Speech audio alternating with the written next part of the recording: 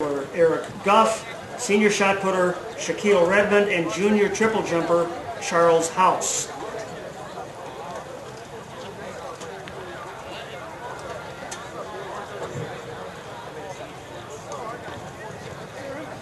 For those of you who might be new to track and field, we can tell you that it's called the world's oldest sport because it's based on running, jumping, and throwing contests that have taken place since the beginning of time. The rest of the world calls the sport of track and field athletics, and large, well-organized athletic contests date back to the ancient Olympic Games held in Greece beginning in 776 BC. Track and field is truly the most universal of sports, and its participants cross all the boundary lines of geography, gender, ethnicity, and economics. As a sport, track and field offers young athletes more challenges and opportunities for success than virtually any other, with short sprints, events in relays, hurdle events, long distance races, jumps, both horizontal and vertical, and throws. As a team competition, there's no other sport whose team members range from short, spindly distance runners to tall, lanky high jumpers to plus-size throwers. Track and field's incredible diversity accounts for it being America's #1 high school participation sport, with more than 1 million participants reported for the 2011-12 school year. From a spectator standpoint, track and field is not encumbered by downs and distances, infield fly rules, objective judging, or penalties, and is therefore easily understood by the average sports fan. A track meet, however, is a 7-ring circus with 6 different jumping and throwing events taking place inside and outside the stadium, while sprint, relay, hurdle, and distance events are being contested on the track. Therefore, your announcer today will try to help you follow the progress of the meet event by event on the tracks and with ongoing updates from the field events. That's why I asked the sugar lady has something for you. Okay. Hold on. The walking property, channel 3. What's the show will say next? Oh, the Wilcox thing after senior night. Got it? You win the senior. We'll help you with that. All right. You good? Yep, thank you. Thank you, young lady. Oh, hey. Recognize that voice? Yeah, you were at game. Yeah, I was. I couldn't believe you wouldn't believe it. Yeah, that's why I came out there. Believe it. I wanted to thank you for sticking up for me. Well, Oh, I knew I didn't like you. No, I when you left, I believe. Yeah, but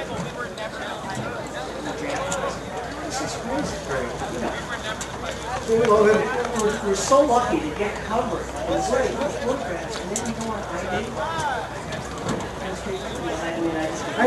the more I go to Galen, the more I get curious. But I mean, I talked to a couple older friends that showed up and said, yeah, we had the same thing. We had a hard time. They gave us a grade 2. But I walked over there, and I was actually covering football. And I was like maybe 3 or 4 feet in the question box. Of course, looks open down, and they said, you can't be in here. It's going to be a credit test. You're close to the field, and you're my box. Stayed around after me, and you're foot, you can walk over 10 yards. Are you going to raise the price? It's on the track, you're going to be in here. And for some reason, to me, it's better than everybody else out. Boy, most of them range from I'm not like $7. You know, I've got like friends over who see are- those that's what I couldn't do, because they're sitting training with stickers and because I hate it, you know. But after I left, Sure. thank you for sticking up. Well, it was my pleasure. I still feel that way about it. It's not your fault. It's a good deal. And I thought maybe you would be the person to talk to. And, But, you know, we don't advance the sport. Good deal. It's real good, isn't it? So and every other, I mean, today, that's. you know, every other school, Have you heard from Pick? it's not like they couldn't put another one because every coach had it. Absolutely. No question. I understand. Just curious. He's. I was concerned he was sick or something. I guess he's They not. announced them, every coach had them, so it wasn't even that. Yeah, no, I mean, Could very well be. No, then I go about the coaches. It's still, The guys across the street will buy a lawn make sure I have the right for strong, the right maintenance team. department. That's about as idiotic as you get. When they first opened the building, they told us a couple of years ago, do it those guys. But as soon as I Well, heard you that, can't build bigger here's my buildings. chance. I realize those guys great. don't work real hard.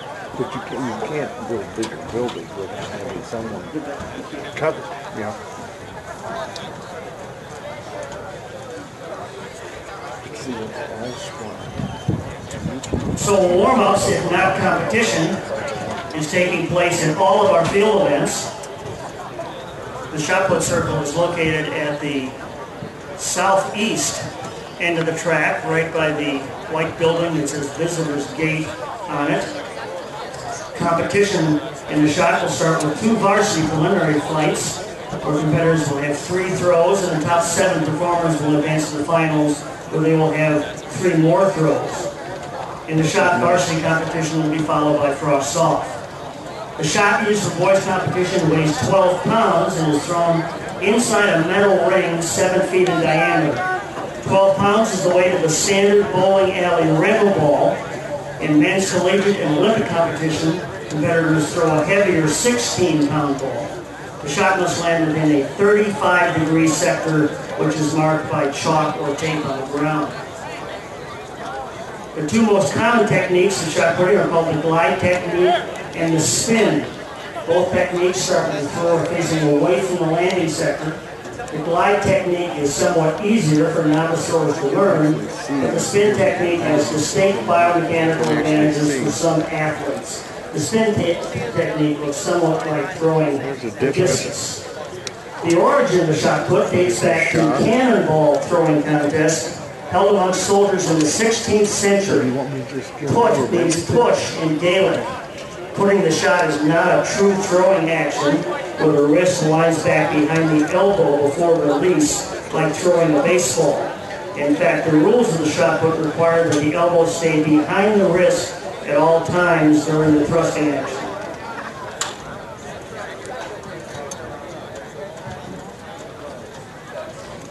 Competitions are about ready to begin in the pole vault, which is a favorite field event of many spectators because of the spectacular nature of the event and the heights that jumpers can attain using today's state-of-the-art vaulting poles.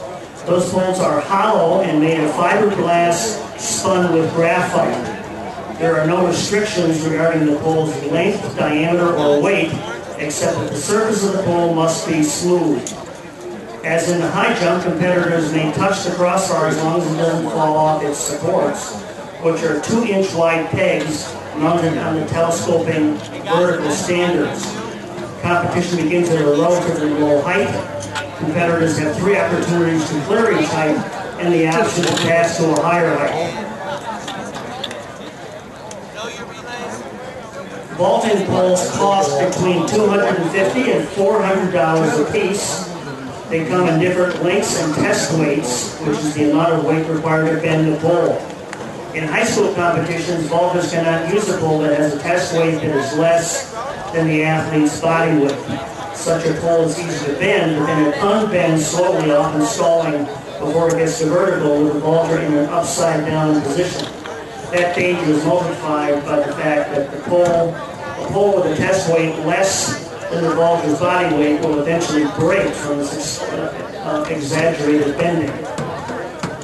Pole vaulters will often use several different poles within a single competition, and the best vaulters try to jump on the stiffest poles possible relative to their body weight. It takes more force to bend them, but they provide much more energy return to catapult them up and over the board. At the first 3 modern Olympic Games, the pole vault was actually contested as 2 events, one for distance and one for height.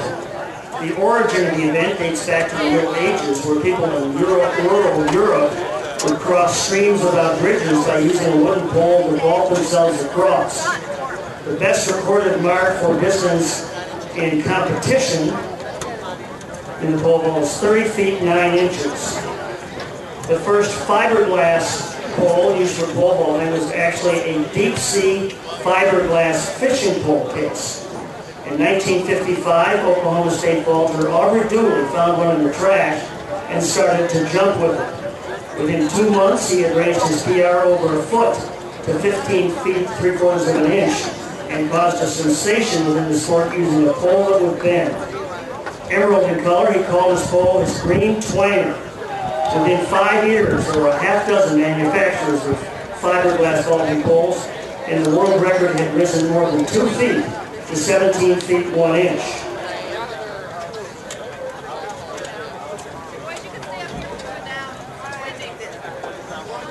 Going to high jump, which is taking place at the north end of the track. This event is a graceful transition of approach speed into a vertical takeoff to clear a horizontal bar. Jumpers may approach the 13-foot long crossbar from either side and land on a large cushion position behind it that is made of foam rubber. Jumpers must clear the crossbar without knocking it off its telescoping vertical supports, which are called standards. After each round of jumps, the bar is raised to a predetermined sequence of higher heights. Each competitor who either clears or passes a height advances to the next round of competition. Jumpers are eliminated from the competition after they record 3 consecutive misses. High jumpers today use a technique called the Fosbury flop that's named for its originator, Dick Fosbury, who won the 1968 Olympic gold medal using that technique. The flop is relatively easy to learn and accounts for the 50 highest high jump clearances recorded to date for both men and women. Simply put, the flop is a J-shaped approach run to the pit, followed by a twisting backflip over the crossbar.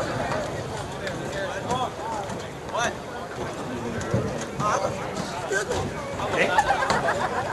Thank you. Thank you.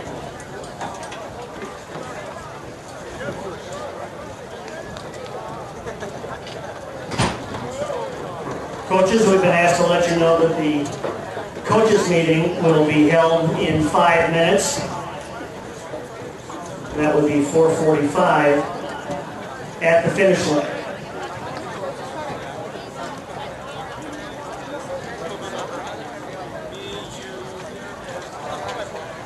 Calling your attention to the long jump competition, which is taking place on the runway that is south of the east bleachers. Competition today will start with the varsity preliminaries, where competitors will have 3 jumps, and the top 7 performers will advance to the finals, where they will have 3 more jumps. Varsity competition will be followed by frost-soft competition. Long jumpers take off from a white-colored board that is 18 inches wide, that is set into the end of the runway and then land on 2 feet in the sand pit. Jumps are measured from the nearest break in the sand made by any part of the jumper's body back to the edge of the takeoff board nearest the landing pit. The jumper's foot must not step over the end of the takeoff board or touch the ground beyond it. An attempt that does so is called a foul or a scratch and is not measured.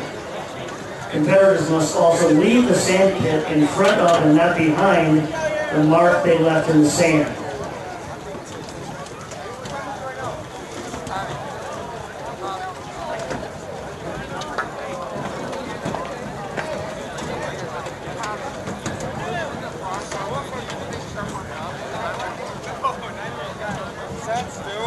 Now, while varsity competition is taking place in the shot put, frost-soft competition has begun in the discus throw, where again, there will be 2 flights where competitors will have 3 preliminary throws, and the top 7 performers will advance to the finals, where they'll have 3 more throws. The discus is a round, flat, plate-like implement, 8.5 inches in diameter, and has sides made of wood, plastic, or fiberglass, with a metal rim and a metal core to attain its required weight. Like the shot put, the discus is technically not a true throwing event, but rather a slinging event. High school boys throw a discus weighing 3 pounds 9 ounces. College and Olympic competitors throw a heavier discus that weighs 4 pounds 5 ounces. Unlike the shot put, the discus is an aerodynamic event where throws into a headwind will achieve a greater distance than those of the tailwind because of the uplift the headwind imparts to the lead surface of the discus. We have an absolutely ideal quarter and wind, by the way, for the discus today. The discus used in the ancient Olympic Games was originally made of stone and then later of iron or bronze. It was a much larger platter than the discus we throw today, but the technique was very similar to a practice throw today from a standing position.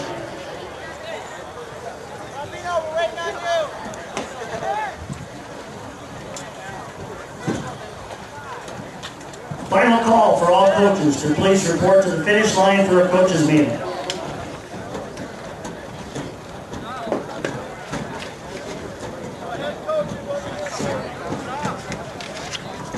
Nice job.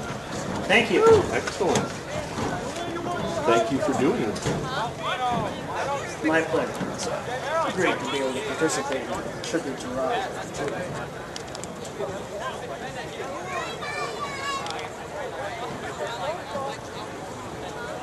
That's Streamwood. We just got it.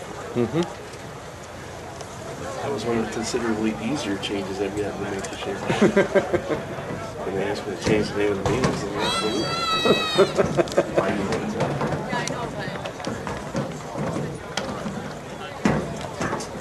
Hey. Hey, we're taking care of you, see? Streamwood we've had for Actually, it's the blonde, but that, Of course. Surprise. What are those all about? I've just found out they're going to use them, and they're going to put some more rows in, so you can have your. Well, they'll be they're going to be more than that. I forget how many he said, but it's going across, and they're using them for some advertising revenue and helping out, and be a buck or two more per seat, but you don't have to bring your stuff.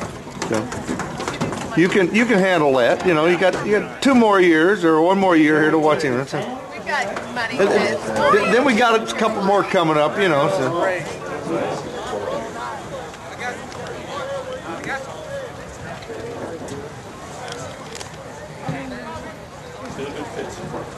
Oh, great.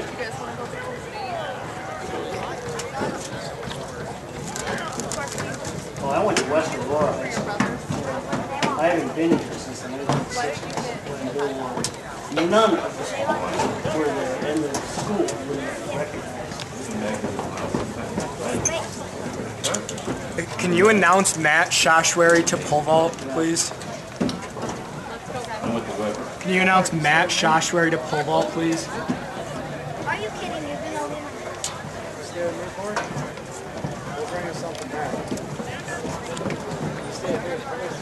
Matt Shoshway, please report to the pole vault pit.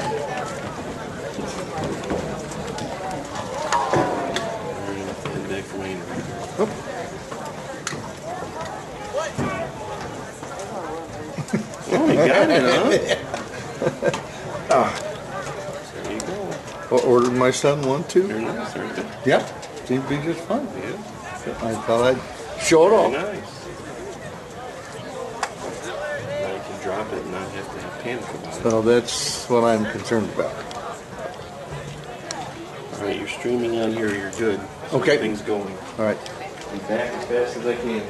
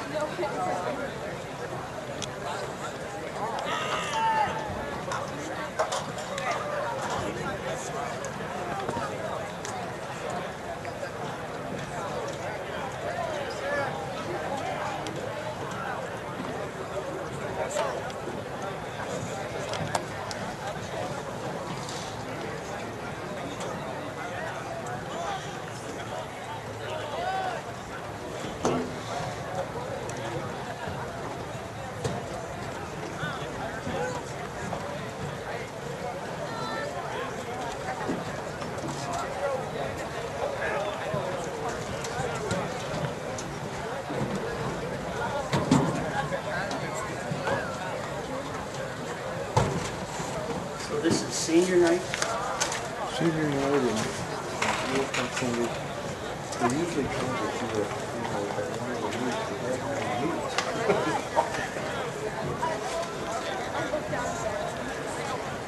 Are they going to do it after the prelims? That might make sense. I think that may be a great And there shouldn't be. After the prelims are hurdles, they only have 7 entries. Once it starts,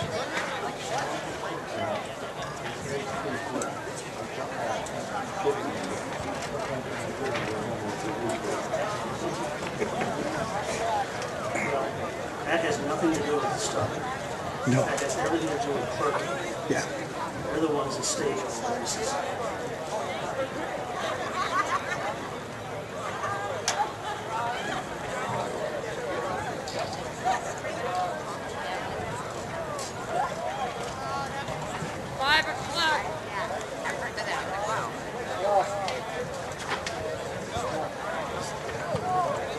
Time now is 4:50. Our running events, beginning with preliminaries, and the 100-meter dash will start at 5 o'clock. I want to remind all competitors in track events that you must check in at the clerk's tent, which is the large orange canopy located in the infield between the finish line and the pole vault pit. That's where you check in. That's where you pick up hip numbers, and hip numbers must be placed on your left hip.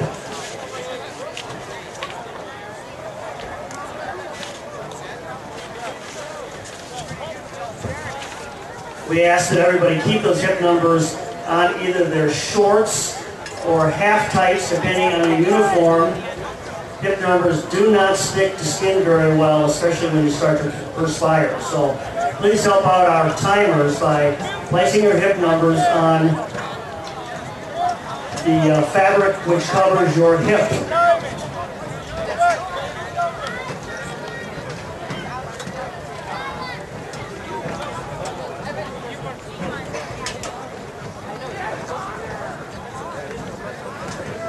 Now the track here at Oswego High School is an all-weather facility, which means that it's not dirt or cinders.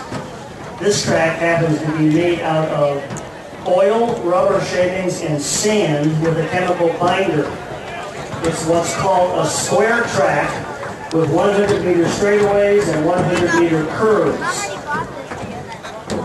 Most of the new tracks today are what are called wide radius facilities with much longer curves and much shorter straightaways. In fact, at Eastern Illinois University, which hosts the Boys and Girls State Championships, that track has the widest radius which is allowed, which is 36 meters. And what that means is that the straightaways are 67 meters long and the curves are 133 meters long. The wider curve radius accommodates running much faster in the inside lanes in the sprints and hurdles.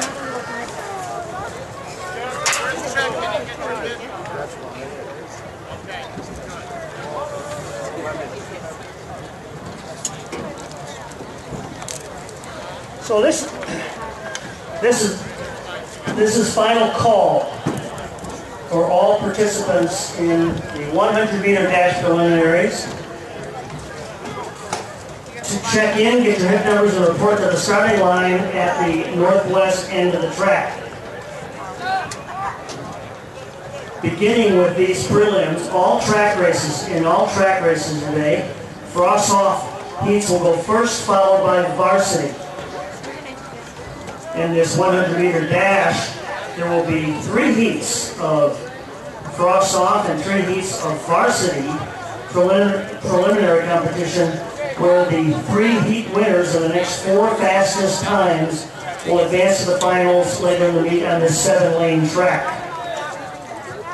Track and field is primarily a sprint sport, and 10 of the 12 track events in this meet are sprints or sprint-based races. Having good sprint speed is also critical to performing well in the horizontal jumps, pole vault, and middle distance races. 100 meters is equal to 110 yards.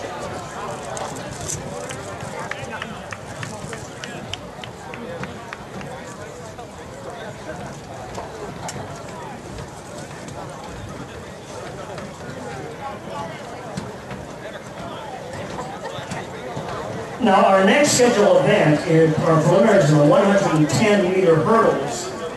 However, with 7 total entrants in both the frost-off and varsity 110s, your announcer believes that there will not be preliminaries and that those 7 athletes will advance to the finals later in the meet.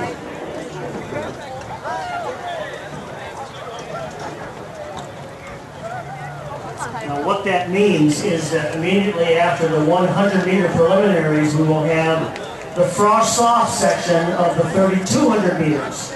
So all competitors in the frost-off boys 3,200s, you should be checking in at the orange clerk station. Again, we are not anticipating having hurdle preliminaries, so your race will go right after these 6 heats of 100 preliminaries. Following the 3,200 will be preliminaries in the 200 meters.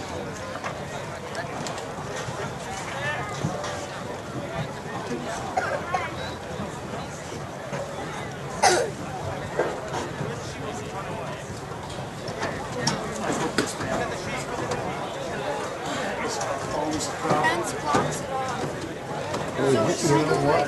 They have a national anthem thing here. That's enough to make the thing work. Well, the national anthem is usually done when the finals. Okay. So we'll be after the 200 prelims. So I would think the boss will probably be back. He probably knows how to do it. I like the way you think.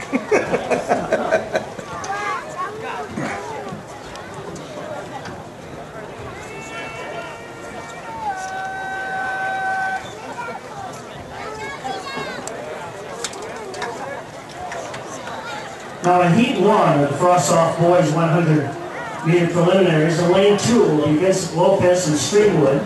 In Lane 3 will be Kevin Kielson from Aurora Central Catholic. In Lane 4 will be Martrell Coleman from West Aurora. In Lane 5, Tommy Tripp from Oswego. In Lane 6 will be Juan Gonzalez from Madison Trail. And in Lane 7 will be Angel Berto from Aurora East.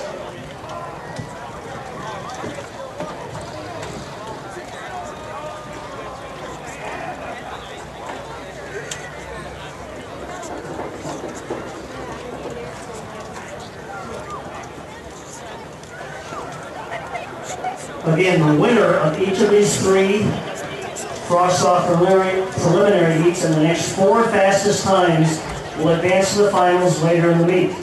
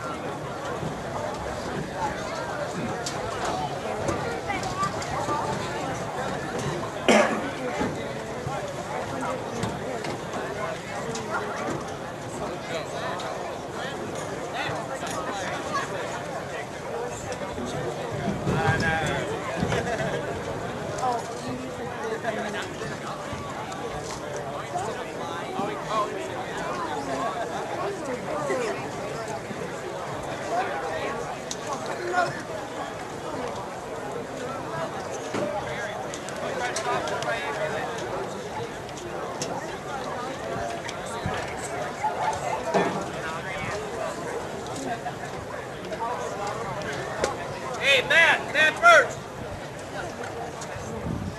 Jason, come down here too.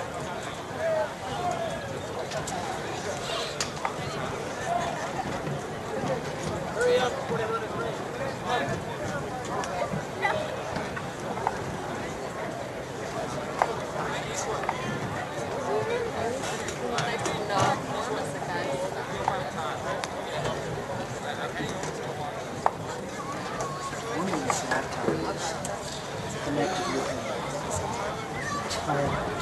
No, it is, all it is,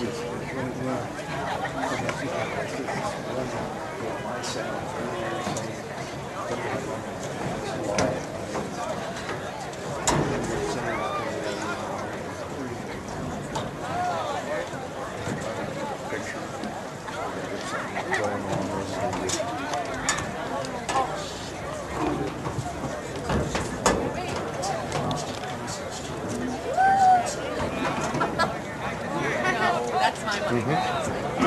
Mom, that's my money. Mom, it's like a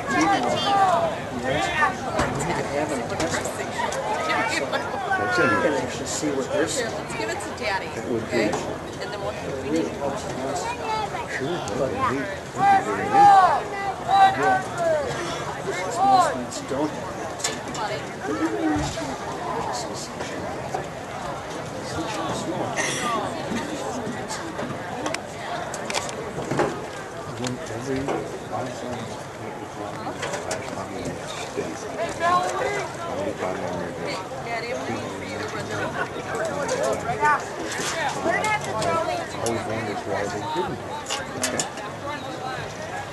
I'm thinking, I don't know.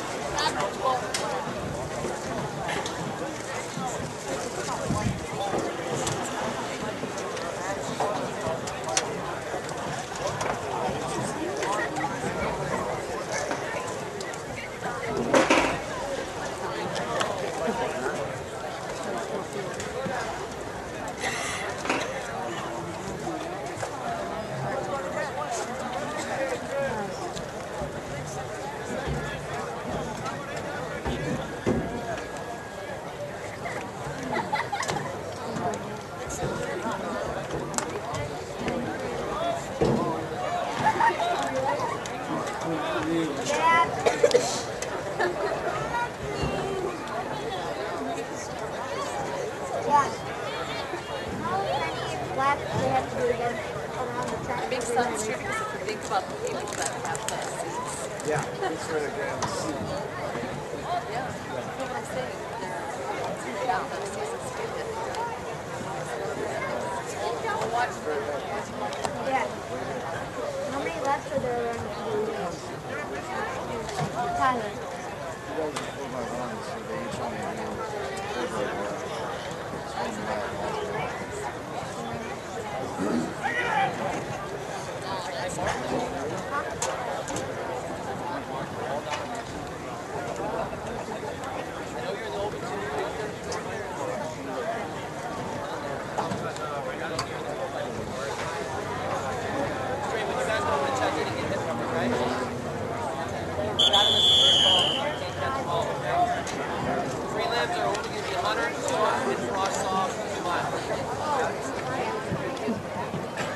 So we are ready for this first heat of the Frost-Off Boys 100-meter preliminaries.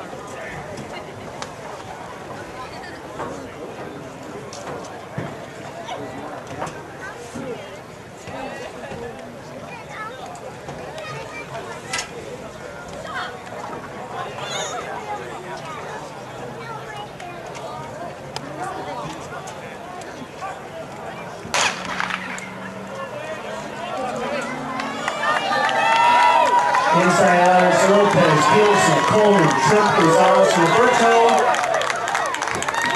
And that was Oswego's Tommy Tripp winning that first section of the Frost-Off Boys 100-meter preliminaries. Again, the heat winners in the next 4 fastest times will advance to the finals later in the meet. Running in Heat 2, Lane 2, will be Streamwood freshman Gazlan Bowens. In Lane 3 will be Oswego sophomore Zach Hegseth. In lane 4 will be West Aurora sophomore Dantrell Gillespie. In lane 5 will be Aurora Central Catholic freshman A.J. Zajac. In lane 6 will be Addison Trails sophomore Sergio Marin. And in lane 7 will be Aurora East sophomore Canary Pohl.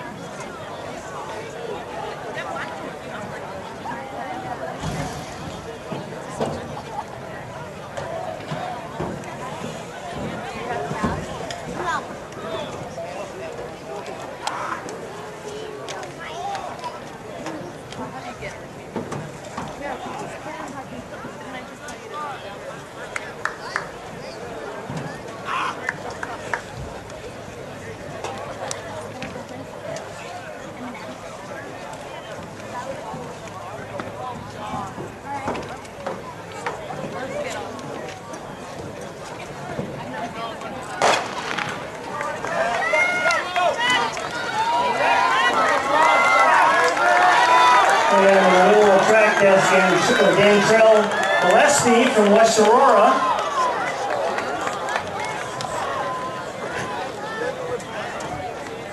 Gillespie and A.J. Zajac at the front of that heat. A.J. will advance to the finals along with the heat winner for this third and final heat and the next 4 fastest times in these prelims. Lane assignments for Heat 3 of the Frost Soft 100-meter dash. In Lane 2 will be West Aurora freshman Corey Brown. In Lane 3 will be Aurora Central Catholic freshman Dominic Polizzi. In Lane 4 will be Oswego sophomore Mason Memon. In Lane 5 will be East Aurora sophomore Oswego Alanis. In Lane 6 will be Addison Trail freshman Ryan Begg. And in lane 7 will be Streamwood sophomore Alex Rodriguez.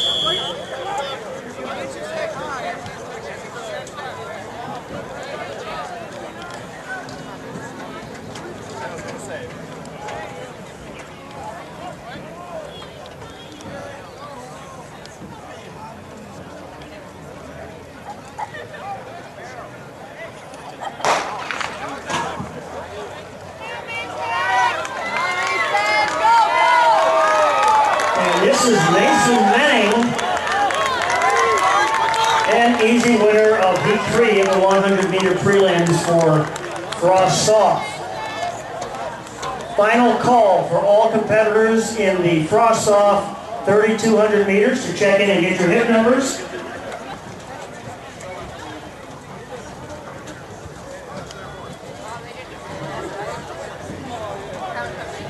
Next on the track, 3 heats of the varsity 100-meter preliminaries, where in lane 2 we will see Addison Trail Junior Ron Dulling. In lane 3 will be East Aurora Junior Latrell Lee. In lane 4 will be West Aurora Senior Marquette Sanchez. In lane 5 will be Aurora Central Catholic Junior Connor Robinson. In lane 6 will be Oswego Junior Darish Brady. And in lane 7 will be Streamwood freshman Sonny Yu.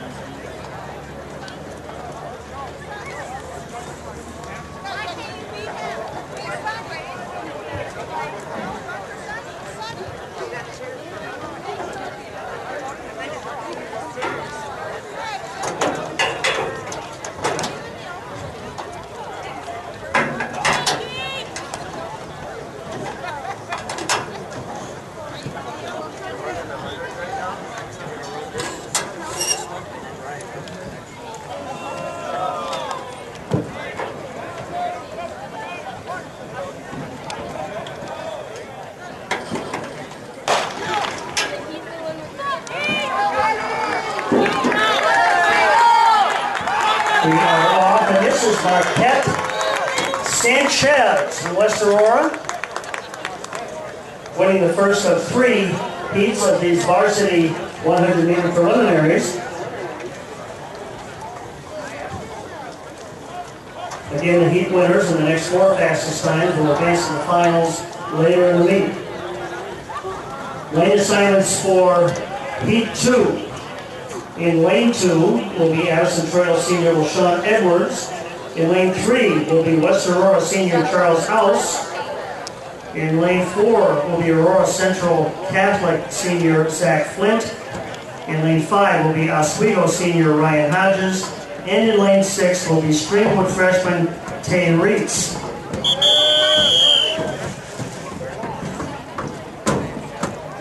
Here we go.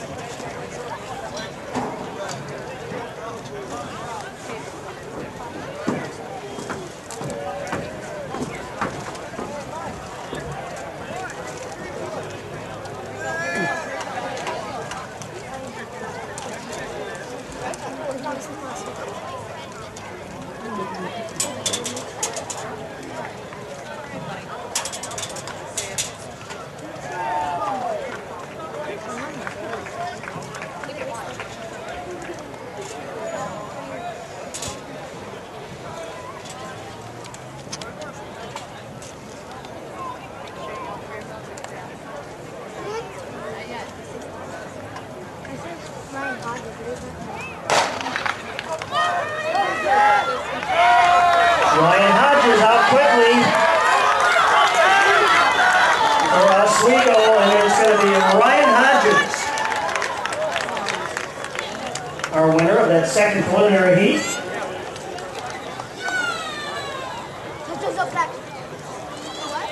The third and final heat of the varsity 100-meter preliminaries is setting their blocks, where in Lane 2 we will see East Aurora Junior Mauricio Guerrero.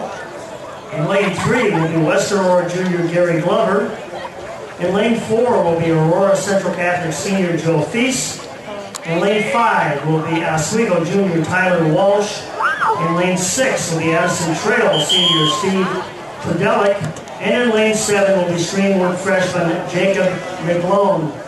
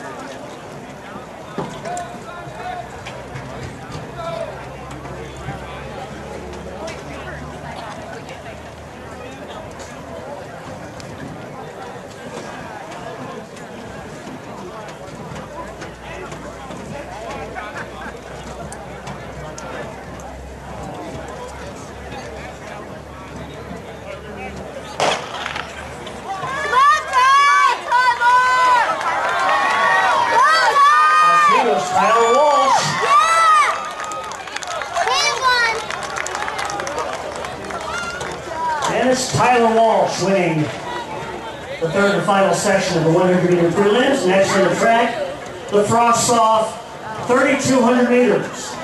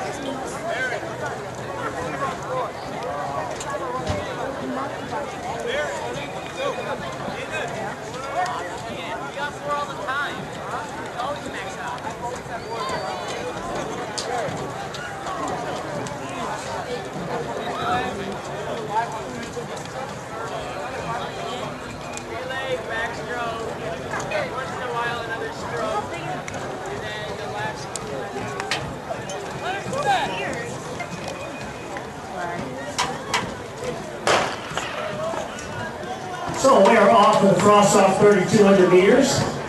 We counted 11 runners on the starting line. This race is 8 laps around the track. The 3,200 is the only true long-distance race in high school track and is approximately 20 yards short of 2 miles. The varsity section of this race will be run later in the meet.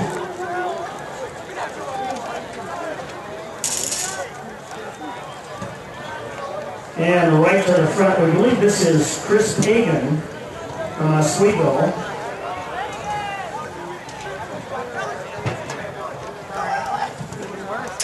His teammate Owen Kelly running in third.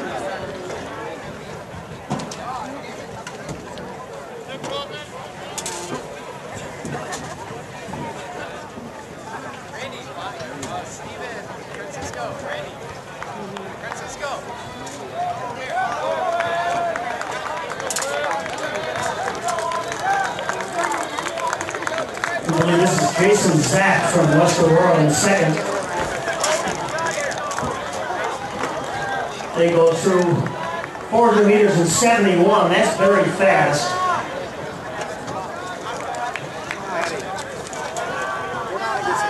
That's under 9:30 pace, so we'll certainly see this race settle down at some point.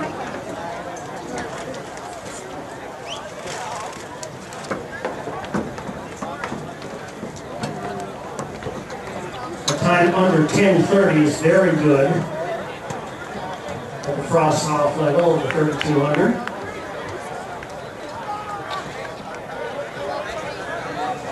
Jason Zach has now joined Chris Pagan at the front.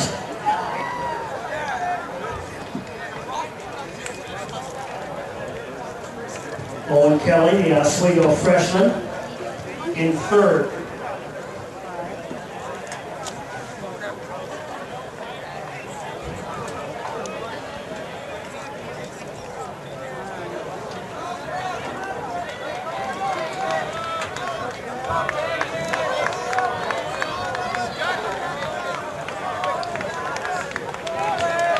This is the completion of 2 laps, or 800 meters. 2:30. The time for our leaders, so they're running at 5-minute mile pace in the front of this race. Again, the top 6 place winners will score and also receive medals from this race.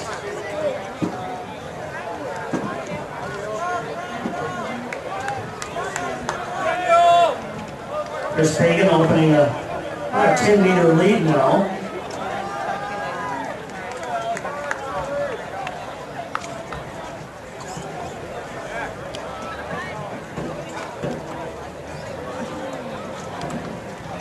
In the distance races, lead runners are called front runners. They expend more energy setting the pace than those running behind. Runners who choose to run behind the leaders are called position runners because they jockey for position to time their finishing sprints to try to move to the front of the race. Front runners, however, control the pace, control the race, and if they can open a gap on those behind, it usually renders useless a strong finish. So this is the 1,200 meter mark in this race. They're at 3:52. So they're now running at about 5:08 mile pace. Jason Zach from West Aurora is still in second, but he has now been joined by Owen Kelly on his shoulder.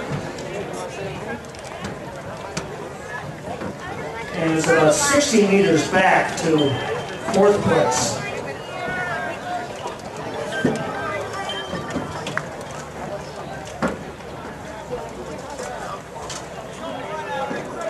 And it's Oswego freshman Owen Kelly now in 2nd place.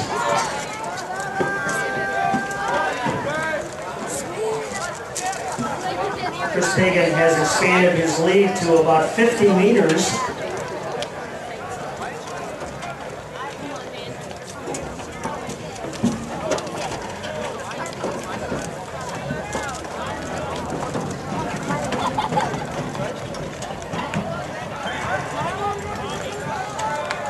when these runners cross the finish line. They'll be at the 1 mile mark.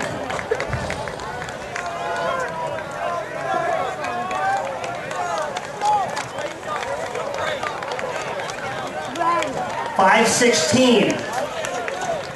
The time for Chris Pagan at 1 mile.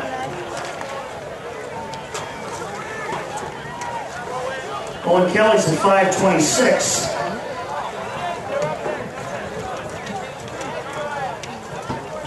Owen Kelly on the way to a big personal best in this race.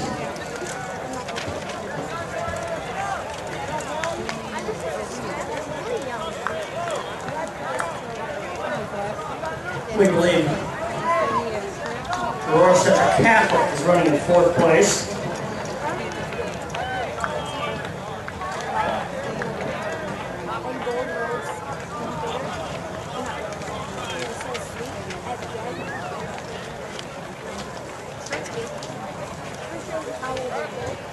Owen Kelly is now open almost 40 meters on 3rd place.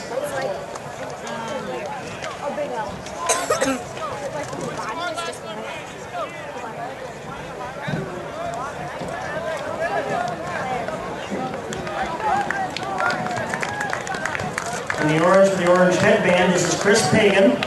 He'll have 3 laps to go when he crosses the finish line. 6:39 his time.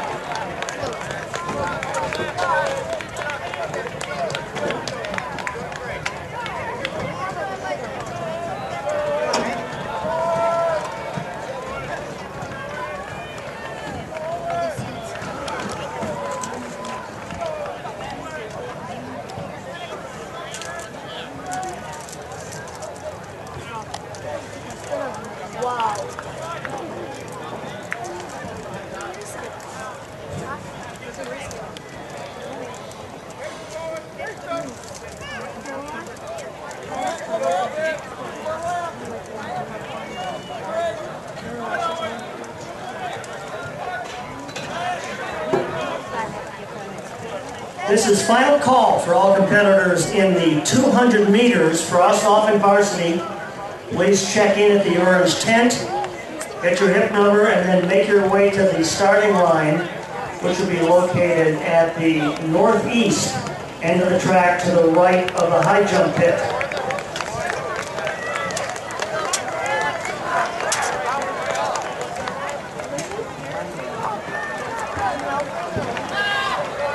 Oswego sophomore Chris Pagan with 2 laps to go. He's at 8:03. So he's running at about 10:40 2-mile pace.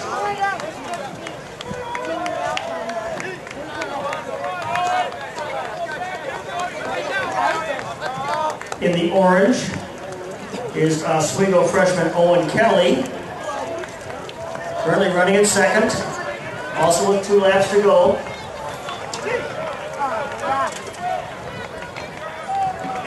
And in the white, this is West Aurora sophomore Jason Zach. He's running in 3rd.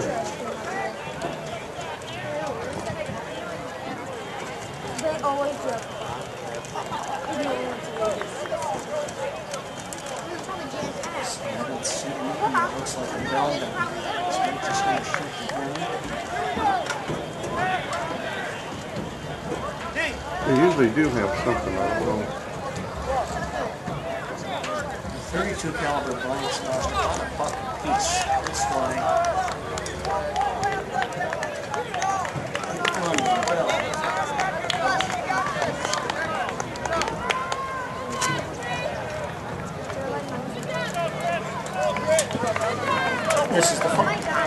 This is the final lap for our leader, Chris Pagan. 9:27 with a lap to go.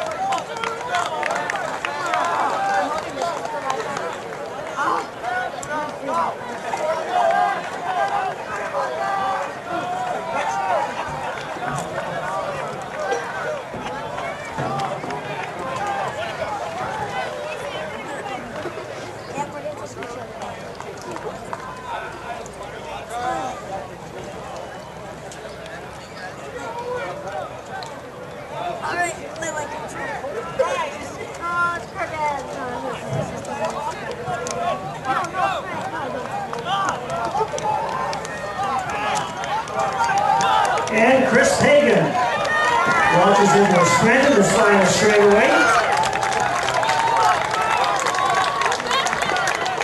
The Oswego sophomore, our winner of the Frost Soft 3200, unofficially 10:42 flat his winning time. His freshman teammate Owen Kelly now with 200 meters left to go. He's running in second. The runners ahead of him have one more lap.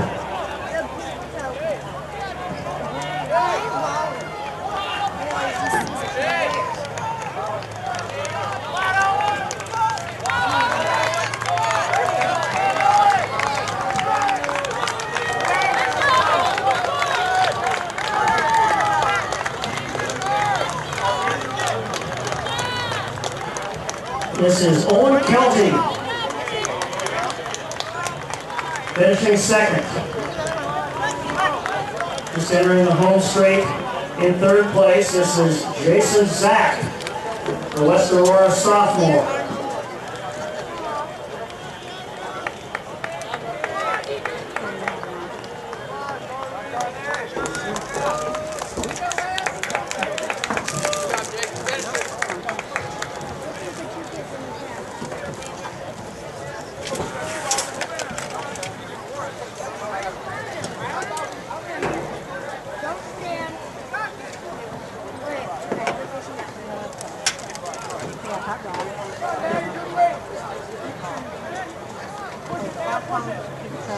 And in the blue and gold, finishing fourth and fifth, these are Aurora Central Catholic runners Josh San Diego and Matt Sheldon.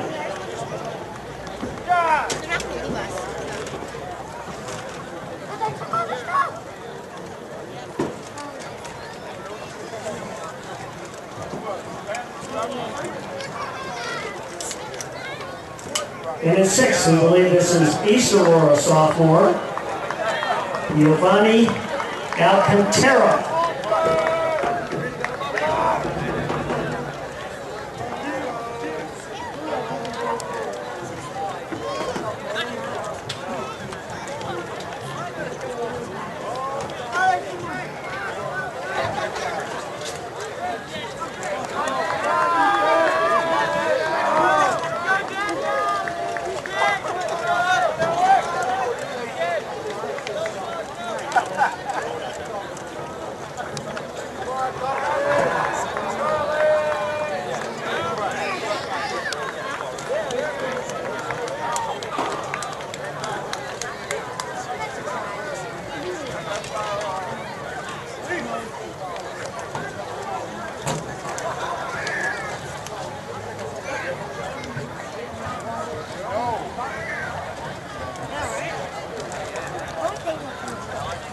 Next on the track, three preliminary heats of the Frost-Off boys, 200 meters.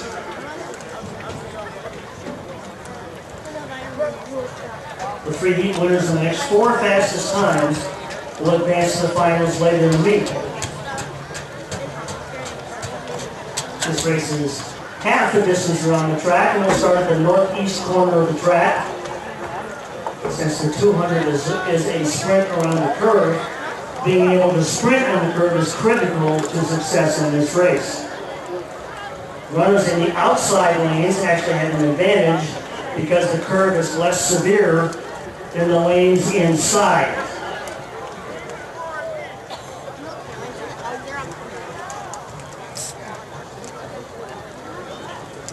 So we want to watch these sprinters as they come off the curve.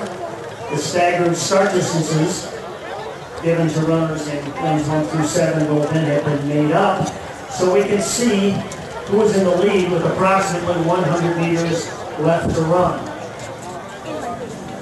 Lane assignments for heat 1. In lane 2 will be Addison Trail sophomore Sergio Marin. In lane 3 will be West Aurora freshman Duntarius Jones. In lane 4 will be Aurora Central Catholic freshman AJ Zajac. In lane 5 will be Oswego sophomore Tommy Tripp. In lane 6, East Aurora sophomore David Silva. And in lane 7, Streamwood sophomore Carlos Macias.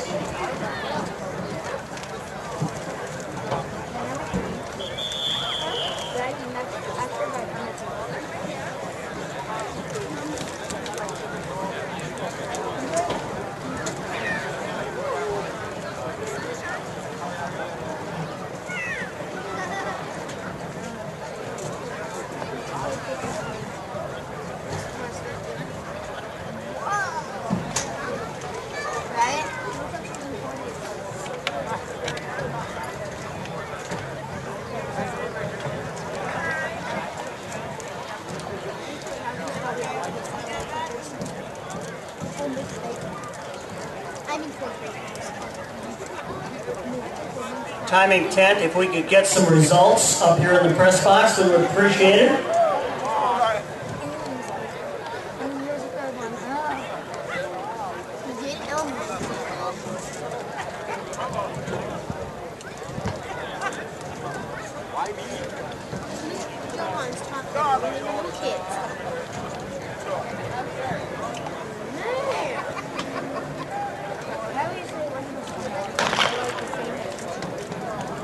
We are off with heat 1 of 3 in the frost-off 200 meters. And this is Tommy Tripp from Oswego on the orange. Leads to come off the curve. And he's inside. That's Adrian Zajac from Aurora Central Catholic. But Tommy Tripp wins the first of 3 preliminary heats in the frost-off boys 200 meters.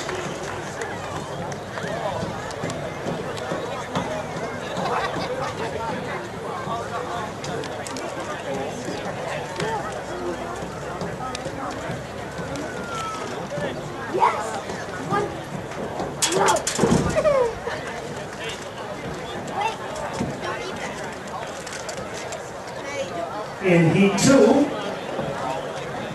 lane 2 will be Streamwood freshman Darslan Bowens. In lane 3 will be Addison Trail sophomore Javian Bradley. In lane 4 will be Oswego sophomore Mason Menning. In lane 5 will be West Aurora sophomore Cornell Smith. In lane 6 will be Oswego sophomore Connor Cavins. And in lane 7 will be East Aurora sophomore Angel Alberto.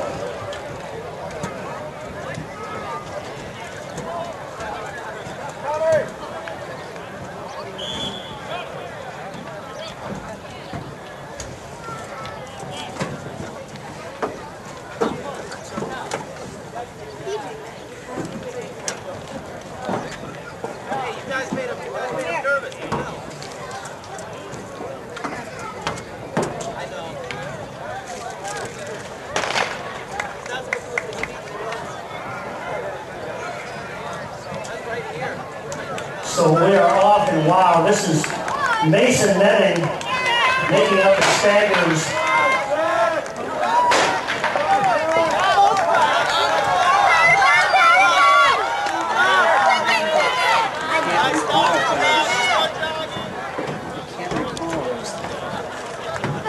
Oh, what it was? Yep. Where? Oh, where? I thought that sounded like a... Wait for that. It's halfway down. 200 used to be called first 100 meters in the race. That is, Yep. and I think it was a timing function. Probably was. Because they didn't want to shot it like that. Whoa.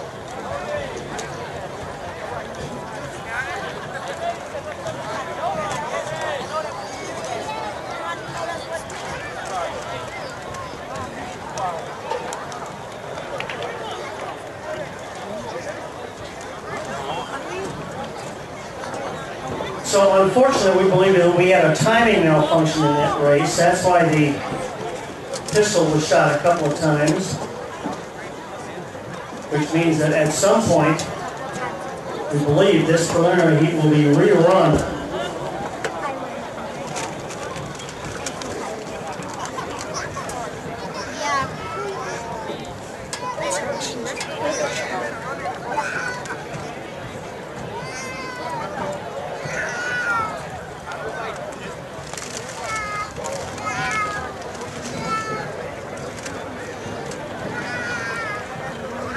Now in this third and final heat of the frost-off 200 meters, in lane 2 will be Streamwood freshman Harrison Crane. In lane 3 will be West Aurora sophomore Darren Smith. In lane 4 will be Aurora Central Catholic sophomore Joey Perez. In lane 5 will be Addison Trail sophomore Darius Conrad. And in lane 6, East Aurora sophomore Oswaldo Alanis.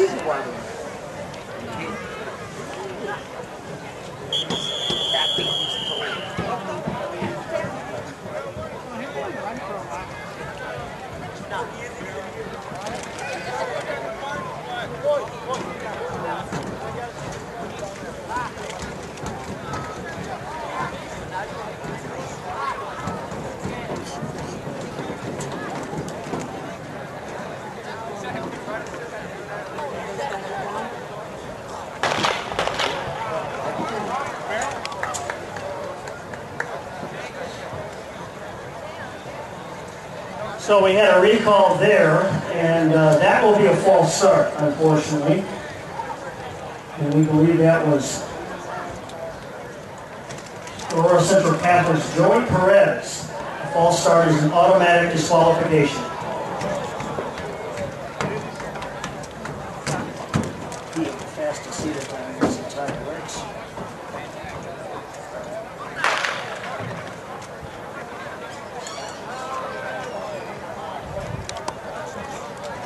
So this is the third and final heat of the frost-off boys 200-meter preliminaries. And at the front of the races is Darren Smith from West Aurora.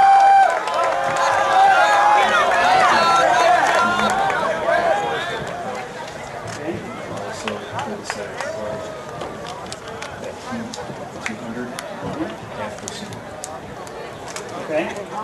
We'll make that announcement. Can we get some results? We've got any of the preliminary results? Nothing. Thank you. Attention please. Attention please. We'd like to ask the following long jumpers to report to the pit for the finals.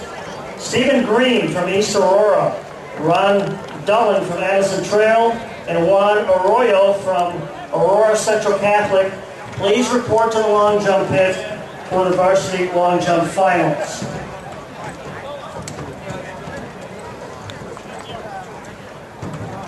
We're going to need this. Can't believe you left that.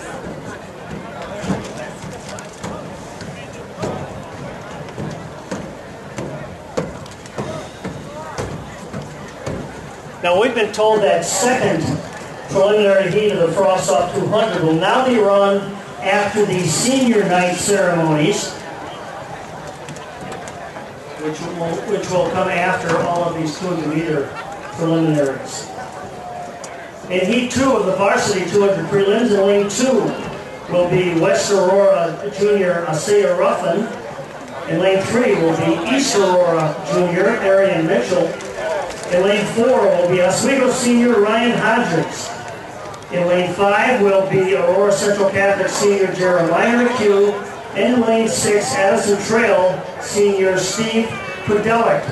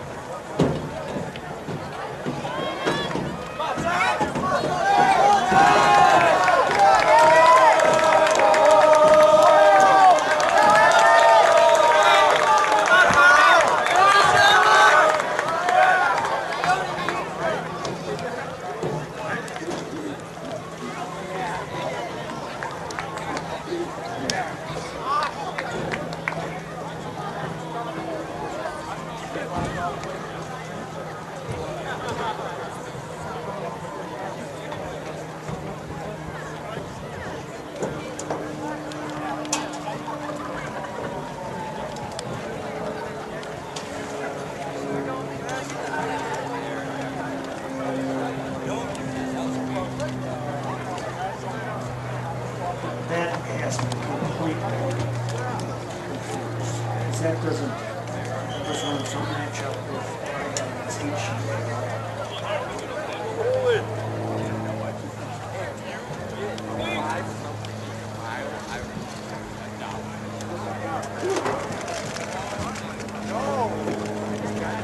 So your announcer is speechless because that last heat does not match up to the heat sheets that I have here, nor does this one.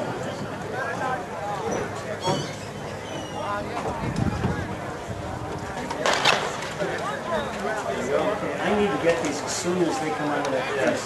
Okay? Thank you. No, I know it's not your fault. But they're not coming out of the printer.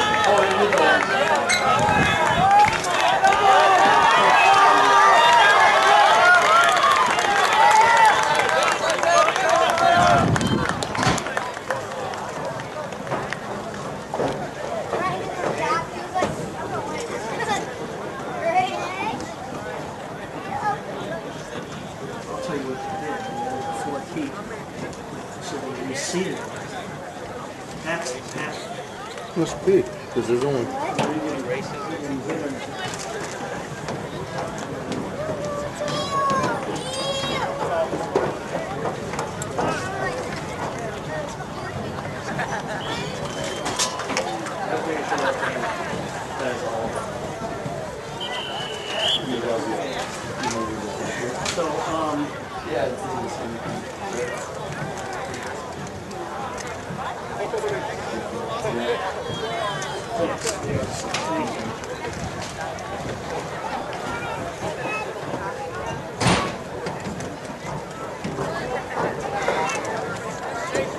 Okay, so we've added a 4th preliminary heat, which means everything had to be reseated.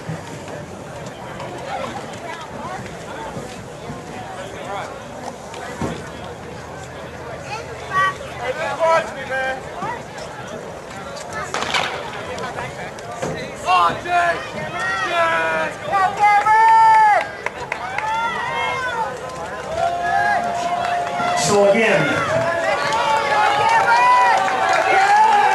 heat winners in these preliminaries are the next 3 fastest times will advance to the finals.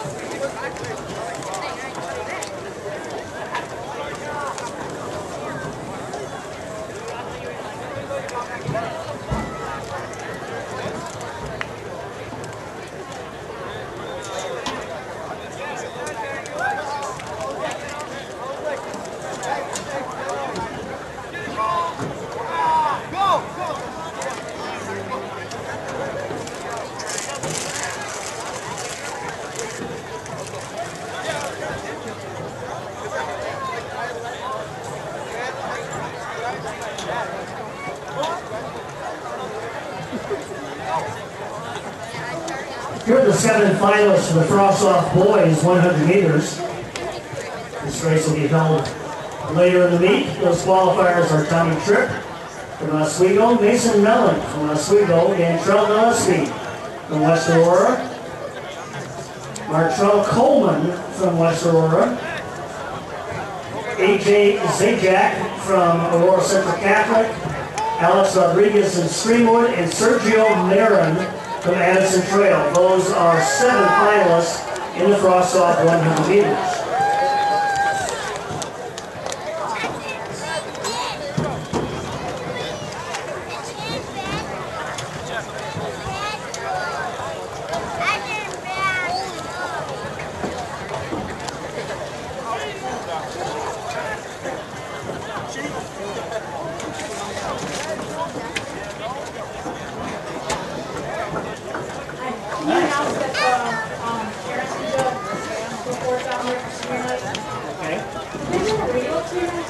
Yes. Okay. It's not working. I was told it was on channel 3. Do you know how to work this thing? For national anthem? All senior parents report to the opening of the track. And report where? Down the track. Alright, I turned it up. Down by the pole vault pictures and The senior parents will report over here to me. I'm standing right by the...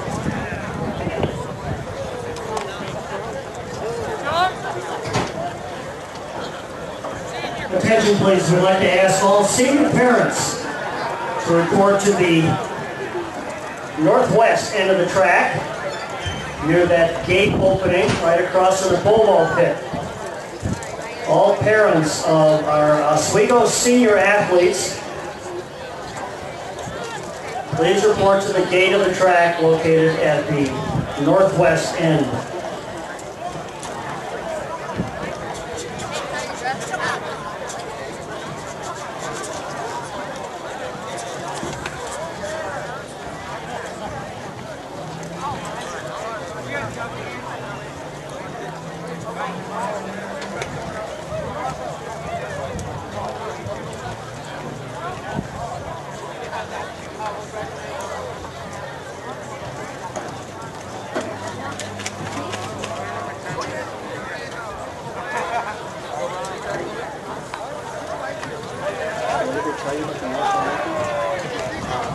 They just handed me the disc. One of the kids came up and handed me the disc.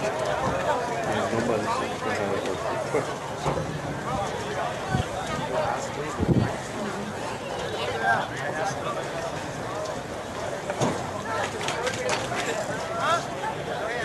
Usually they announce the senior parents. Do you have a senior parent list? Okay.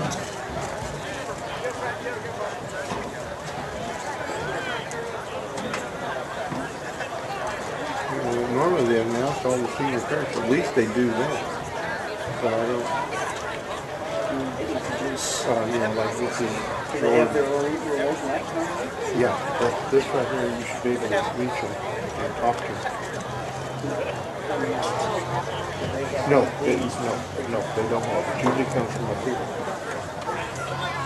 But they don't have a list of them.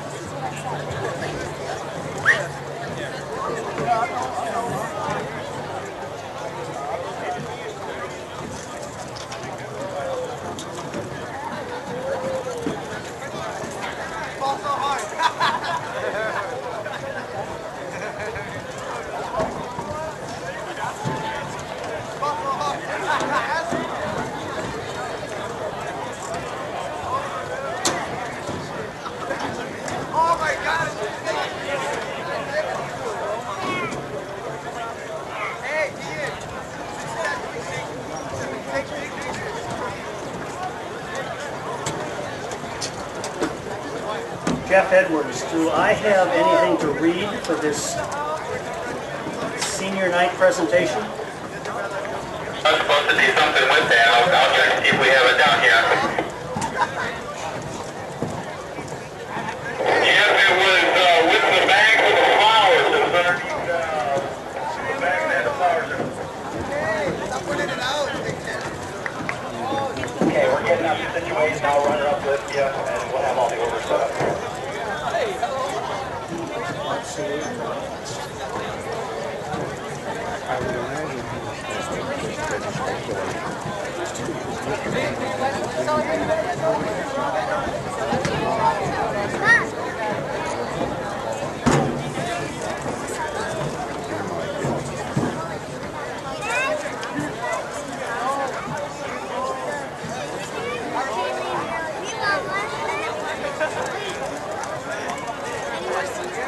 Thank you.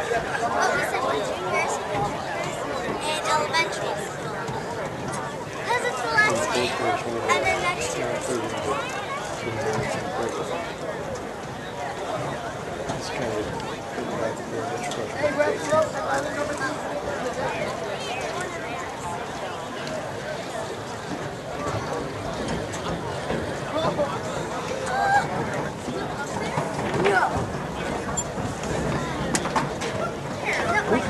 You like it? That's very nice. That's really neat. That's nice. Okay, Jeff.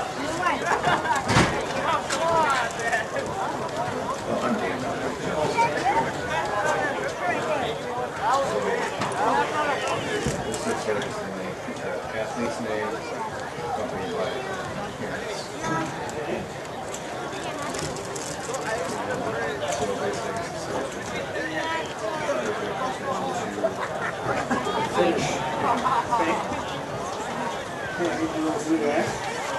Did they give you the Yes, I had actually already written something. Kind of melted that together, so we're good to go right now. So we'll do that right now. See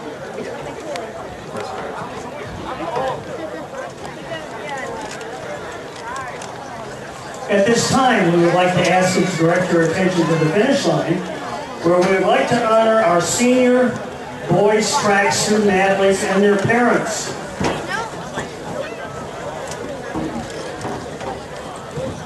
Starting with Christian Bartell and his parents, Mike Bartell and Kim Fonholz.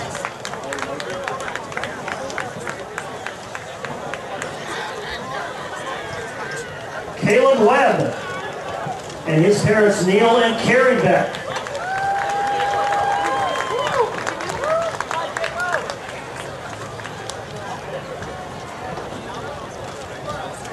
Jake Cantania and his parents, Jim and Jennifer Cantania.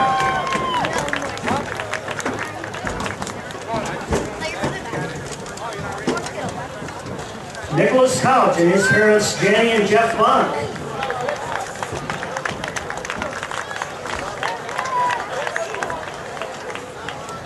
Brandon Davis and his parents, Deanna Arsh and Tom Davis. Elaine Dixon and his parents, Rainford and Sandra Dixon.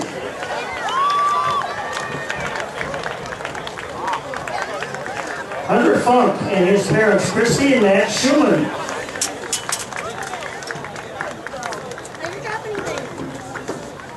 Gustavo Adrian Herrera and his mother, Carmen Henson.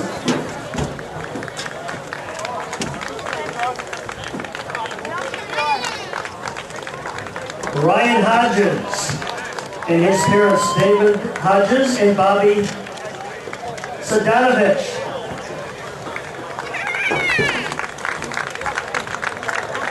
Noah Jones and his parents, Gary and Wendy Jones. Ethan Livingston and his parents, Kim and Bruce Livingston. Drew Miller and his parents, Ronald and Tracy Miller.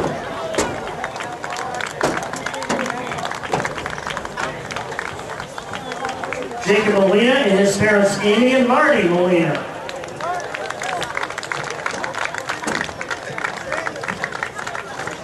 Matt Pisha and his parents, Stephen and Ann Pisha.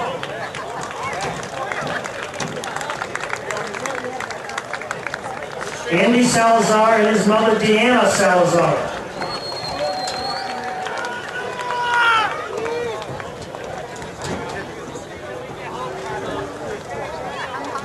Sam Vanderhei and his mother, Kim.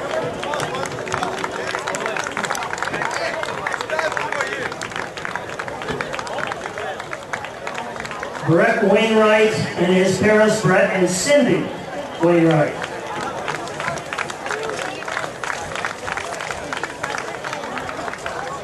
And Josh Zine and his parents, Joseph and Catherine.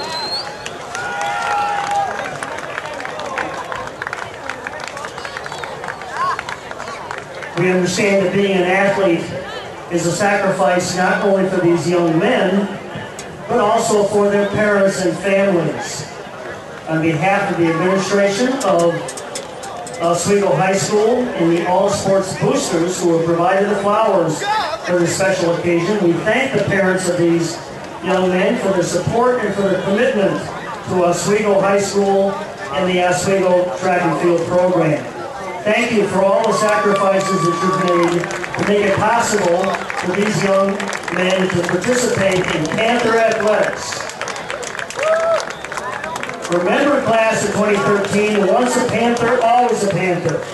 Ladies and gentlemen, let's give a nice round of applause to our class of 2013 seniors and parents.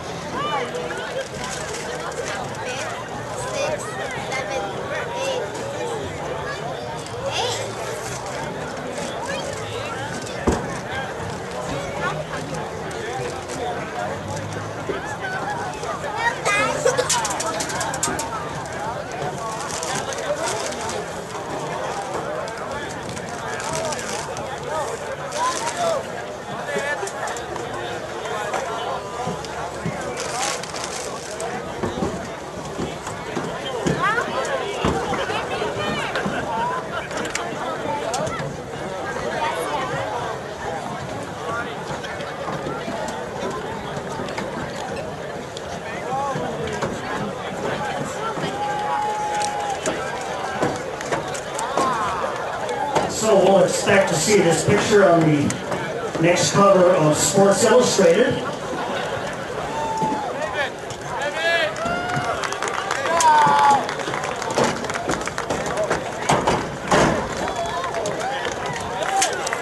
A great group of Oswego track and field seniors.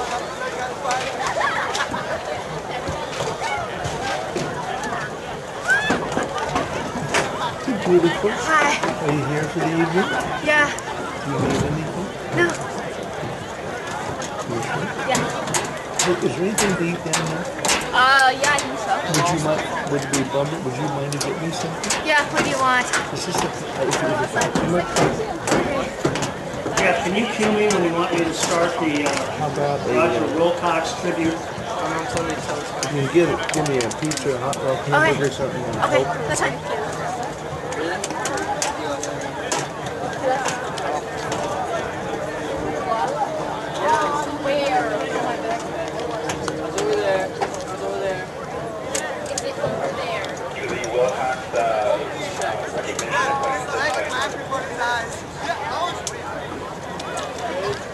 Repeat, please. Is there any chance you can make an announcement if they find a phone? Can they turn it in? What kind of? It's an iPhone. It's in a orange and blue case. Yours? No, it's not mine. Okay. Yeah. Okay. Jeff, I still missed the beginning of that. There's a delay when you press the speak button of these walkie-talkies.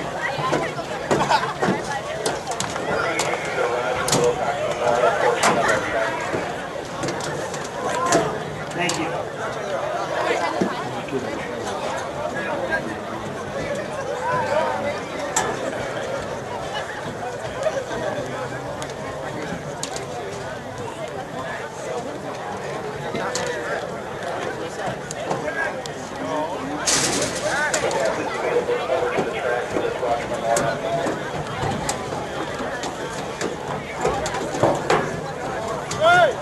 We'd like to ask the Oswego Track and Field coaching staff who is available to please come over to the middle of the straightaway.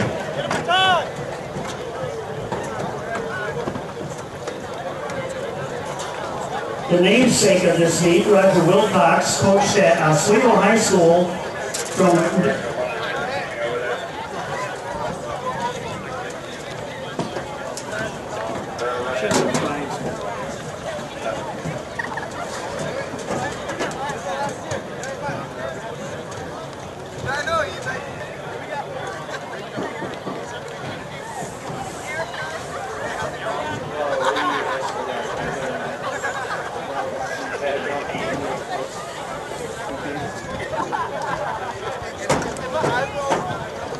This is final call for competitors in the varsity triple jump to please report. The namesake of this meet, Roger Wilcox, coached Oswego High School from 1979 to 2004 and is a member of its Athletics Hall of Fame. Roger was both a boys and girls head coach, and his accomplishments include winning 11 boys conference championships and a sectional title. His girls teams, meanwhile, won 5 conference championships and produced more than 30 state qualifiers and 2 individual state champions. Despite his coaching accomplishments, Roger Wilcox is more importantly remembered as an outstanding teacher, role model, father, and community citizen. He was loved by those who knew him and is missed every day. Today we are joined by his wife Lenore and daughter Tricia. At this time, as a thank you to the Wilcox family and a tribute to Roger, we ask that you help us kick off tonight's Invitational Finals by giving a round of applause in memory and appreciation of Coach Roger Wilcox.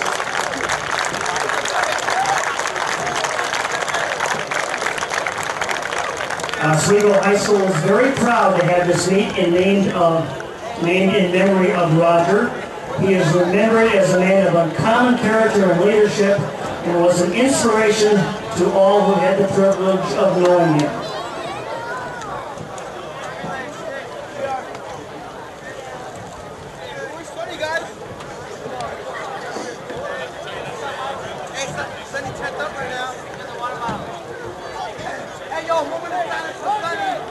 If anyone found a cell phone, which we're told has an orange cover, we'd like you to turn it into the clerk's table. Despite the fact that no electronic devices are allowed in the field of competition, if you have found a cell phone, please turn it into the orange tent, where the owner will be properly castigated. Now the next event on the track will be the rerun of that 200-meter preliminary where we had a timing malfunction. We believe that was the second of 4 sections. So competitors in that 200-meter prelim rerun, please report to the starting line. Thank you. That's my granddaughter. This is really nice. Really, really nice. Well, you know, Surprised somebody hadn't done it before. There are no cliff notes on how to organize a track meet, and there should be. Oh wait, you have change. Sit down. Thanks, girl. I appreciate it very much. Now, let me know if they bring it down. It's going to be at the orange tent, okay? Okay.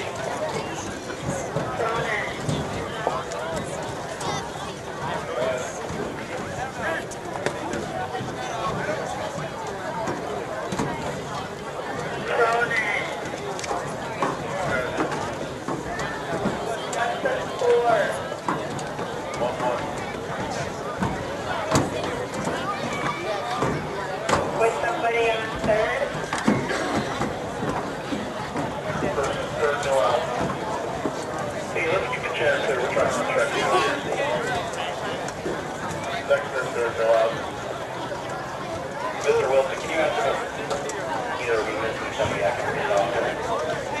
I'm waiting for the jam to clear up the front. Here's the channel water. We can get that car and throw it in we're done. Let's take that stuff.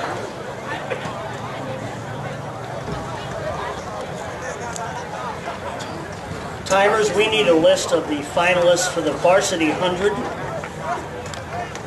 and also the Frost Off 200. We know that we've got a rerun of one of those varsity prelims on the track here. There's actually a Frost Off rerun, so that's why we don't have that one yet. I'll give the 100. The 100 should have been up there, but I'll make sure it gets another one up there too. Yeah, we only got the Frost Off 100.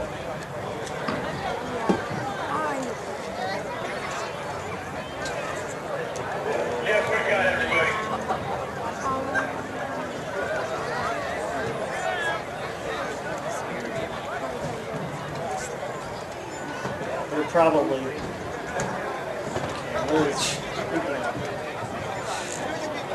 Australian kids without spikes. Totally unprepared for this.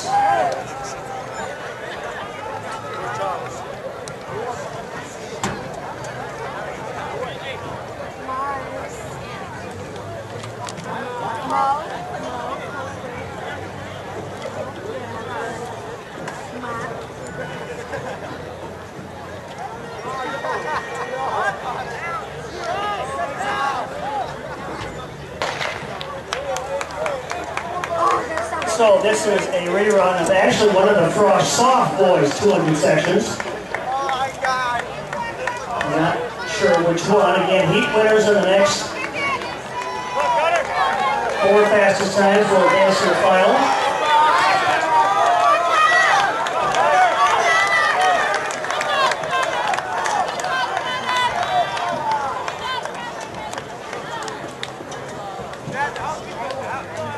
And we believe the winner of that section was Oswego sophomore Connor Cavens.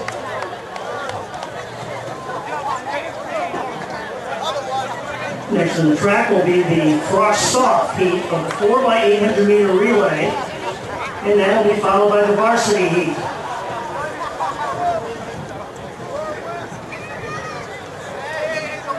This is first call for all competitors in the 4x100 meter relay. So please check in at the orange stand and get your hip numbers.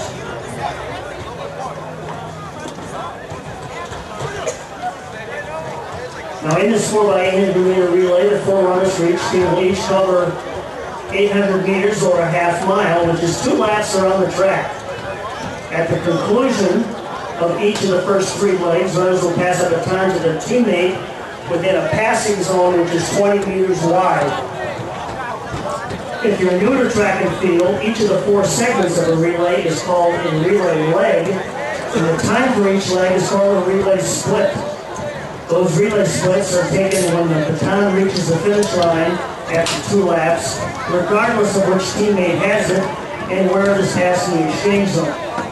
The baton is not heavy, it weighs just 1.7 ounces, but it does take some strength to grip it and hold it for approximately 400 arm strokes in this relay.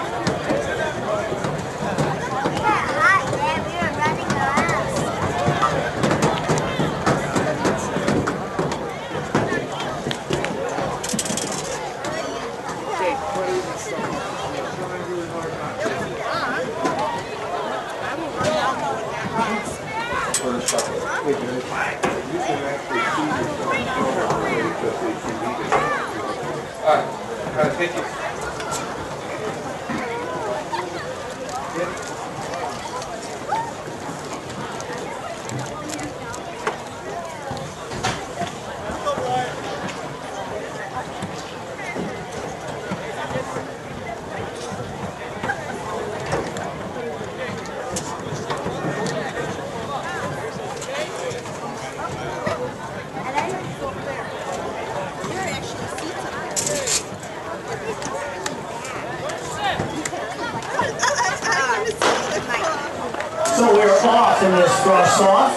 4x800 relay. Here are the 7 finalists in the varsity 100 meters. Taylor Reeds from Streamwood, Latrell Lee from East Aurora, Tyler Walsh from Oswego, Benny Prunty from West Aurora, Ryan Hodges from Oswego, Connor Robinson from Aurora Central Catholic, and Zach Flint from Aurora Central Catholic. Those are our 7 finalists in the varsity 100 meters.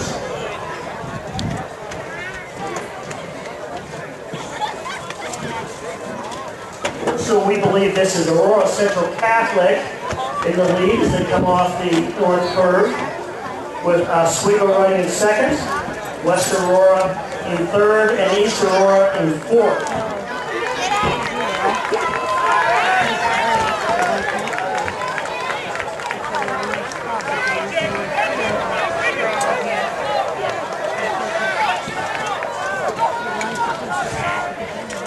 63-4. The split at 400 meters for this first leg.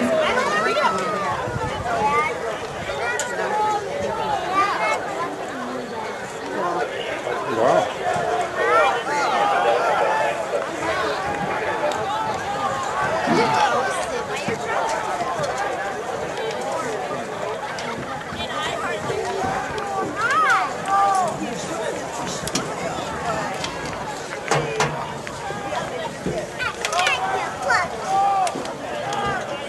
Good, really kicking.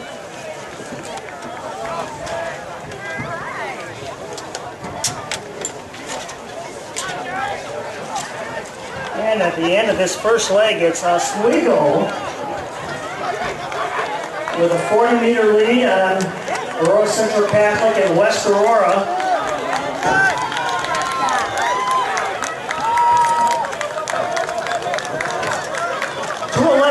The split for that leadoff leg.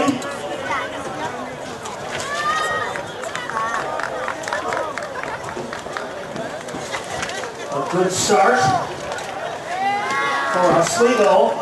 Let's get you caught up on some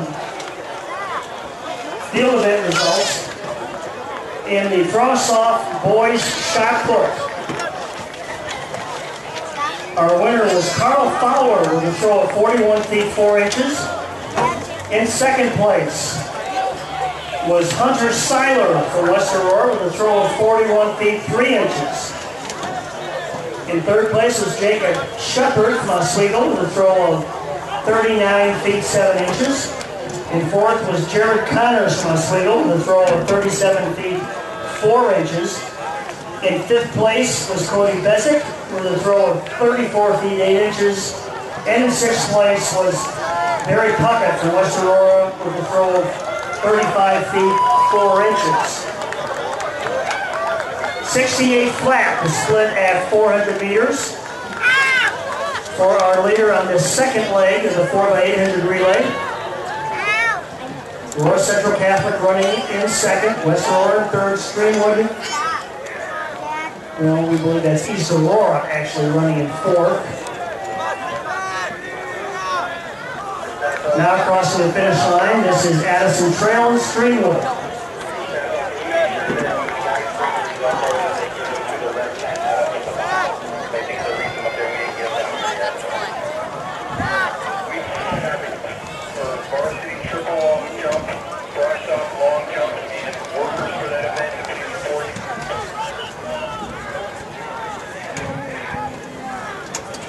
We need competitors and our worker staff for the Frost-Off long jump and varsity triple jump to please report to the pit. This is the completion of the second leg of the 4x800. Oswego in the lead.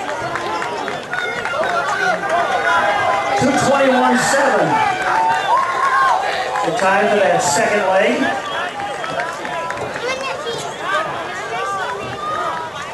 Oswego with a 50-meter lead over Aurora Central Catholic. West Aurora running in third, East Aurora in fourth.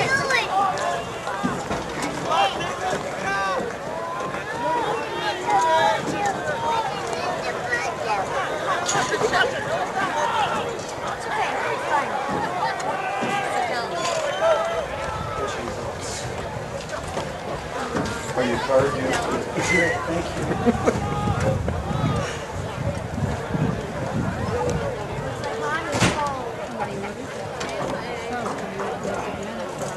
So here are the 7 finalists in the varsity 200 meters. Ryan Hodges from Oswego, Tay Rates from Streamwood, Latrell Lee from East Aurora, Arian Mitchell from East Aurora, Alex Shire from West Aurora, Romero Perez from Streamwood, and Jeremiah McHugh from Aurora Central Catholic. Those are 7 finalists in the 200. So on this third leg of the Frost-Off 4x800 relay, our leader's time at 400 meters was 72.1.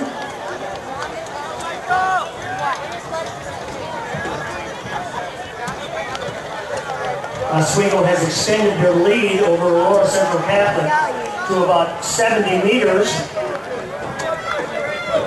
In third place, West Aurora is moving up. East Aurora running in fourth place at this point.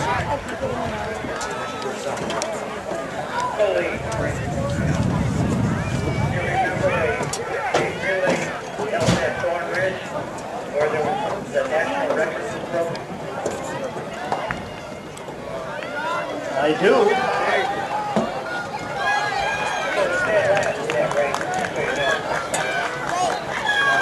So this is the completion of the third leg of the cross-off boys 4x800. Oswego our leader, 2:27.8 that split. West Aurora has now moved up into second.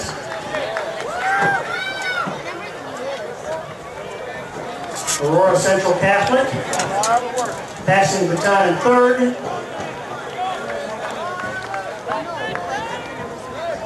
And this is East Aurora coming into the exchange zone in fourth.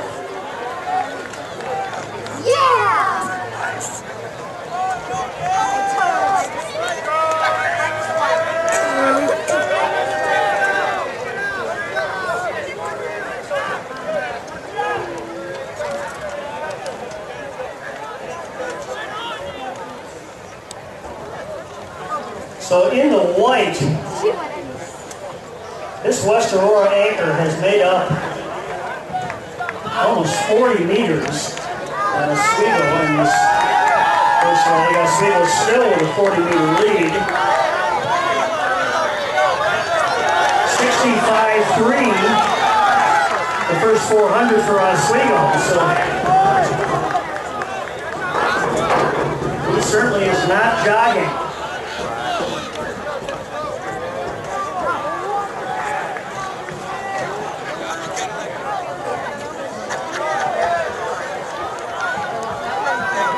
Again, in the relays, the top 5 places score.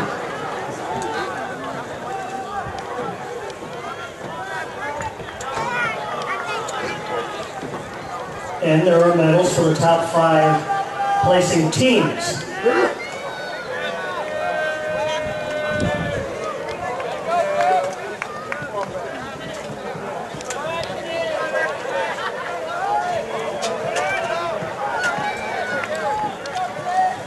So entering the final straightaway, this is Oswego en route to winning this cross-off boys 4x800 meter relay.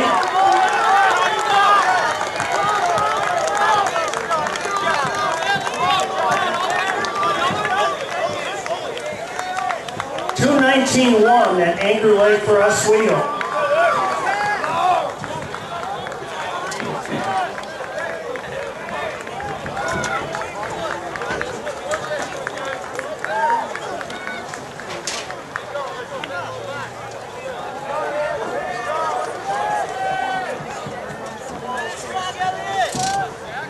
There are the 7 finalists in the cross-off 200.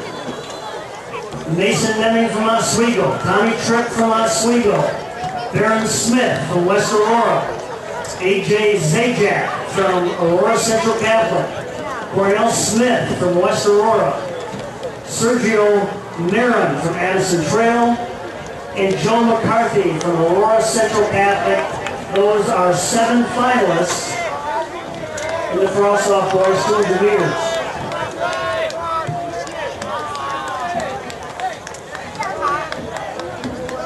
We need somebody to come up and get these cross-off boys shot put results so they can go down to the timing tent to be entered into the database.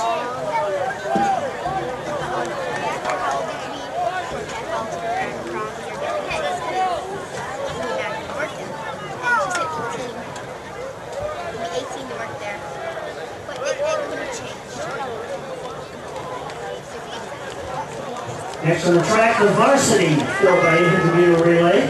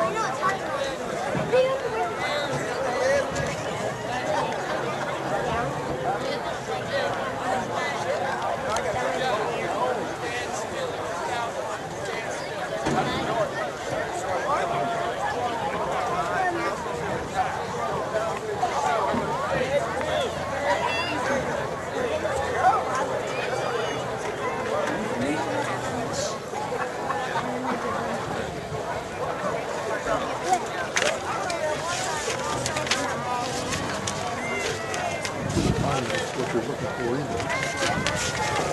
I think they missed the page.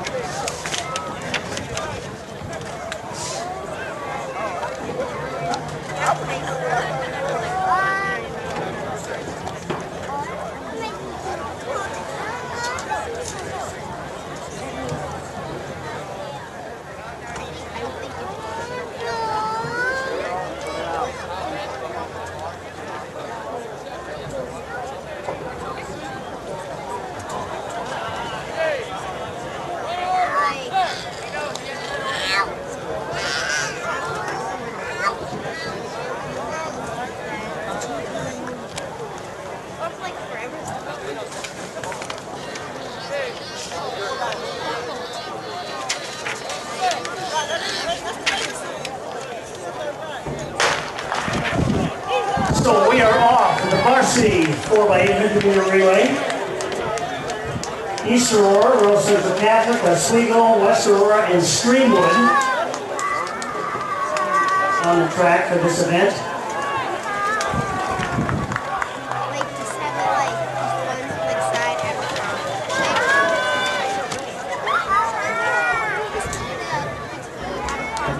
Now West Aurora has a very good team. We can see a sub 8 minute 4x8 here.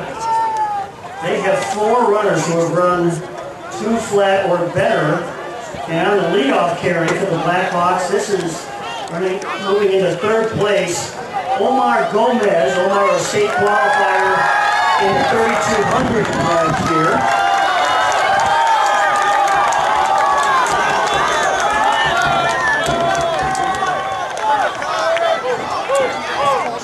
58.7 is split at 400 meters.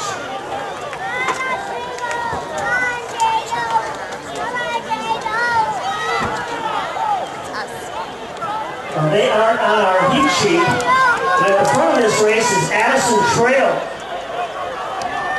West Aurora in 2nd, Aurora Central Catholic in 3rd, Oswego in 4th.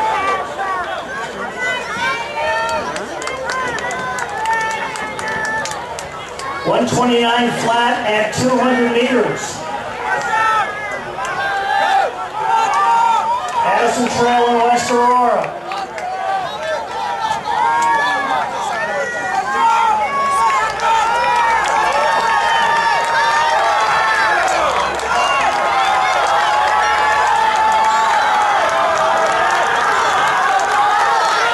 We're neck and neck at the first exchange. 201 flat, that leadoff carry.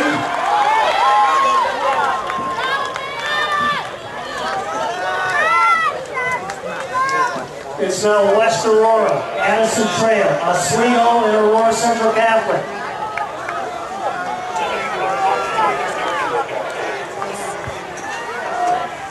This is a call for our exchange zone judges for the 4x100 meter relays to please report to your respective zones.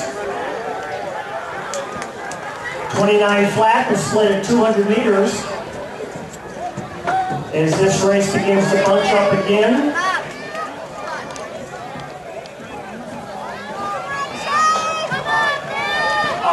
It's Addison Trail, West Aurora, Oswego, and Aurora Central Catholic.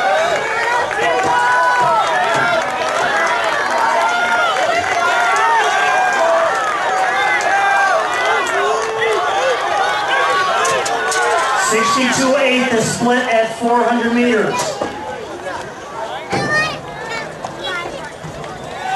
We believe this is Robert Herrera on the carry for West Aurora.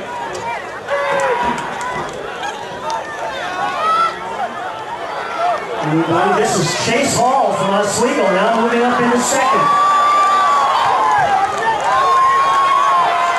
Matt Knapp for Aurora Central Catholic running in 4th. Chase Hall into the lead. Gives 136 flat at 600 meters.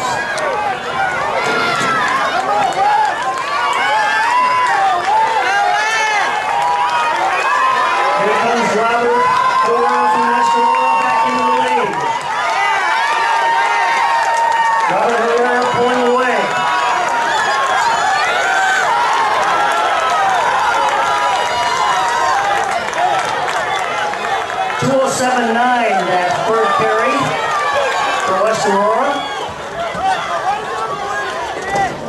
enjoying about a 40-meter lead back to Oswego. Aurora Central Catholic running in third. Addison Trail now in fourth.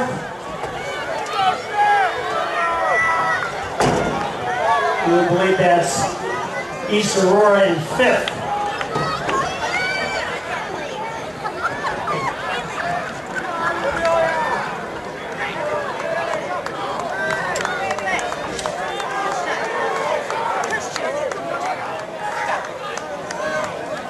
We believe this is Graham Isaacson on the carry for West Aurora. Sam Vanderhey with the baton for Oswego running in second. Adrian Albion for Aurora Central Catholic. 57-4 at first 400 meters. For West Aurora senior Graham Isaacson.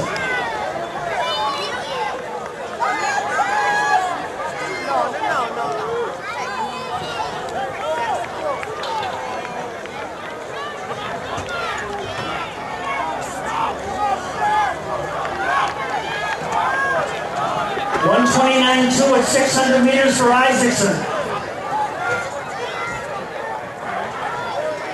Sam Vanderhey running in second for Oswego.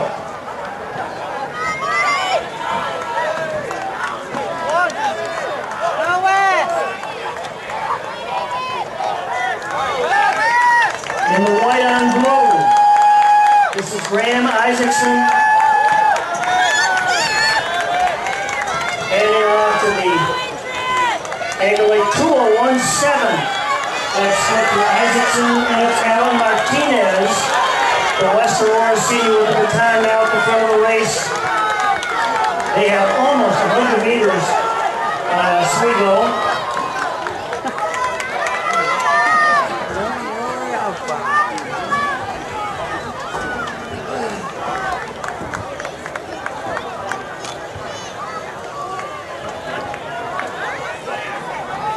$28.2 at 200 meters for Martinez.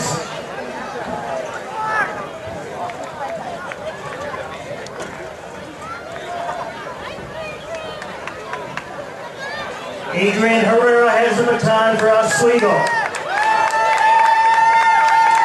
Moving up into third is Addison Trail.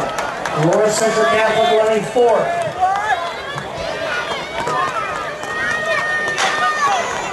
$57.1, the split at 400 meters for Herrera.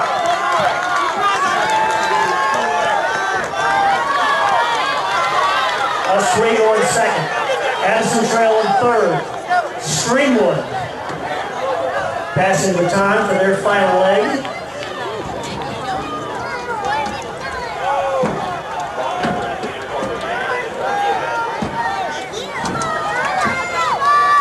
Cross-off long jumpers, please report.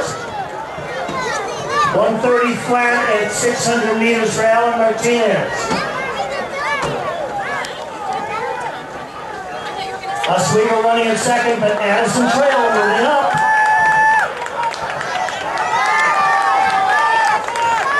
This is West Aurora senior Alan Martinez anchoring West Aurora to victory in this varsity 4x800 meters. Officially 2:01 flat. That anchor leg. It's Oswego and Addison Trail.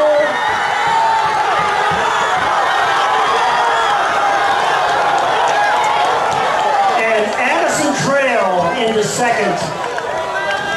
In the final yards of this varsity 4x800 relay.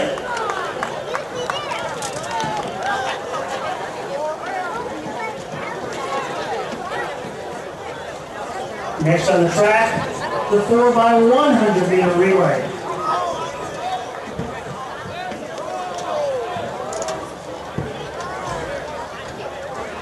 Again, we need all exchange zone judges to report, please.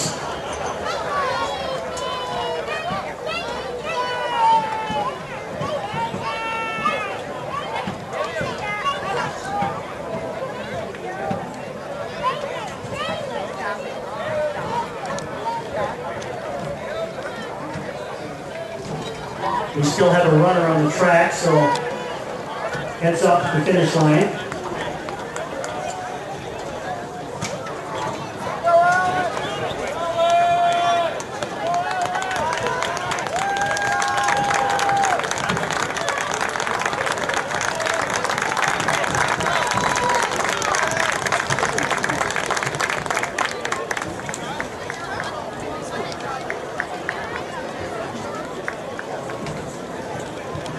Now in this cross-off 4 by 800 meter relay, East Aurora will be running in lane 2, Aurora Central Catholic in 3, Oswego in 4, West Aurora in lane 5, Addison Trail in 6, and Streamwood in lane 7.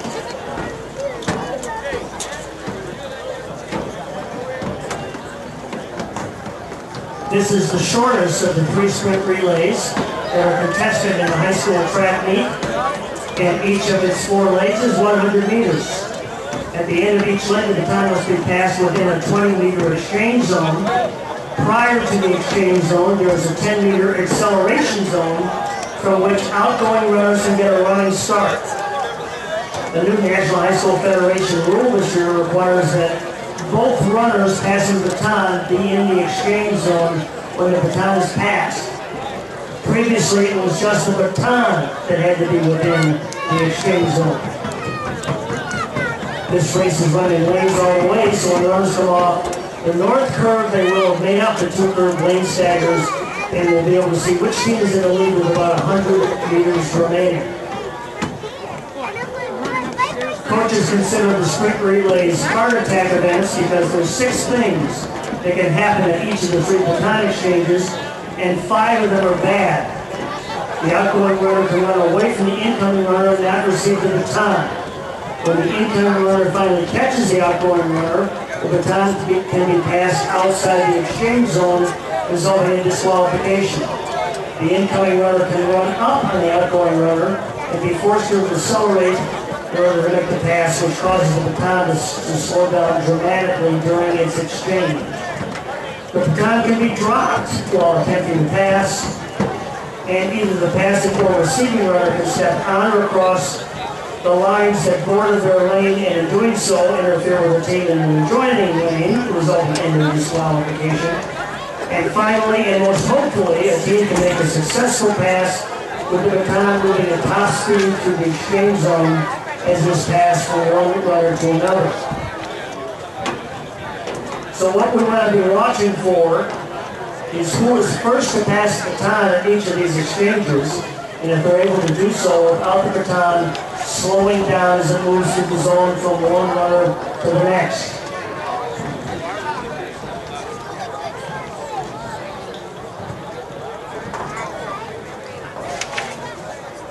Running for Oswego in this cross-off 4x100 relay would be Zach Zegstep, Mason Manning, Tanner Van, and Tommy Tripp.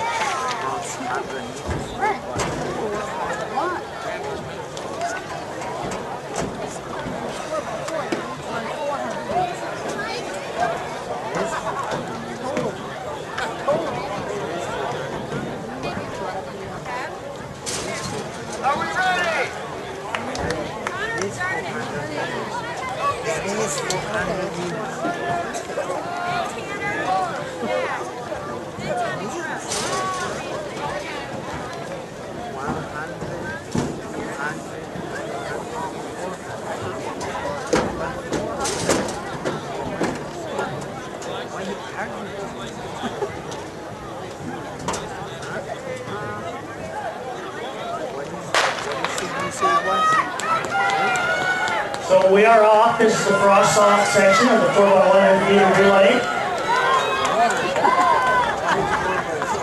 West Aurora, the first to make the pass.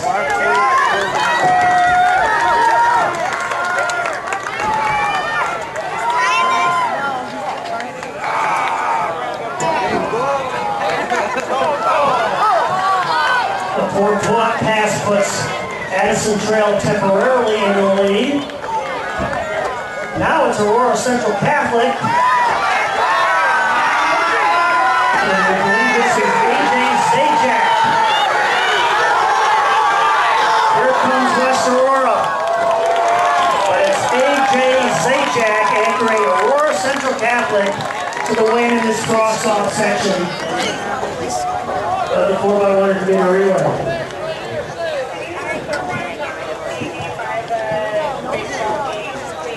Okay, you need to take these back to the orange, to the red tent. All right.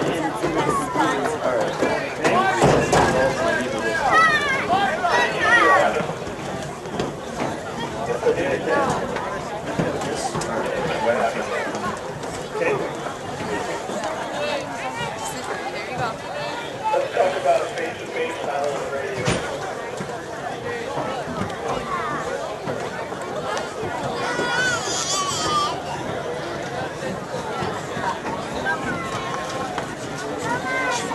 Still there. Have a 200 varsity guy in the park.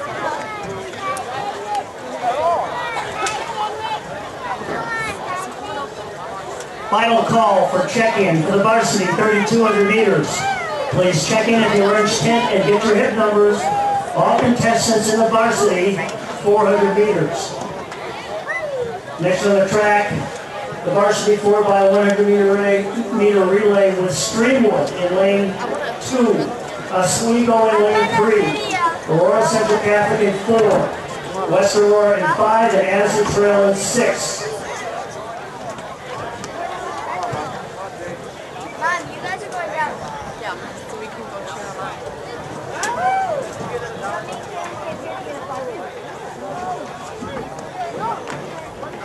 Running for Oswego will be a foursome of Brett Wainwright, Elaine Dixon, Ryan Hodges, and Tyler Walsh.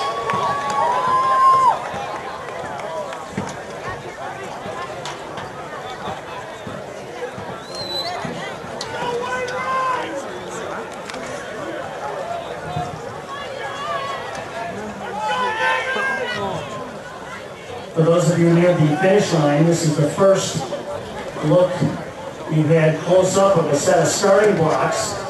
If you're wondering what a set of those costs, it's about $250.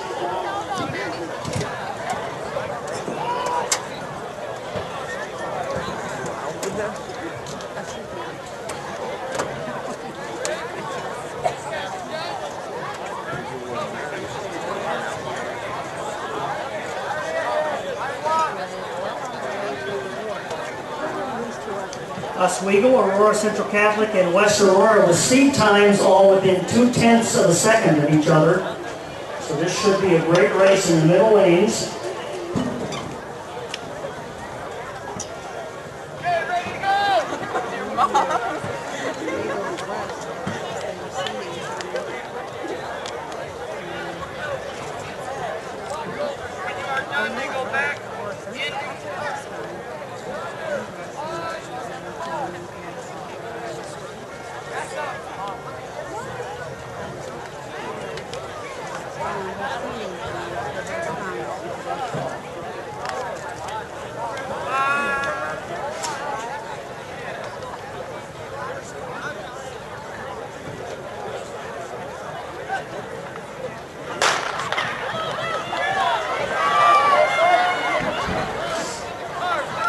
We are off to the varsity 4x100. And it's Aurora Central Catholic. The first to exchange the baton, Oswego running in second. Oswego with a great second lane. Lane Dixon. There's Elaine Dixon putting Oswego back in the hunt. This is going to be very close.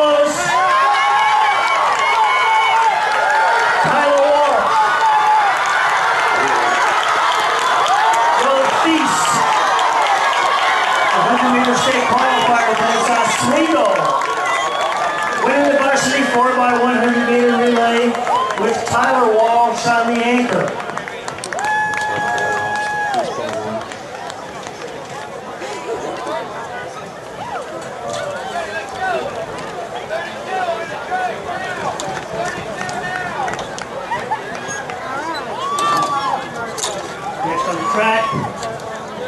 the varsity 3,200 meters. Yeah. I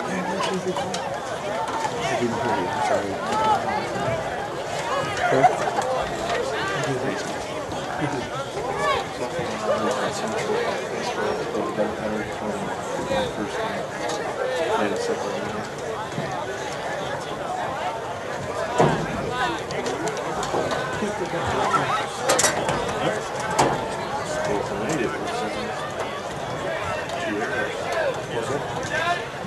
Because it's basically the same girls.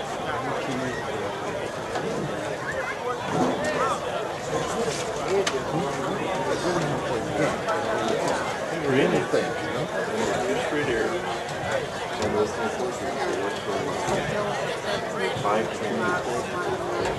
Wow. And baseball won 6-1 in their first, and they're playing second in there.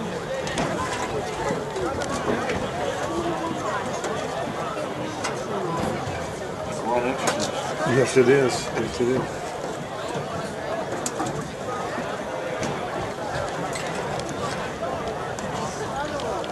Did you feel it all week?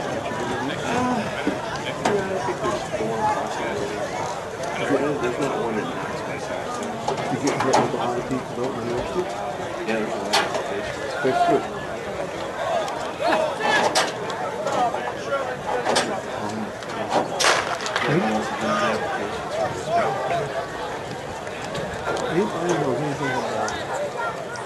So we are off in this varsity 3,200 meters.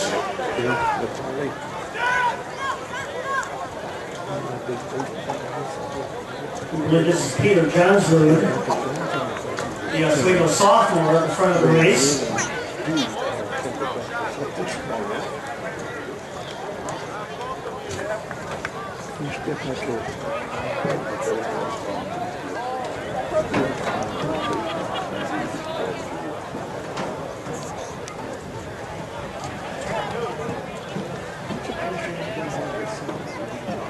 West Aurora running second, although there is not a West Aurora runner on our start list.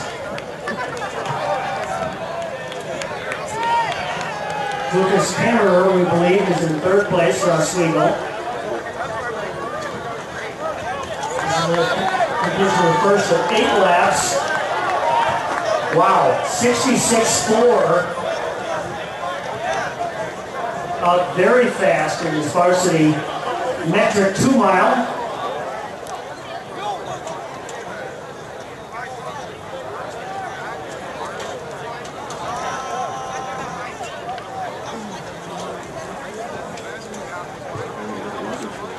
Yeah. If I see one jump and get over and get it, it's just to fill in the blanks where I'm going. It's my energy wants to look at it. So it's Peter Johnsrud, our leader. West Aurora running at second. Lucas Kammerer third. Desmond Meyer third. Correction, it's Desmond Meyer running in third place.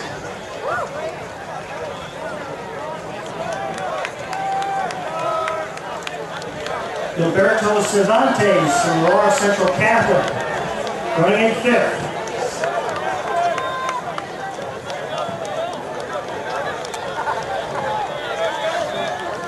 They go through 800 meters in 2:21, so they're still flying. This is 440 mile pace or 920, 3,200 meter pace. Come in. Good.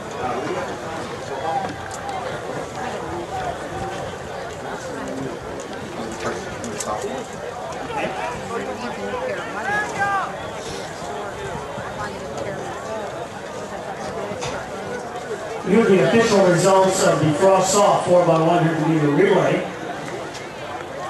In first place is Aurora Central Catholic with a time of 47.11, a team of Joey Perez, Josh Wilson, Dominic Polizzi, and AJ Zajac. And second was West Aurora with a time of 47.45. In third was Addison Trail with a time of 48.28. In fourth place is Eastern Aurora with a time of 51.55. And in fifth place is Streamwood with a time of 51.64. 3:38. A time of 1,200 meters.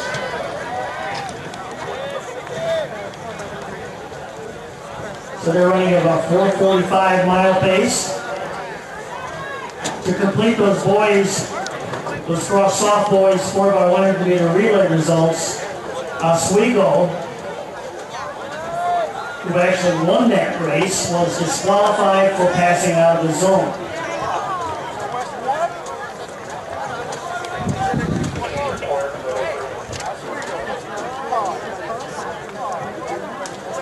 Pickerill, please report for the 110 meter hurdle finals, which are next.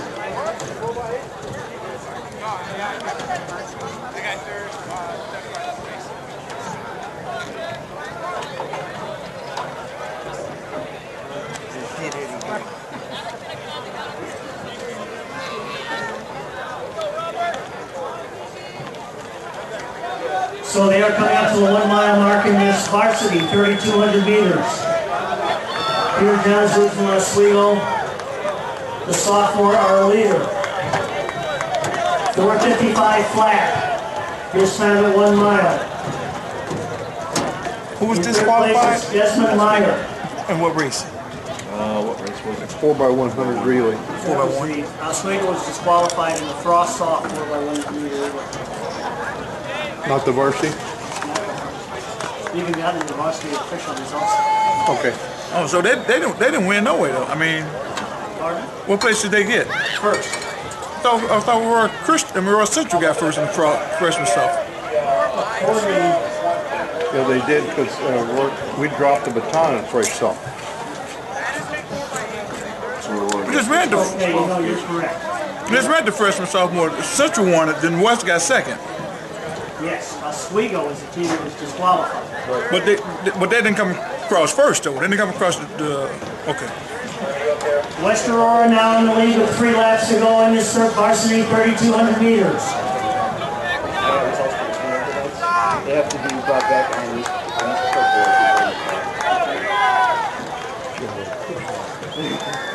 and then the 4x1 varsity finals. Somebody didn't use it this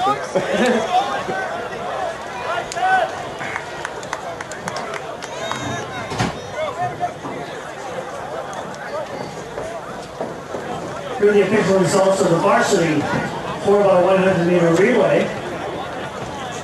In first place was Oswego with a time of 44.32. In second place was Aurora Central Catholic with a time of 44.45. In third place was Addison Trail with a time of 48.26. And in fourth place was Streamwood with a time of 48.28. Please report. We need the hurdle crew down here now.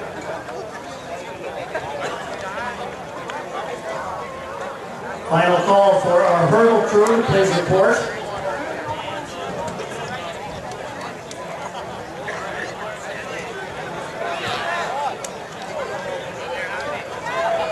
Oswego's Peter John Root back in the lead.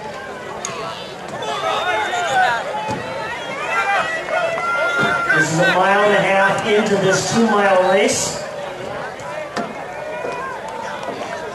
7:28. The times that are running just under 10-minute pace. West Aurora in second. Desmond Meyer from Oswego in third.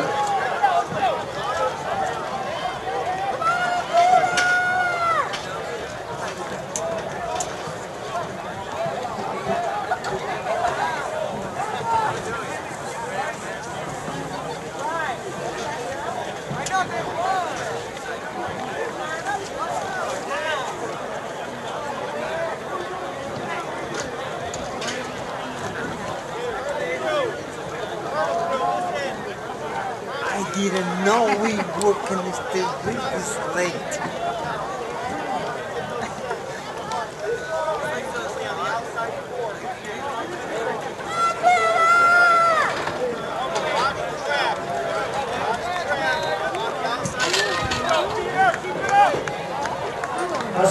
sophomore Peter Johnsrud coming out to the gun lap of the varsity 3,200 meters.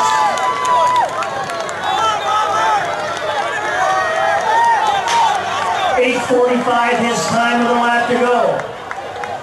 He needs to have a sub 75 second last lap to break 10 minutes. West Aurora running in second. Oswego junior Desmond Meyer running in third.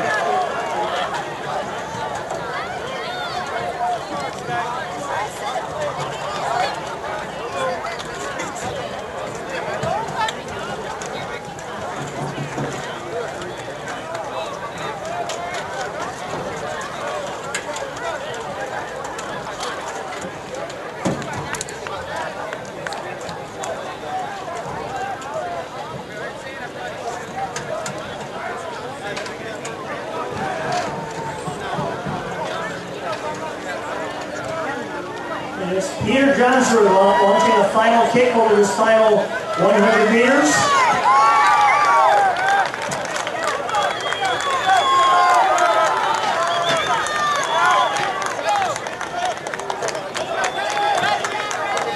Unofficially 9:57.3. Not winning time for Peter.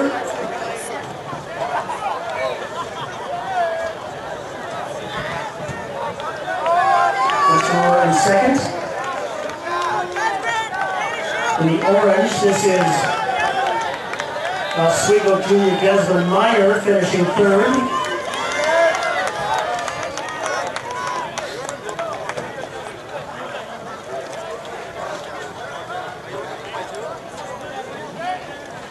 In the white, we believe this is East Aurora senior Miguel Sanchez finishing fourth.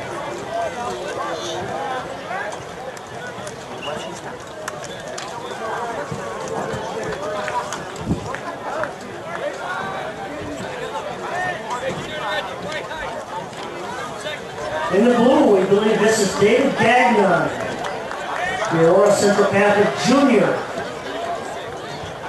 finishing fifth.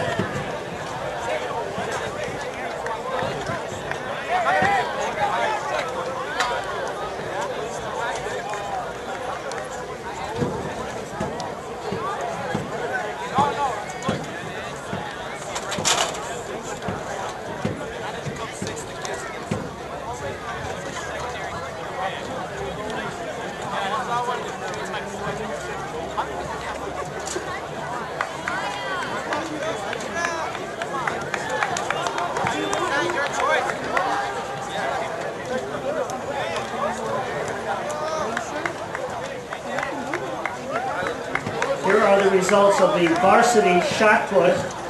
In first place was West Aurora senior Shaquille Redmond with a throw of 44 feet 5 inches. In second place was West Aurora junior Gunnar Larson with a throw of 43 feet 1 inch. In third place was West Aurora senior Cornelius Ramirez with a throw of 42 feet 7 inches. In fourth was Jose Flores from Oswego with a throw of 42 feet 5 inches. In fifth, Thomas Navarro from East Aurora with a throw of 40 feet 7 inches. And in sixth was Pat Marco from Aurora Central Catholic with a throw of 38 feet 8 inches.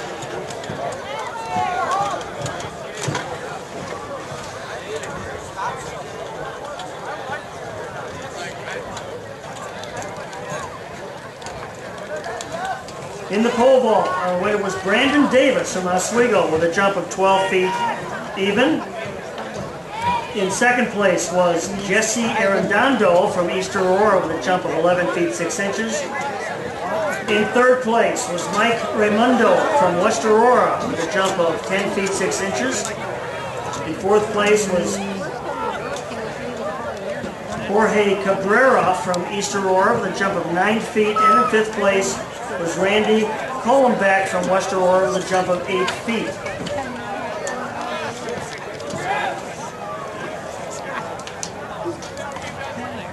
The winner of the frost-off pole vault was Tanner Van from Oswego with a jump of 9 feet 6 inches. Nick Thompson from West Aurora was second with a jump of 7.6.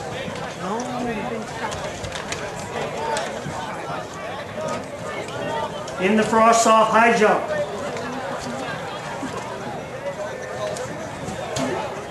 our winner was Barry Pryor from West Aurora with a jump of 5.8.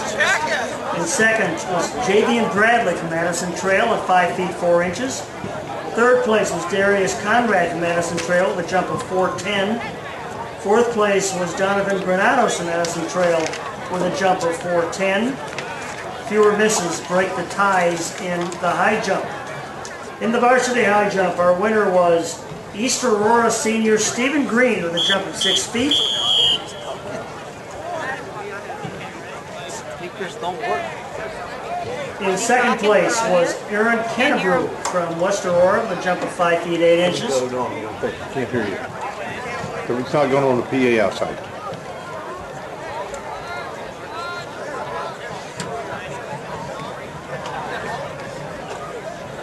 Thank you. You're welcome.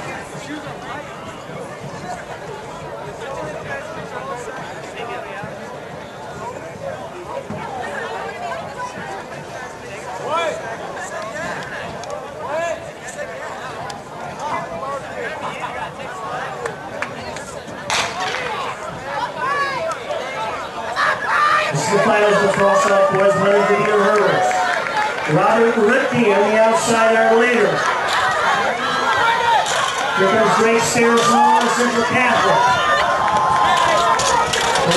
Robert Ritchie from Oswego winning the cross-off 110-meter hurdles. Lane assignments for the varsity 110-meter hurdles, and lane 1 will be Jose Resendez from Streamwood, and lane 2 will be East Aurora senior Marcos Escobedo, and lane 3 will be Streamwood junior Ryan Ashenhurst, and lane 4 will be Aurora Central Catholic junior Patrick Lefebvre, and lane 5 will be Aurora Central Catholic senior Simon Laframboy, and lane 6 will be Oswego junior Anton Sims, and in lane 7 will be Oswego junior Jordan Battleson.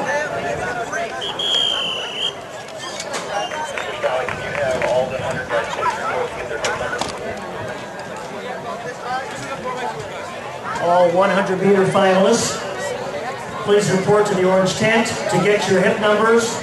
All finalists in the frost-off and varsity 100 meters, please report to the orange tent for your hip numbers.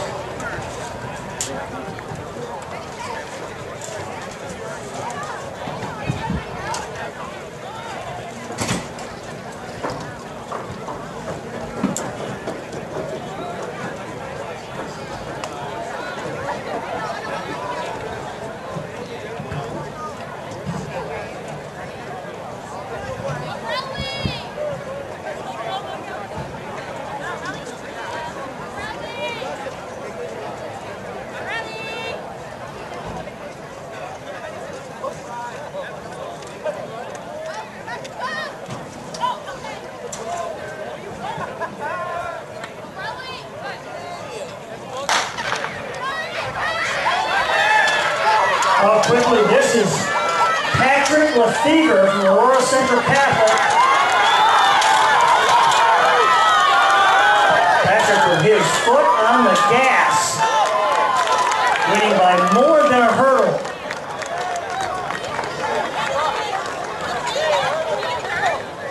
Patrick, a returning state finalist from last year.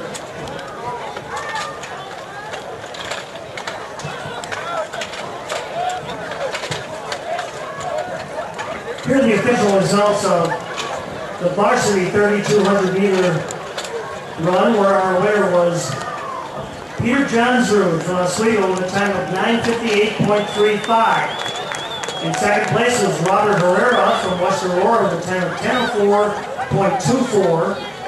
In third place was Desmond Meyer from Oswego with a time of 10:27.82. Miguel Sanchez from East Aurora was fourth with a time of 10:50.60. David Gagnon from Aurora Central Catholic was 5th with a time of 11:07 flat. And in 6th place was Vasu Patel from Streamwood with a time of 11:44.47. Results of the varsity high jump. Our winner was East Aurora senior Stephen Green with a jump of 6 feet. In 2nd place was West Aurora's Eric Kinnebrew with a jump of 5'8". In 3rd place was Addison Trail's Ron Dooley with a jump of 5'8". In 4th place was West Aurora's Gary Glover with a jump of 5'6". In 5th place was Aurora Central Catholic's Colin Hendricks with a jump of 5'4". And in 6th place was Taylor White from Addison Trail with a jump of 5'4".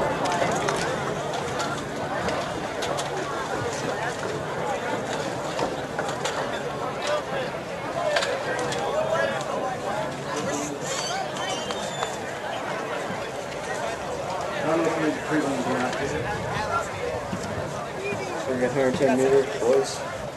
Press off. Prelims. Those are actually the finals. Those are women prelims. All right. So yeah, and you can take that back to the tent. Thank you. Did a good job, bud. Thank you. Here are the results of the frost-off 110-meter hurdles. Our winner was Robert Ritchie from Oswego with a time of 18.59. And second was Brendan Rule from Aurora Central Catholic in 20.10. In 3rd place was Bryce Robinson from Oswego in 20.78. In 4th place was Josh Martinez from West Aurora in 20.84. And in 5th place was Nick Spagnola from Aurora Central Catholic in 20.90.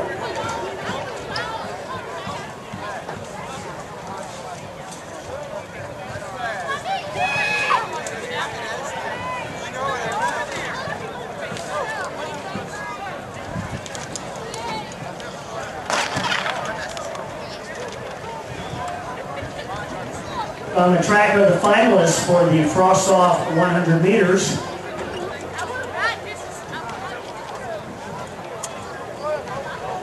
Tommy Tripp, Mason Menning from Oswego in this race. Antrell Gillespie and Martrell Coleman from West Aurora. A.J. Zajac from Aurora Central Catholic. Ellis Rodriguez from Streamwood. And Sergio Barron from Addison Trail.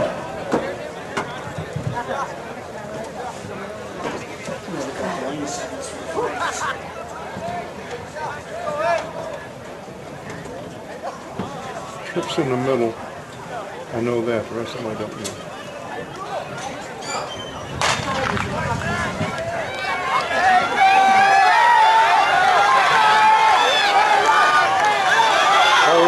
Tripp and Mason Manning on the outside.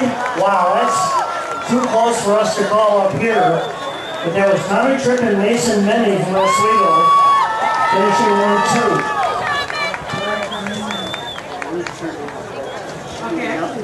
Here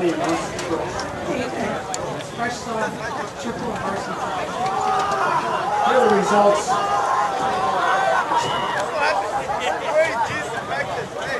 Here are the results of the varsity triple jump, where our winner was Taylor White from Addison Trail with a jump of 35.10. In 2nd place was Colin Hendrick from Aurora Central Catholic with a jump of 35.6. In 3rd place was Steve Mattis from Aurora Central Catholic with a jump of 35 feet 4 inches. And in 4th place was Oscar Magna from East Aurora with a jump of 34 feet 4 inches. In the frost-off triple jump, our winner was Antrell Coleman from West Aurora with a jump of 38 feet 10 inches. In 2nd place was J.B. Bradley from Addison Trail with a jump of 36 feet 2 inches. In 3rd place was Joey Perez from Aurora Central Catholic with a jump of 35 feet 11 inches.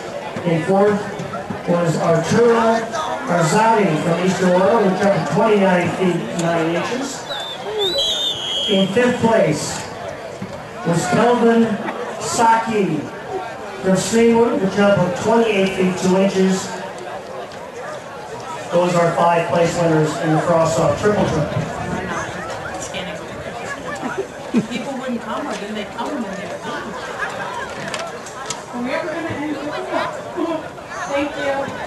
Now the red tent, is that where I'm going? Thank you. Got the 110 varsity.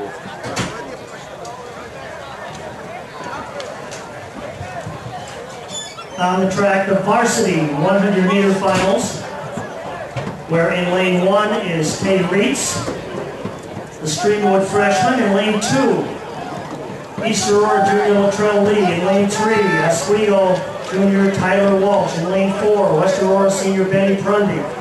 In lane 5, Oswego Senior Ryan Hodges. In lane 6, Aurora Central Catholic Junior Connor Robinson. And in lane 7, Aurora Central Catholic Senior Zach Flint.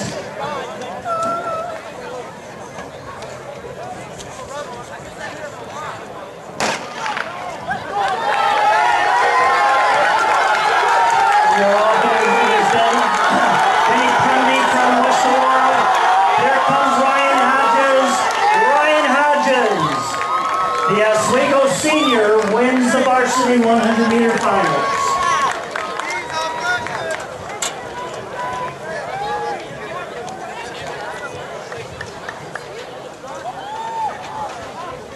Here are the official results of the varsity 110 hurdles, where our winner was Patrick Lefevre from the junior from Aurora Central Catholic, his time 15.42. In second place was Oswego Junior Anton Sims with a time of 18.25. In third place was East Aurora Senior Marcos Escobedo with a time of 19.20. In fourth place was Oswego Junior Jordan Battleson with a time of 19.47.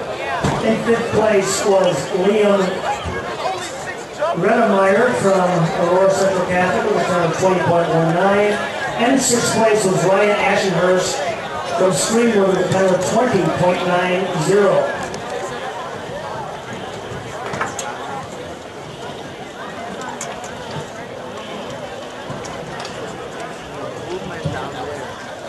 Next event on track, the 800 meters.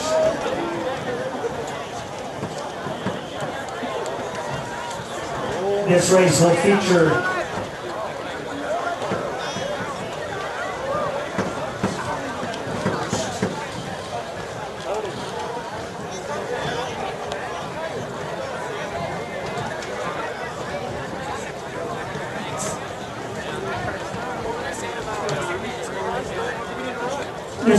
feature two frost-off heats, which will be contested first, followed by two varsity heats. In each of those divisions, the faster heat will be second. 800 meters is 2 laps around the track and is about 5 yards short of a half mile.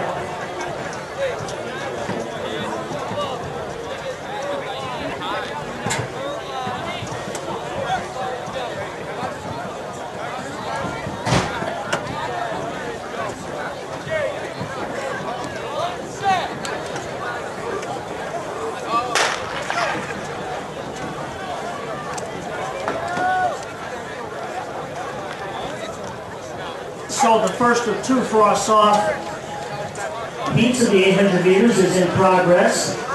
Here are the official results of the frost-off boys 100 meters, where our winner was Oswego sophomore Mason Manning with a time of 11.89. Oswego sophomore Tommy Tripp was second at 11.99. Martrell Coleman from West Aurora was third at 12.23. And Trell Gillespie from West Aurora was fourth with a time of 12.55. AJ Zajac from Aurora Central Catholic was fifth with a time of 12.62. Sergio Marin from Addison Trail was sixth with a time of 12.84.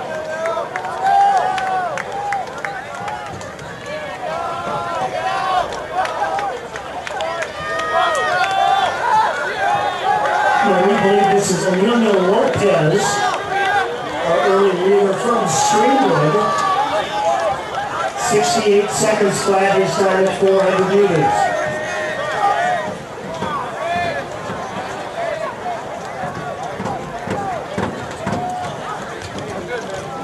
Right in second, we believe this is Emil Amador from Oswego.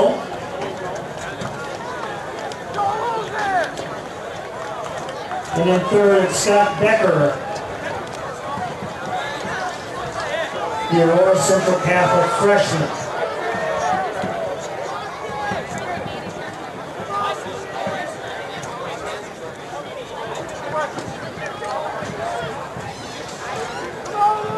Emilio Lopez with a 60-meter lead.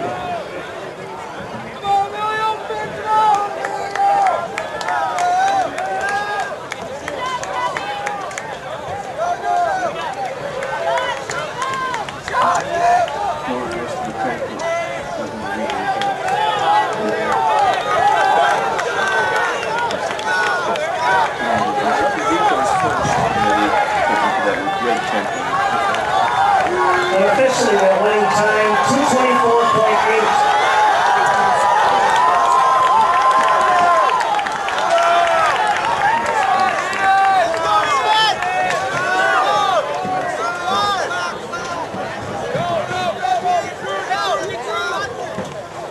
Here are the results of the frost-off discus. In first place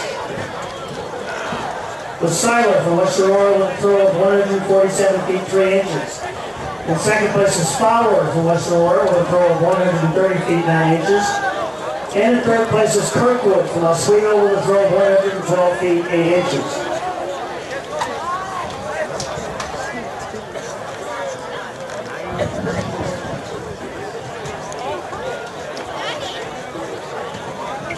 In the varsity discus,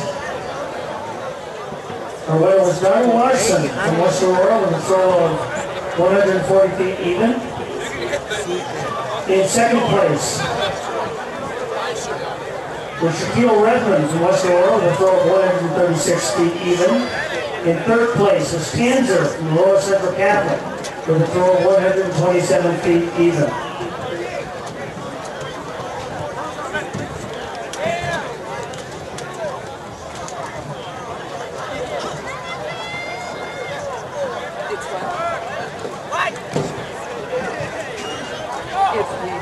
On the track, the second and faster of the two sections of the frost-off boys 800 meters.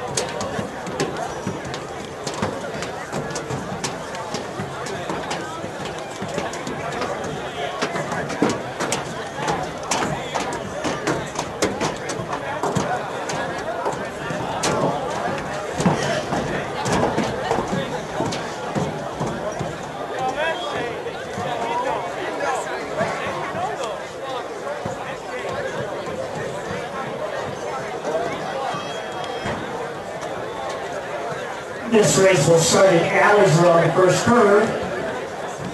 The runners pass that large orange cone at the beginning of the backstretch. They can cut in towards the inside lanes.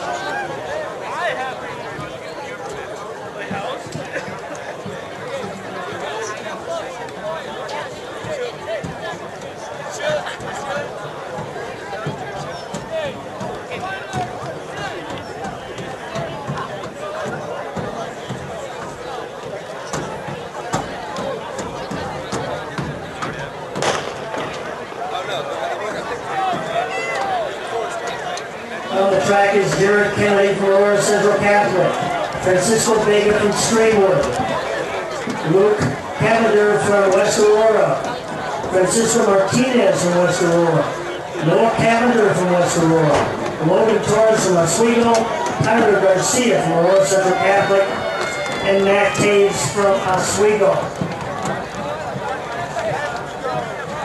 We believe this is Jared Kennedy.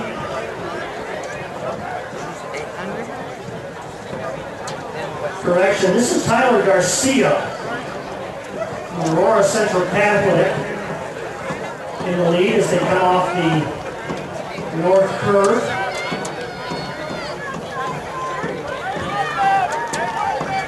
Tyler, the outstanding sophomore, is on 207.80 in this race. West Aurora running 2-3.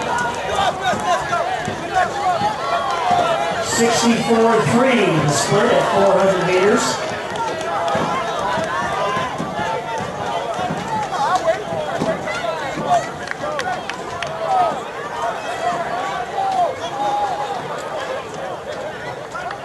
A great battle, three-way battle at the front of this race.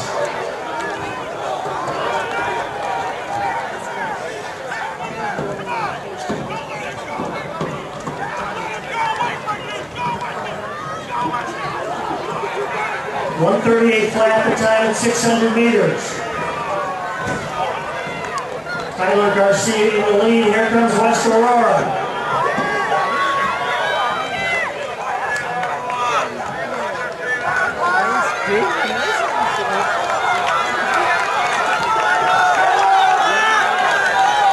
What a battle to the finish line.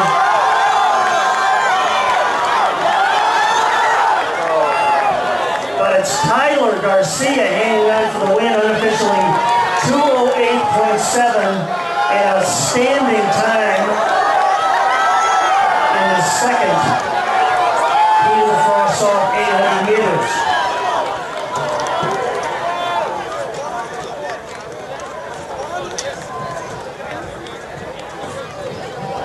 Can I turn these lights on? Sure.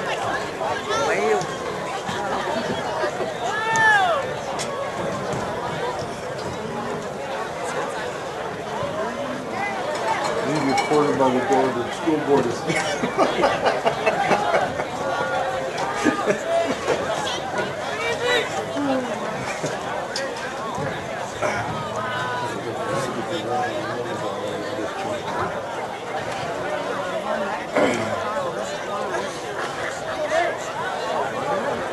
Next on the track, the first of two heats of the varsity 800 meters. She's gonna lose against him. She's gonna mad at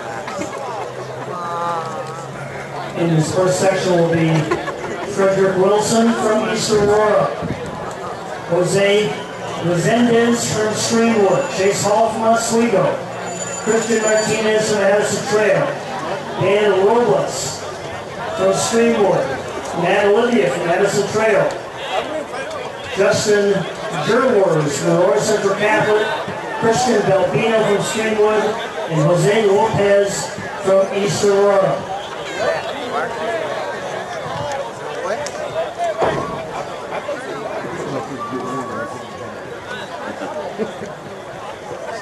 Christian did a good job. I thought maybe you could do extra times up here.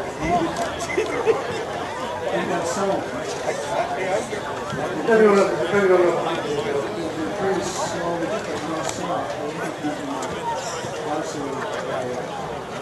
results.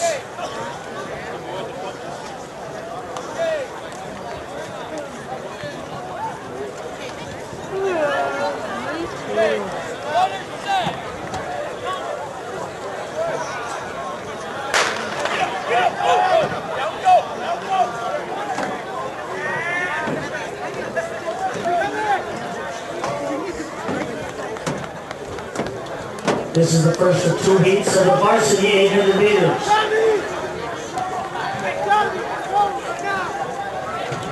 Chase Hall from Oswego, our early leader.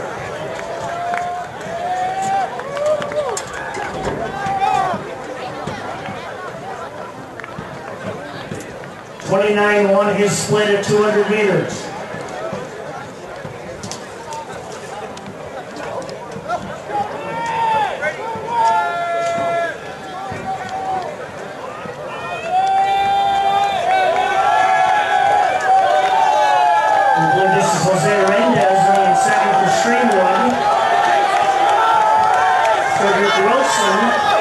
Challenging for the lead.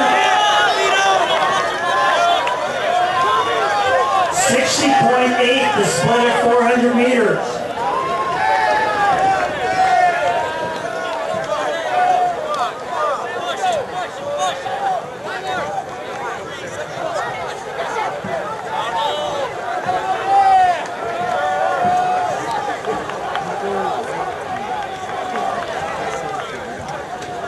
believe this is Dan Robles from Streamwood in the lead.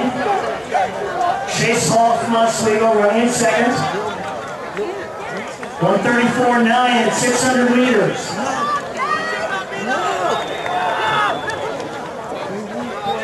Chase Hall trying to challenge.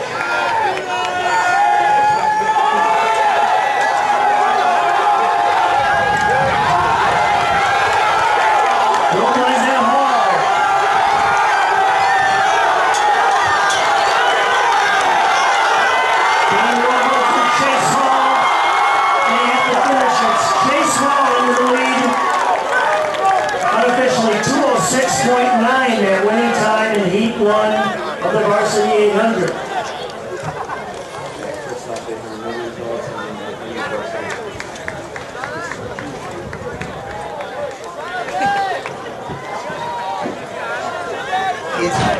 Let's give you the official results of the Varsity 100. In first place it was Ryan Hodges from Oswego with a time of 11.66. In second place was Benny Prundy from West Aurora with a time of 11.73. In third place was Zach Flint from Aurora Central Catholic with a time of 11.89. In fourth place was Connor Robinson from Aurora Central Catholic with a time of 11.91. Fifth was Latrell Lee from East Aurora with a time of 12.14. And sixth was Taylor Reitz from Streamwood with a time of 12.24.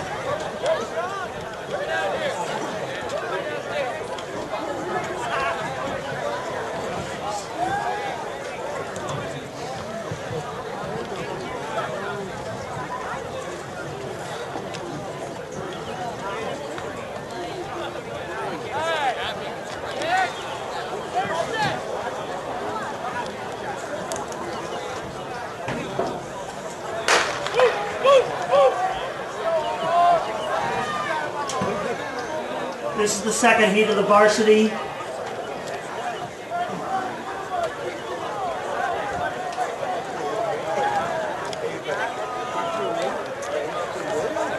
This is the second heat of the varsity 800 meters. This is Matt Myers from Aurora Central Catholic.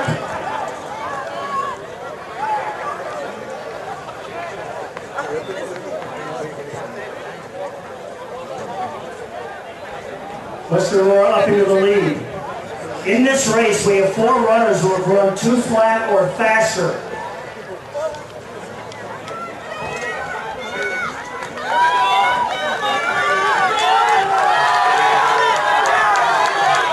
Matt Myers still our leader.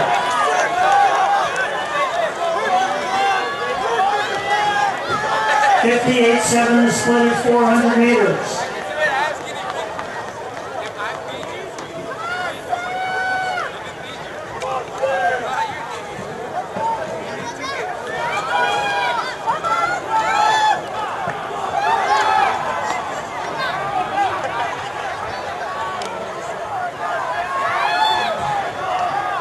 Matt Myers holding on to the lead as they approach 600 meters.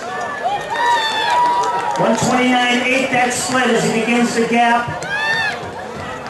2 runners in West Aurora.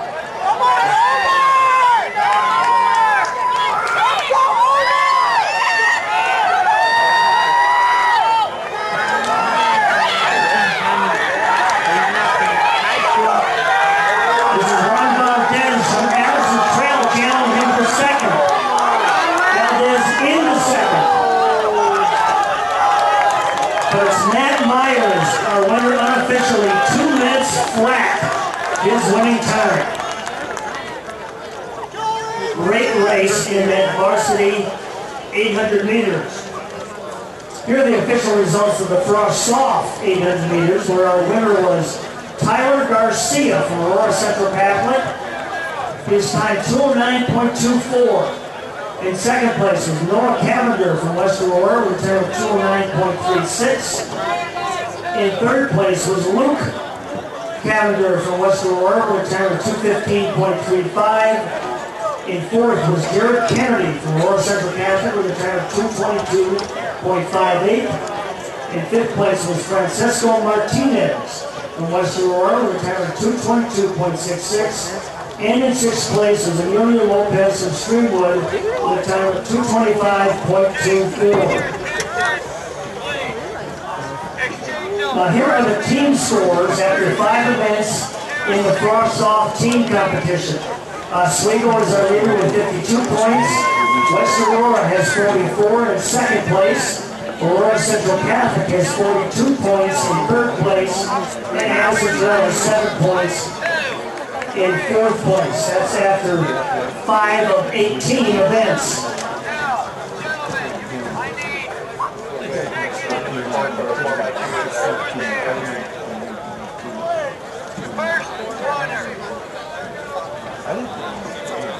And we have our zone judges for the 4x200 meter relay, please report. Zone judges for the 4x200 meter relay, please report.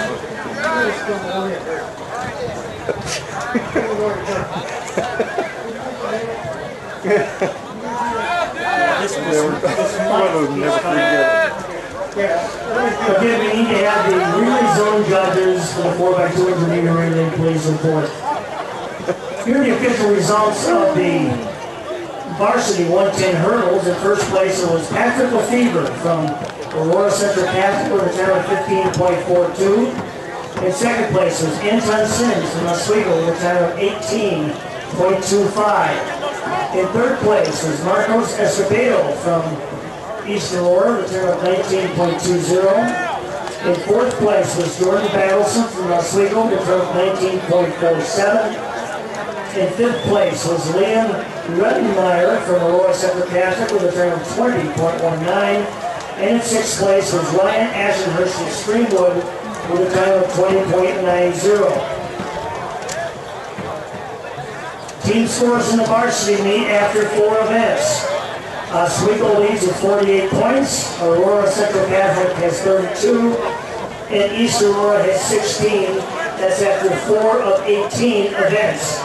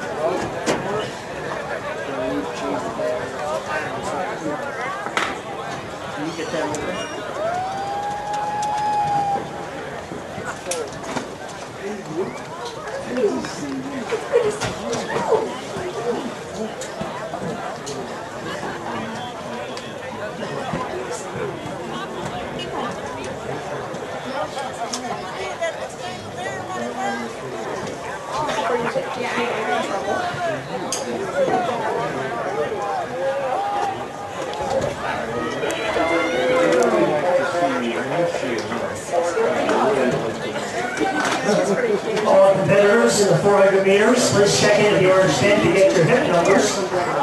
All competitors in the Frost-Off and varsity 400. So on the track is the Frost-Off 4x200 meter relay.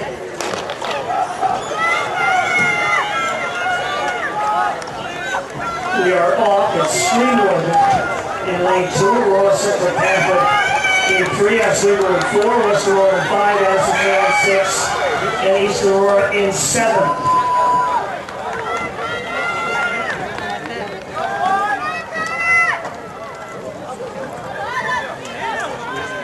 Aurora Central Catholic and Streamwood.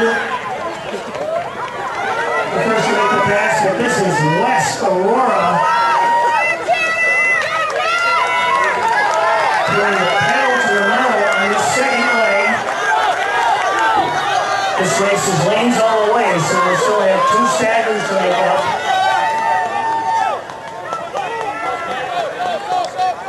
West West Aurora and Addison Trail right together. Slow down. On this third leg, Aurora Central Catholic on the inside.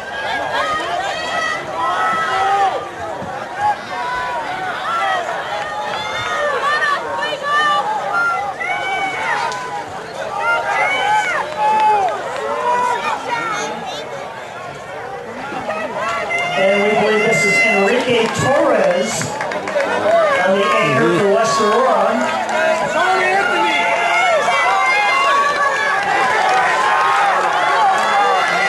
This is Sean Anthony.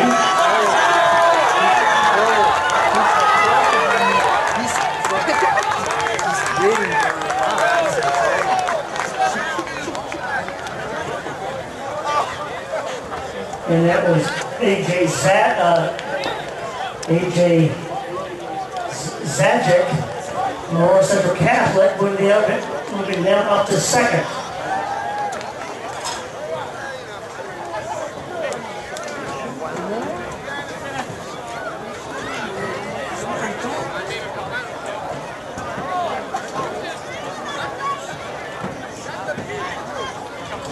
In the varsity 4x200 meter relay, we'll see Streamwood in lane 2. Aurora Central Catholic in 3. Oswego in 4. West Aurora in lane 5 and Addison Trail in lane 6.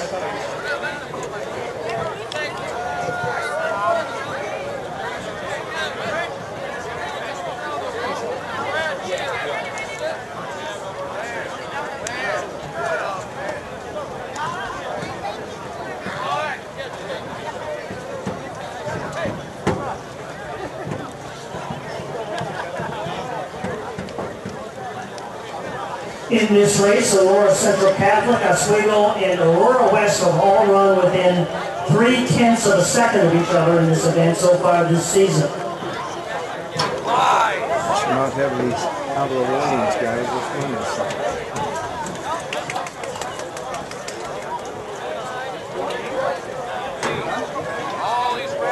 Final call for all competitors in the 400. Check in, get your hit numbers.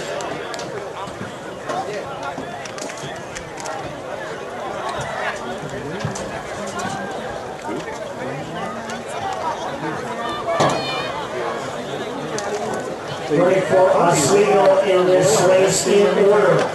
Brett Wainwright, Tyler Walsh, Elaine Dixon, and Ryan Hodges.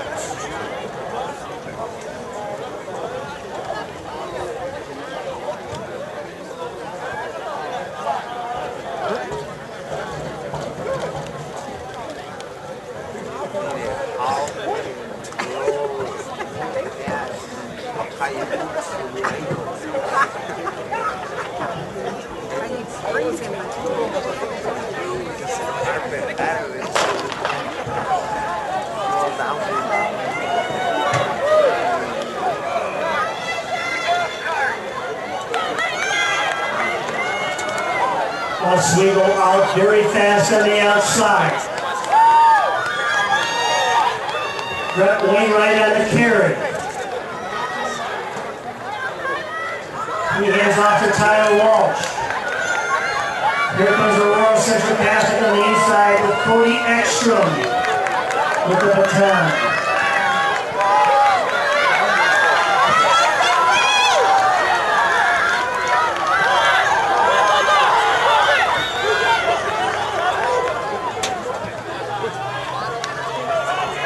Aurora Central Catholic and Oswego dead even at that second exchange.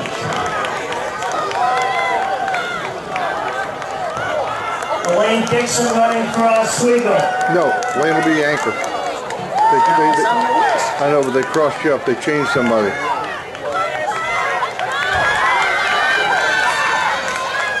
This is Lane Dixon on the anchor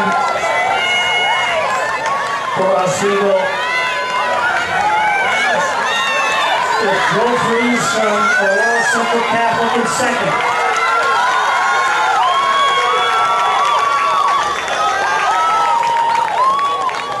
And Oswego wins the varsity 4x200 meter relay.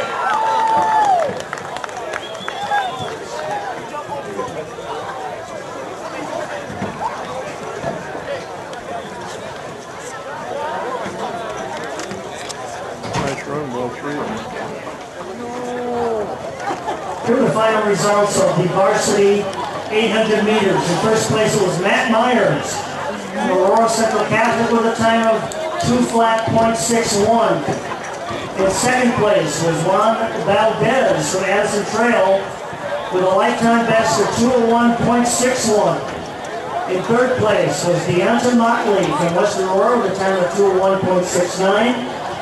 In fourth place was Zach Truckenbrod from Western Aurora with a time of 2:02.79.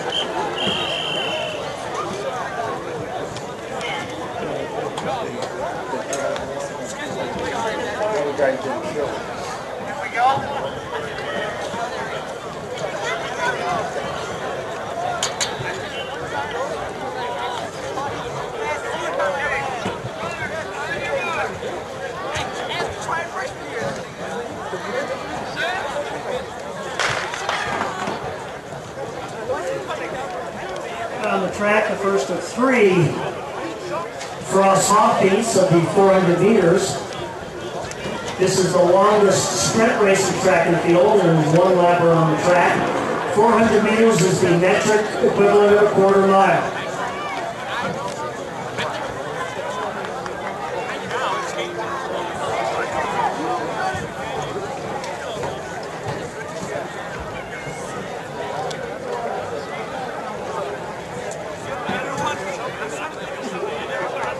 Three Streamwood freshmen in this race. David Papinazik, Juan Carlos, and Alfred Lim.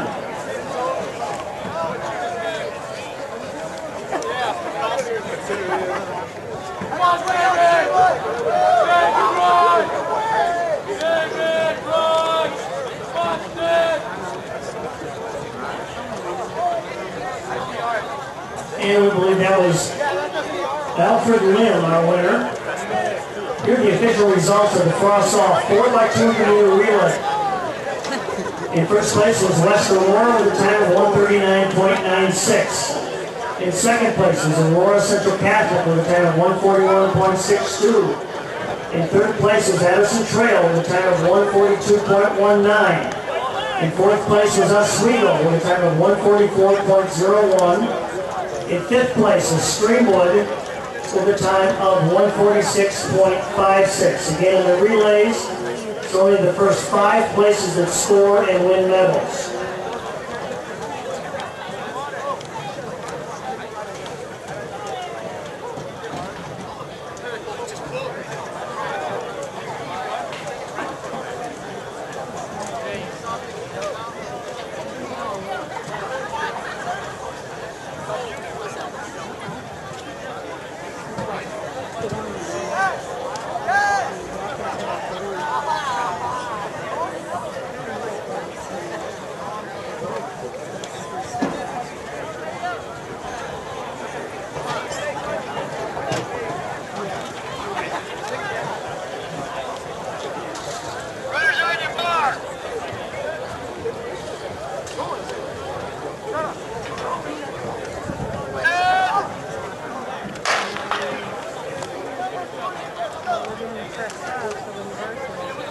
This is the second of 3 heats of the cross-off 400 meters.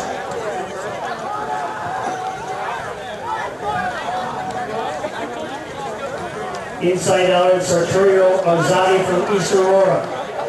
Jared Kennedy from Aurora Central Catholic. Daniel Rosales from West Aurora. Ryan Kulakowski from Addison Trail. Billy Rodriguez from Oswego. And Joe Blanco from East Aurora.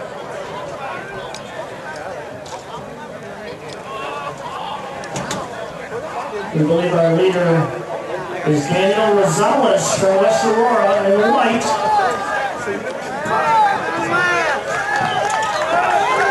Jared Kennedy trying to move up.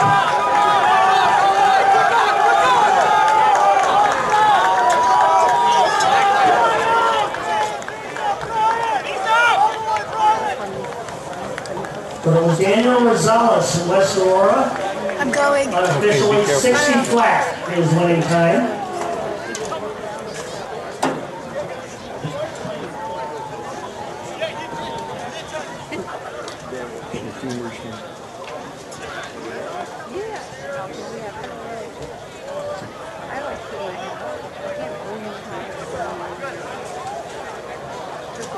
In his third and final heat of the cross-off 400 meters, we'll see Baron Smith from West Aurora in lane 1. Joe McCarty from Aurora Central Catholic in 2. Eric Diaz from East Aurora in 3. Steve Strange from Oswego in 4. Luke Moran from Oswego in 5. Louis Eugenio from Addison Trail in 6. And Kawani Johnson from West Aurora in lane 7. Like lane 4 is scratched. 4 and 5, right? 2. To 3? What is that?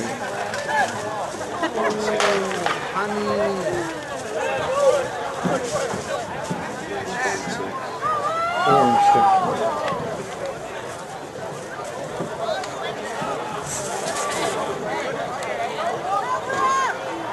So lanes 4 and 6 are empty.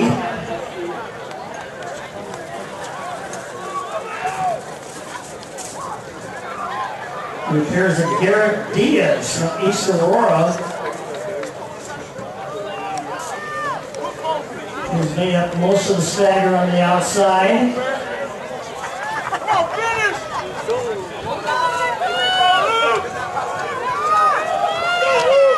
It's Luke Moran from Oswego, the freshman, our leader, and pulling away at the finish.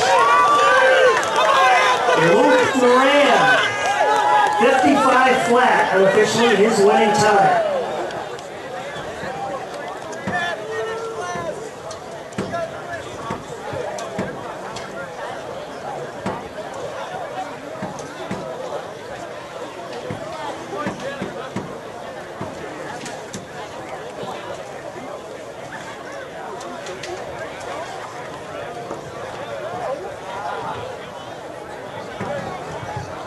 After 7 events in the cross-off team competition, Oswego is our leader with 66 points. West Aurora in second with 62. Aurora Central Catholic in third with 56. That's after 7 of 18 events.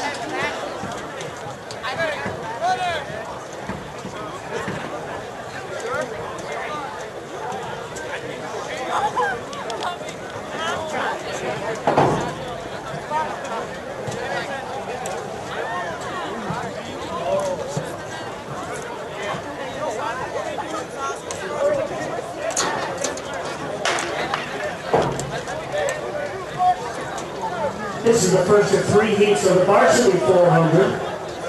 Jacob McLoney from Streamwood is in lane 3. Richard Schwartzbauer from Aurora Central Catholic in 4. And Mauricio Guerrero from East Aurora is in lane 5.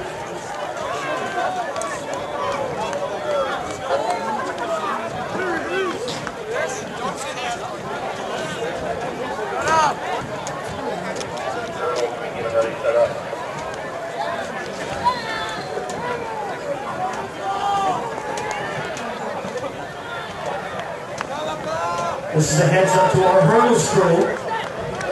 300 hurdles will be next after 2 more heats of the varsity 400. And this is Jacob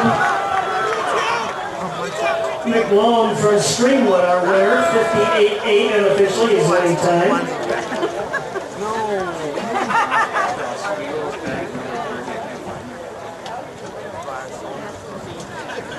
Do what?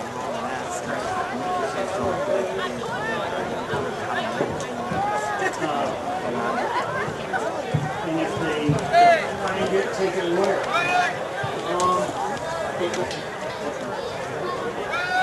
On your mark.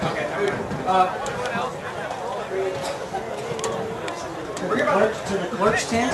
Yeah. Catch anybody that has Oswego team equipment bag number 30, would you please take it to the orange clerk tent? Oswego team bag number 30. If you have it, or see it, or are sitting on it, please take it to the orange canopy, the clerk's tent.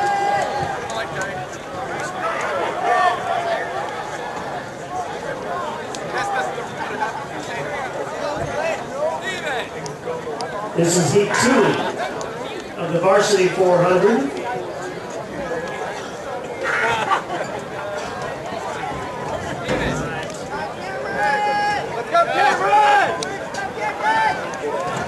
Alan Lindbrock from Oswego, but it is Cameron Mackey from West Aurora.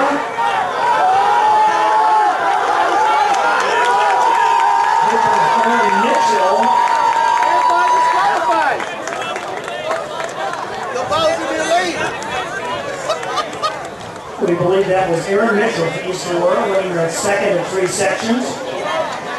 You guys right, the tree would be so small, I think they'd extend the lane, no. Unofficially 54.40, that winning time. In this third and final heat of the varsity 400, Louis Miranda from Edison Trail will be in lane 1. Ricardo Bustos from Aurora Central Catholic will be in 2. Adrian Herrera from Oswego will be in lane 3. Cody Ekstrom from Aurora Central Catholic will be in lane 4. Brandon McCabe from West Aurora will be in 5. Javier Madero from Oswego will be in 6. And Donald Patterson from West Aurora will be in lane 7.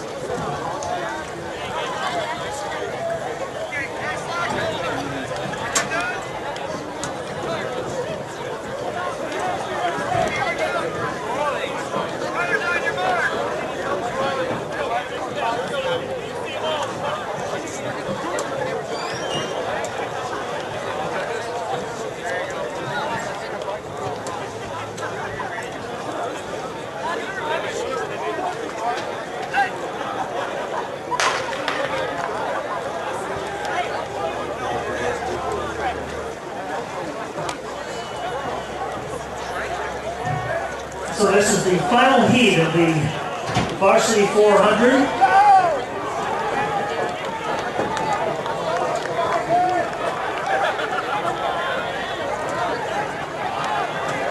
Out in lane 4, Cody Ekstrom from Aurora Central Catholic out well.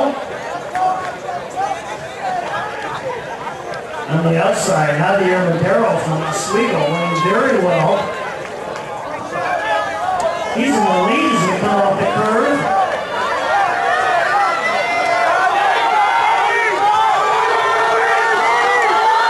And here comes Cody Ekstrom.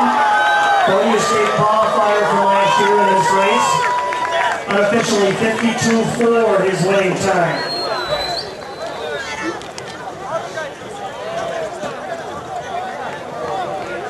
Hurdles on the track, please.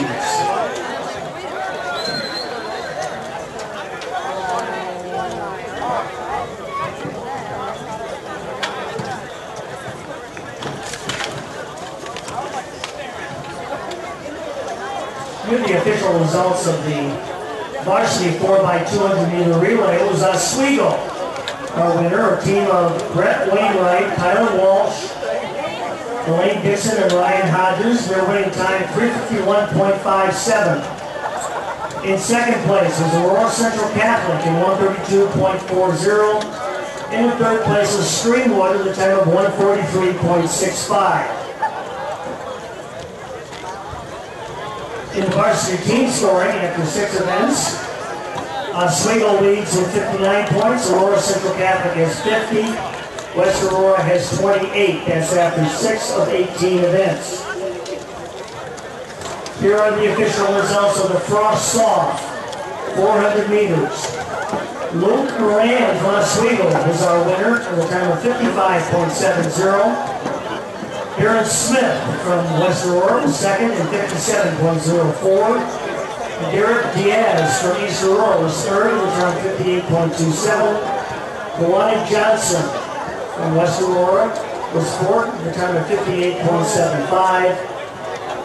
Daniel Rosales from West Aurora was fifth with a time of 60.73.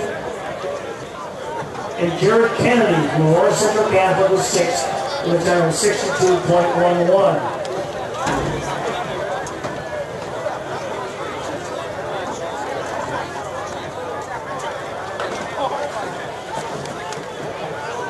Well, this race starts at the beginning of the backstretch of the track, and there are 8 hurdles to negotiate that are 36 inches in height, which is 3 inches lower than those used for the 110 hurdles. It's 45 meters to the first hurdle, 35 meters between hurdles, and 10 meters from the last hurdle to the finish line.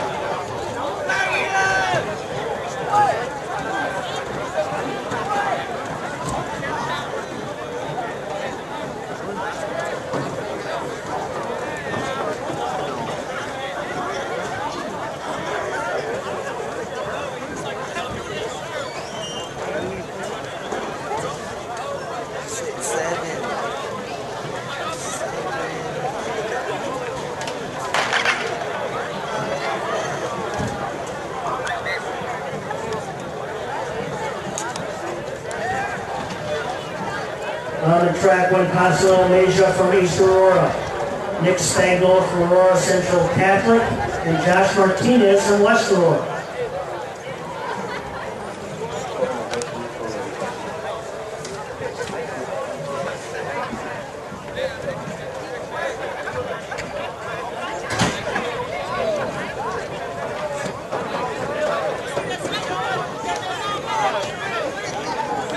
This is Josh Martinez from West Aurora. Winning the first of 2 heats of the Frost South 300 meter hurdles.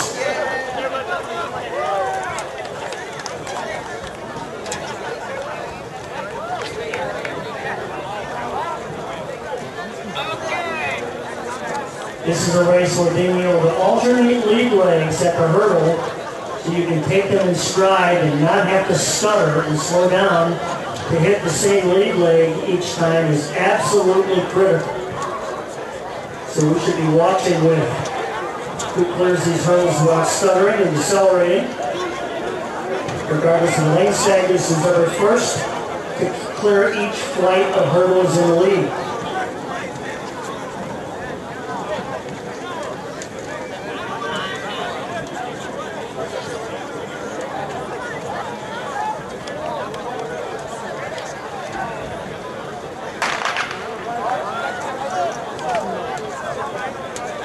So we are off. We've lost 3 competitors from our entry sheets. This is the second and fastest of these 2 Frost Soft heats.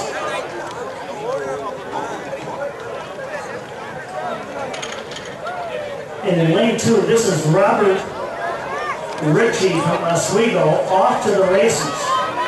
He has a 1-hurdle lead.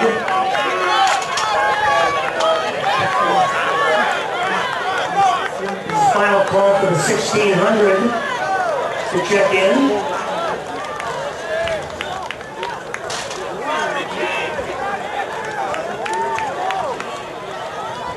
As Robert Ritchie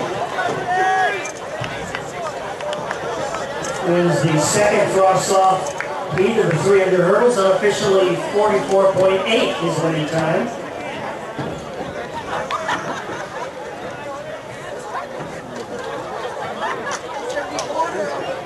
Cross-off in varsity competitors in the 1600. Please check in at the clerk's tent to get your hip numbers. Next on the track will be 2 heats of the varsity 300 hurdles.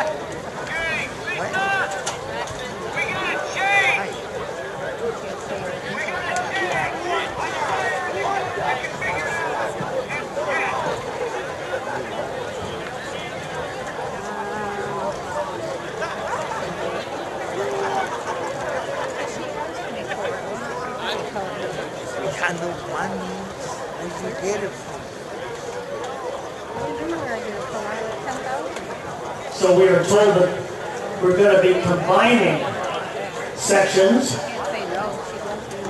into a single heat of this varsity 300 meter hurdles. My mom's paid off.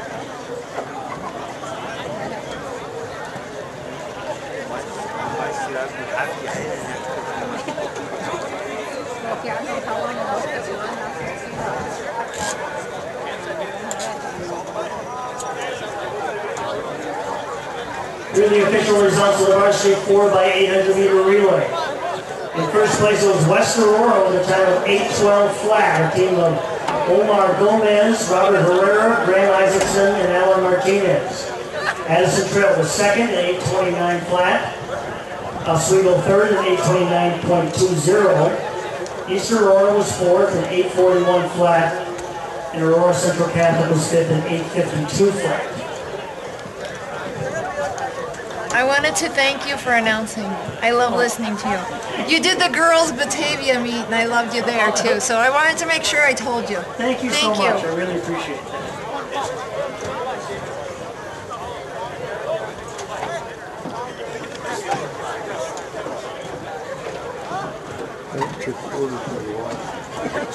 Now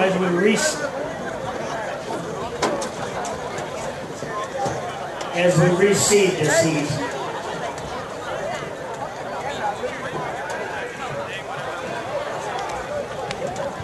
the gun is up.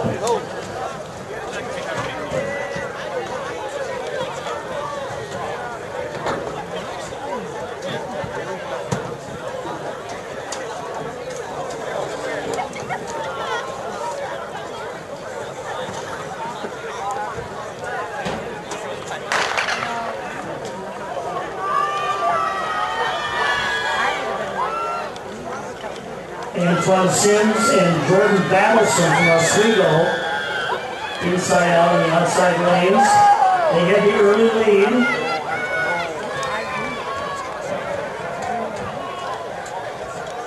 Moving up is Patrick Lefevre from Aurora Central Catholic. Lefevre in the lead at hurdle 6. Lefevre pulling away at hurdle 7.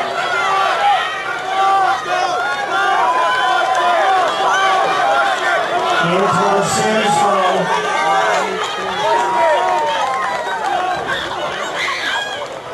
from Oswego in second, but it was Patrick Lefevre, our winner, unofficially 43.4 his winning time.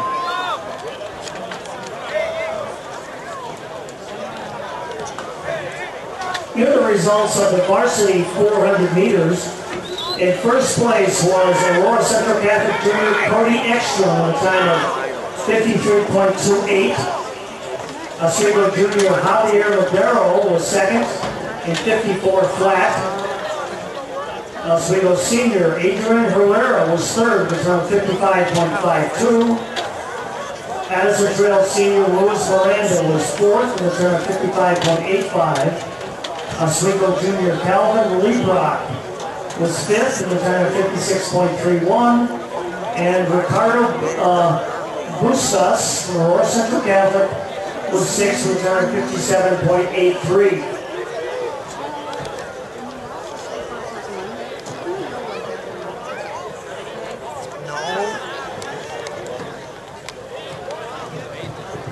Next on the track, the cross-off boys, 1,600 meter run.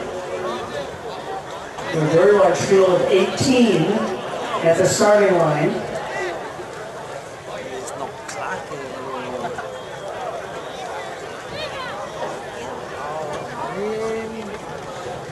We have 4 runners in this field that have run under 5 minutes. Neighbor Bobble from Aurora Central Catholic, Tyler Garcia from Aurora Central Catholic, Chris Fagan from Oswego, and Jackson Simon from Oswego.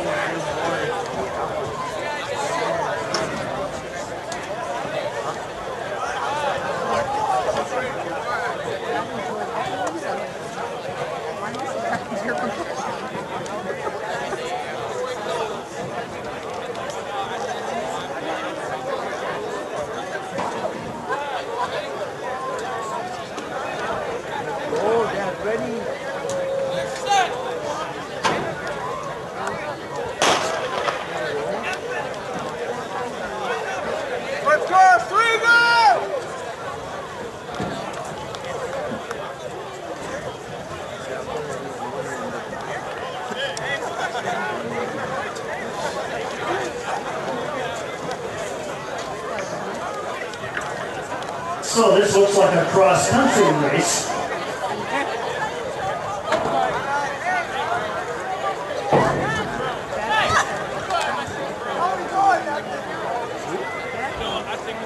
All 3 Oswego enters near the front of the race, as is Aurora Central Catholic. I believe our early leader, however, is from Addison Trail.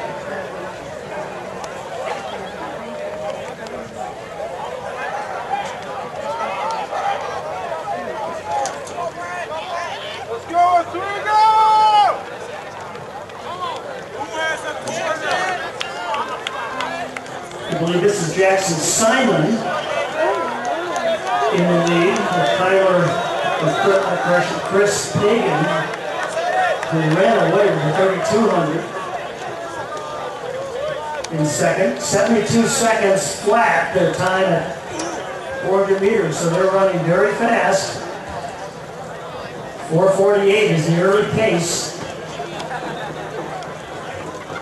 This 5-minute mile barrier for freshmen is significant.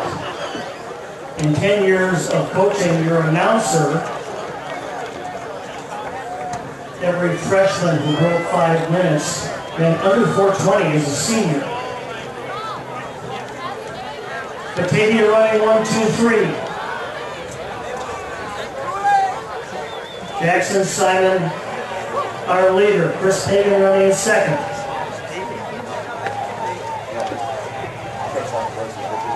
He's not from Oswego, he's from Batavia. He said Batavia, 1, 2, 3. Coming up to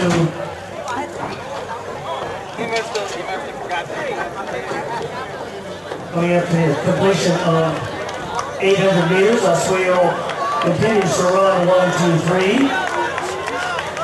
2:28.9 is split at 800 meters, so they're running right under 5-minute mile pace. Here are the official results of the cross-off 300-meter hurdles. In first place was Robert Ritchie from Oswego with a time of 45.66.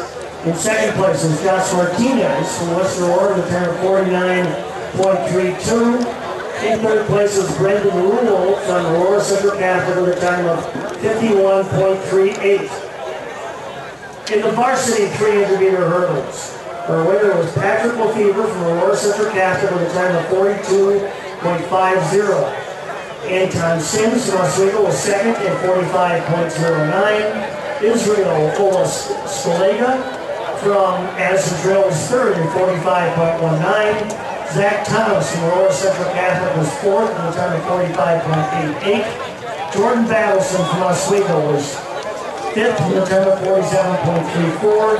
And Marcus Esposito from East Aurora was sixth at a time of 48.68. Gun lap in the cross-off 1600. They're at 3:45 flat.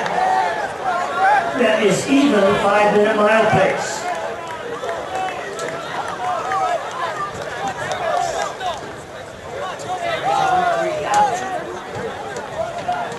Jackson Simon, the Oswego freshman, continues to be our leader. His sophomore teammate Chris Pagan running in second.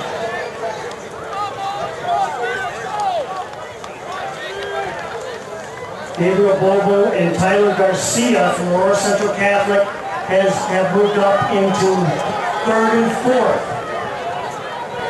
200 meters left to go in this cross-off metric mile.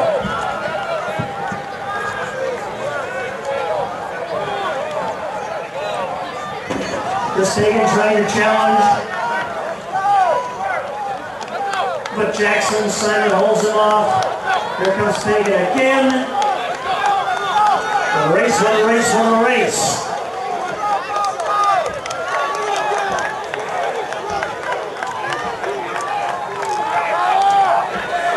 And it's Chris Pagan with a 70-second final lap, our winner at 4:54.4.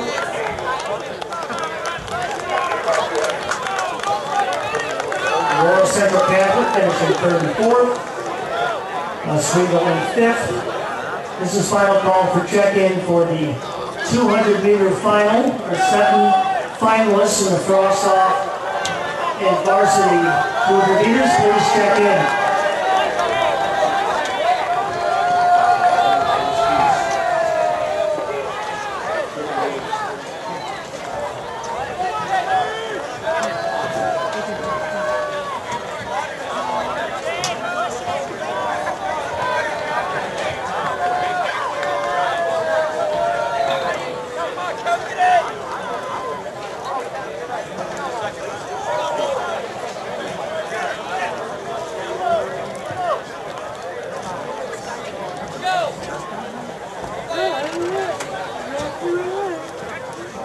Please get the lane assignments for the cross-off and varsity 200-meter finals up to the press box.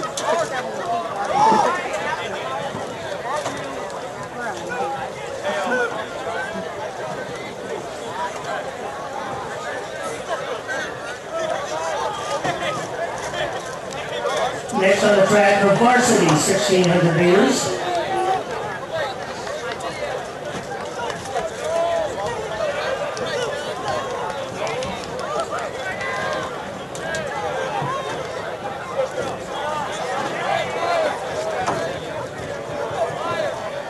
This race is about 10 yards short of 1 mile. To convert a 1,600 meter time to a mile time, you would add approximately 1.6 seconds. Now this has the potential to be a very, very good race. With Matt Myers from Aurora Central Catholic, Joe Atria from Addison Trail, and Caleb Beck from Oswego, all having run between 4:20 and 4:25 outdoors in what has been an absolutely awful season of spring weather up until today.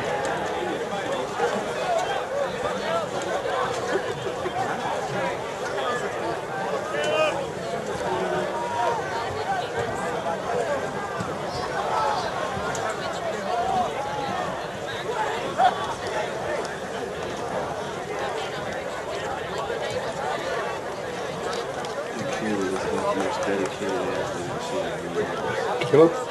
Here. Kevin's his Any idea mom. where he's going to go to college? Yes. I forgot what exact, to be honest with you. That was his mother, Christine Coffee.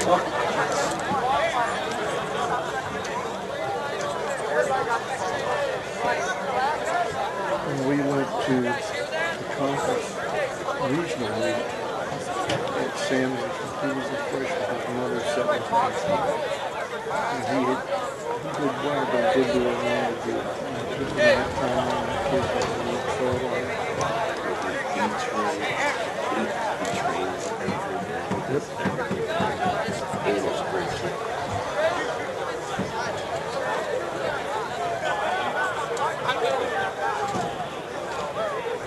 Bradley's nowadays. I don't think he went to Bradley.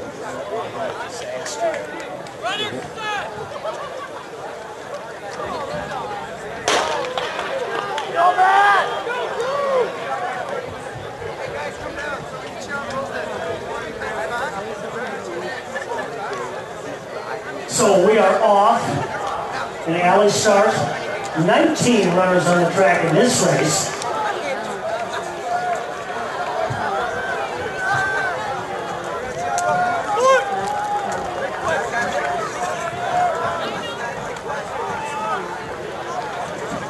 This is Caleb back right to the front. 29 flat, his split at 200 meters. Caleb ran 9:15 for 2 miles indoors this year, one of the fastest times in the country.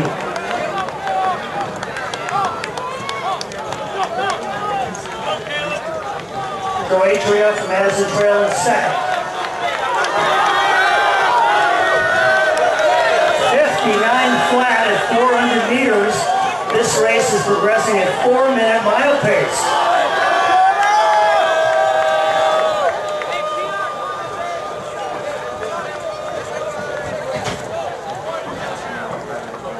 We believe this is Matt Myers of Aurora Central Catholic, who has moved up into second.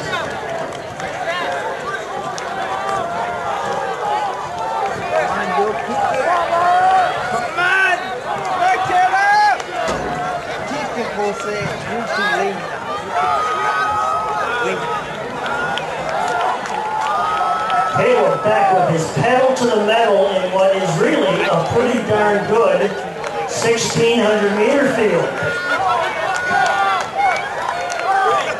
We can see Caleb with USA across the front of his jersey in a couple of years, ladies and gentlemen. Coming up to the 800 meter mark. 2:04.1 is split at 800 meters.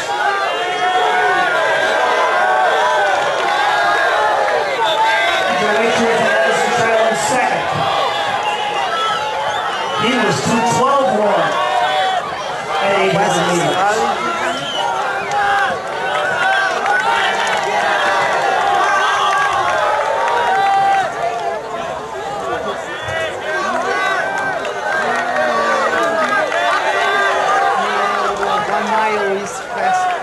We believe this is Connor McHugh from West Aurora, who's moved up into second.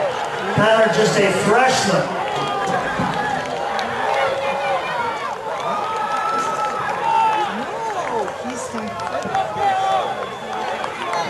Caleb Beck still burning holes in the track. He'll have a lap to go. He's going to need our help to finish this race at this pace.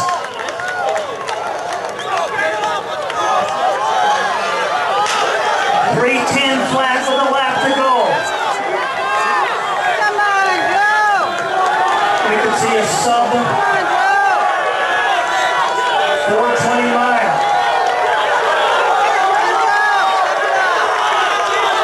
West Aurora in second. Matt Myers from Aurora Central Catholic in third. Joel Tria from Madison Trail in fourth.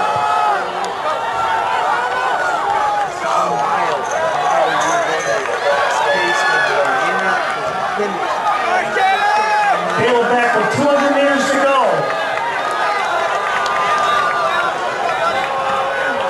Connor McHugh from West Aurora in full flight in the backstretch.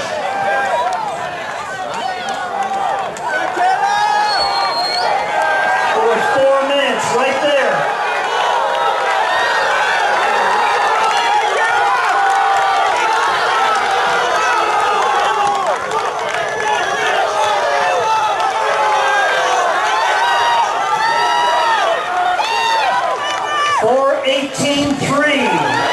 And winning time for Caleb. What a solo run. What a great race. The second by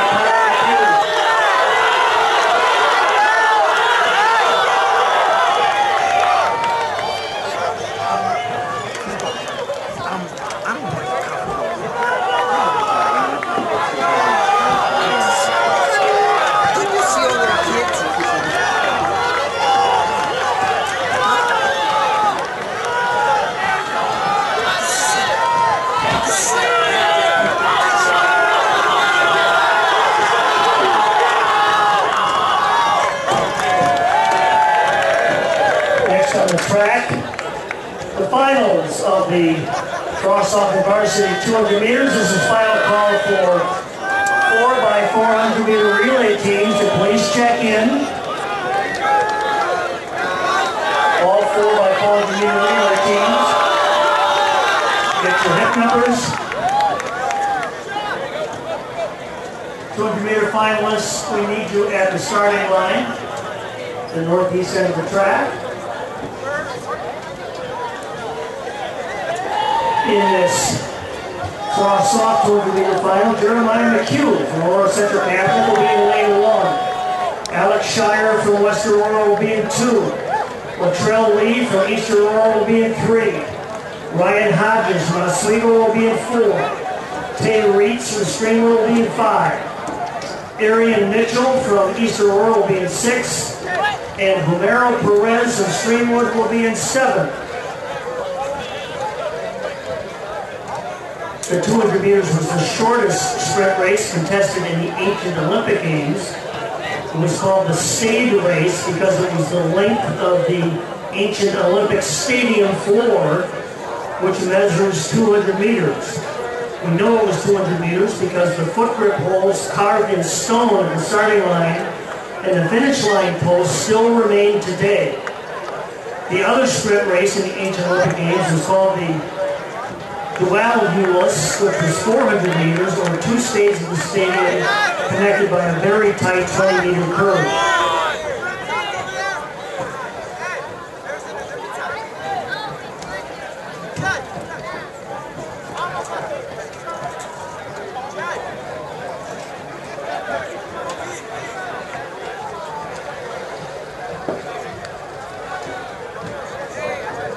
Mr. Stable, we're ready.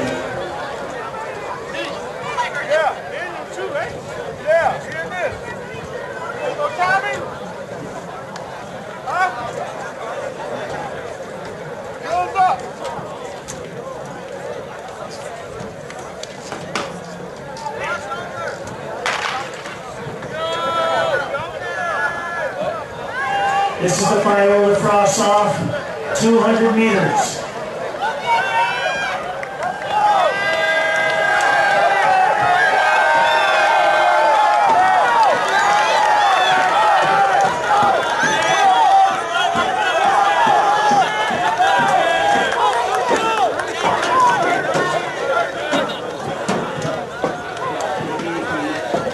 That was Tripp Two and varsity heats. that was Tripp and I don't know who the other kid was.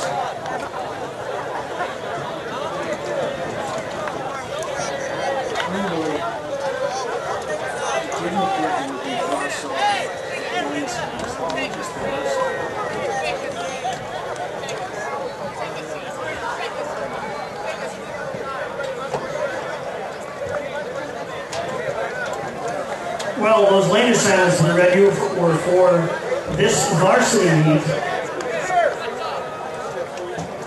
We did not get a heat for the 200.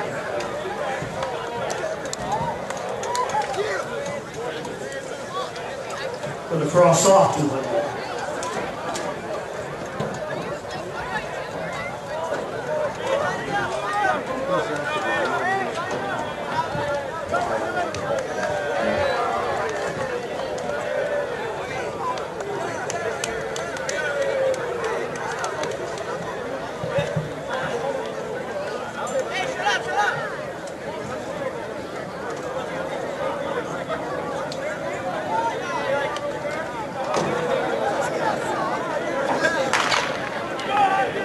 So inside out, it's Jeremiah McHugh, Alex Shire, Latrell Lee, Ryan Hodges, Tay Reitz, Ernie Mitchell, and Homer Perez.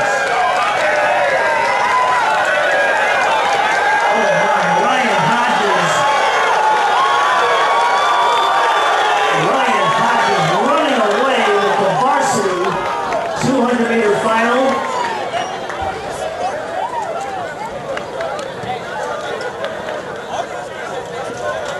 Remember, 3 of the runners in that heat actually ran their third 200 because we had that rerun earlier in the meet.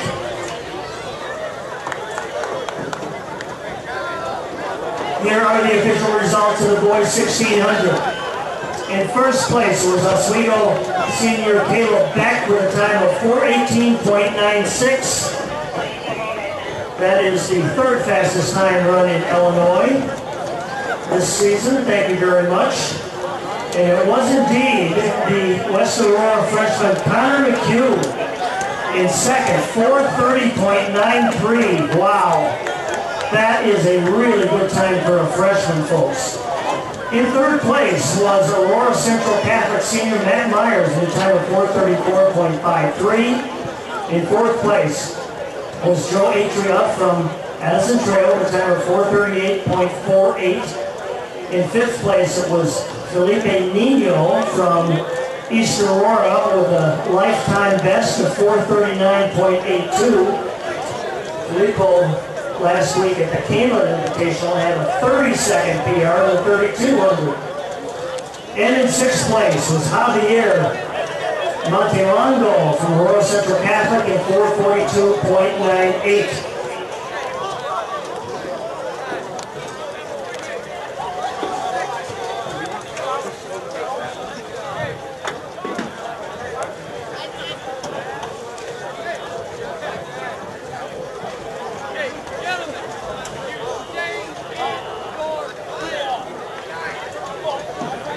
Next on the track, the Frost Soft 4x400-meter relay.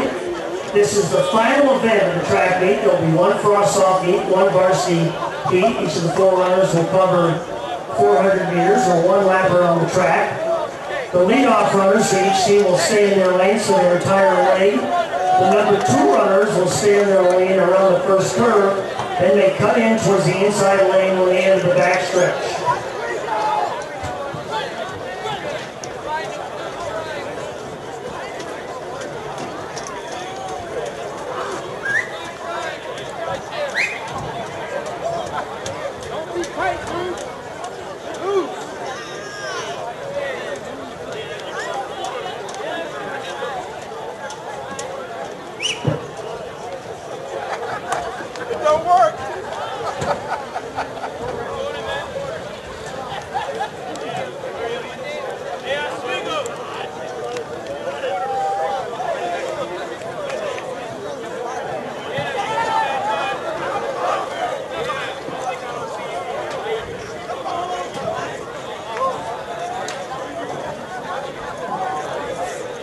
This is a good time for us to thank all of our officials and volunteers for making this meet possible. Thank you to AccuRace Timing for a great job.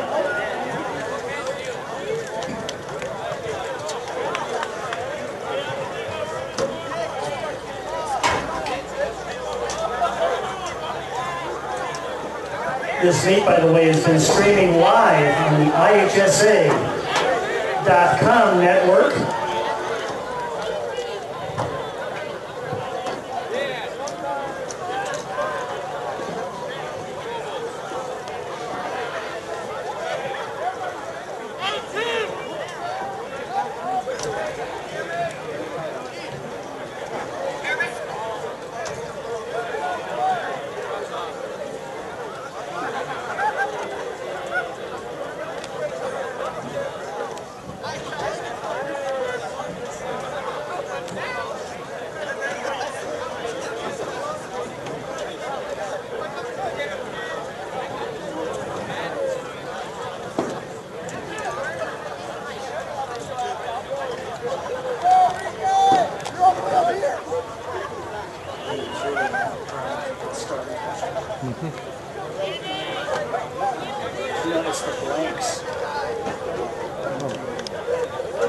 You know, they don't even make brass blanks anymore. It's only the movie studios.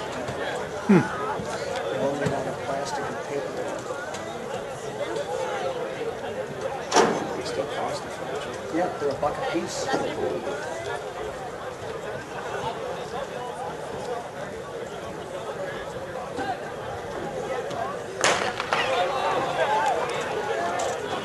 So we are off in the straw soft 4x400 meter relay. The final event of the ancient Olympic Games was also a 4x400 meter relay around the stadium track in Athens, Greece, where each team's 4 runners passed a lighted torch to one another. Initially, it was a ceremony conducted at a jogging speed to celebrate the conclusion of the games. However, in future games, it became competitive and as fiercely contested as any other running, jumping, or throwing event, as teams became made up of foursomes representing Greek city-states or family clans.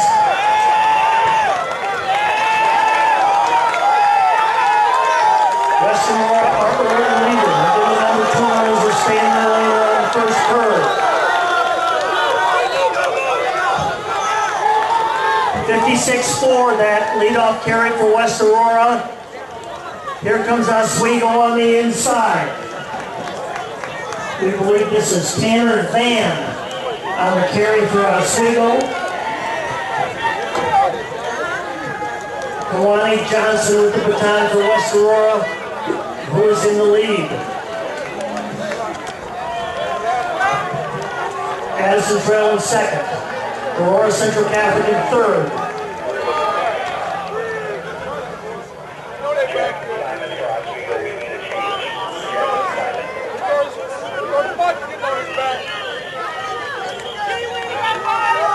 We're told this is actually Jackson Simon with the baton. These runners will be handing off to their teammates for the third leg, 56-6. That's second leg for West Aurora. We believe this is Sean Anthony with the baton for the Blackhawks.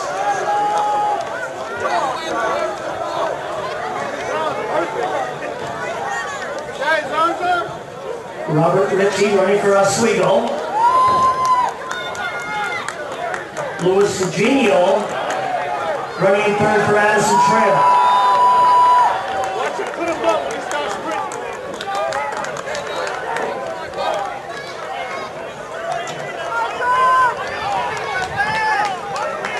And Sean Anthony has just burned this third leg for West Aurora.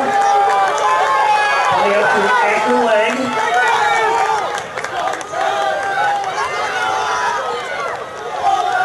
56-6, that third leg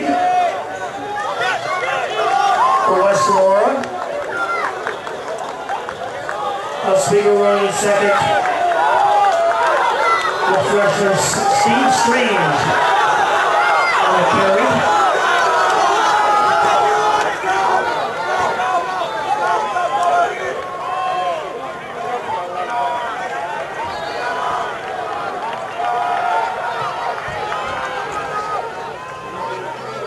We believe this is Noah Cavender, the West Aurora freshman, on the anchor.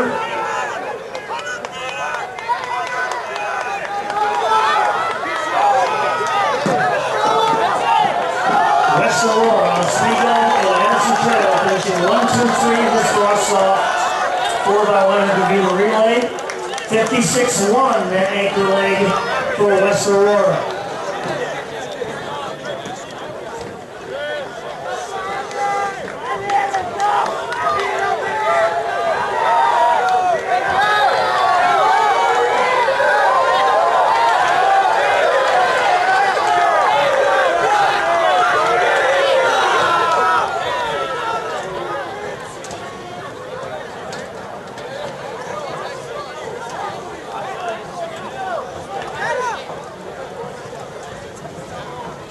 Now, in the team competition,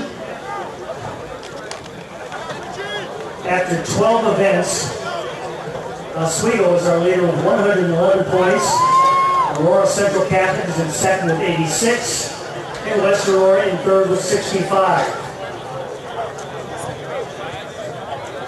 They haven't been input hardly any of the fields. So none of those points have been. But last week, the varsity field was also red.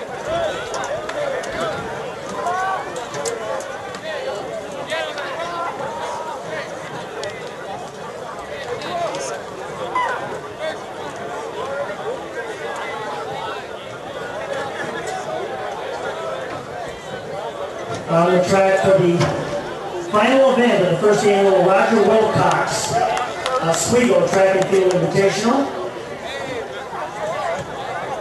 East Aurora will be running in lane 2, Addison Trail in 3, Aurora Central Catholic in 4, West Aurora in 5, Oswego in 6, and Streamwood in 7.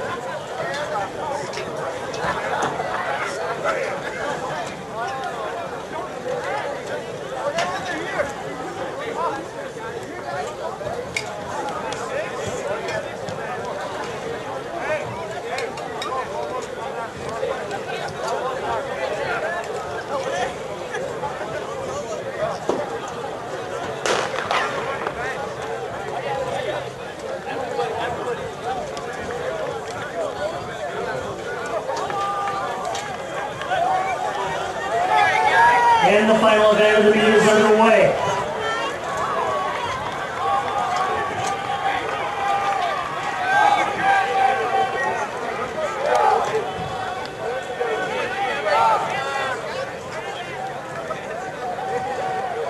What did I say? What did I say? We believe West Aurora is in the lead with Benny Prundy and the carry.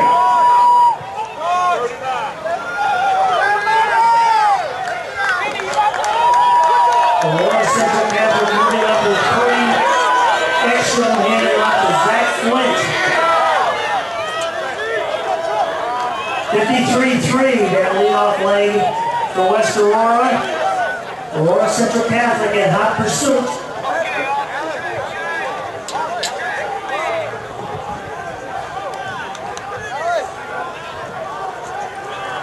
Zach Truckenbrod with the baton for West Aurora. Zach Flint for Aurora Central Catholic.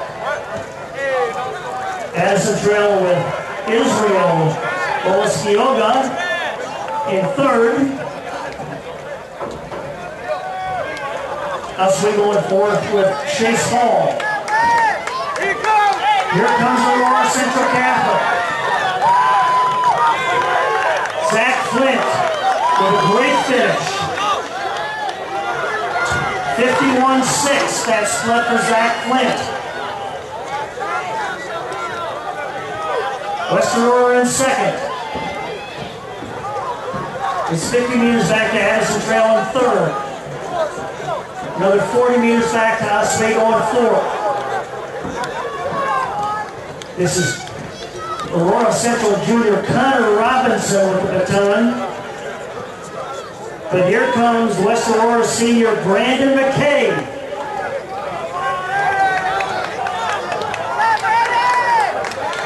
Brandon McKay with a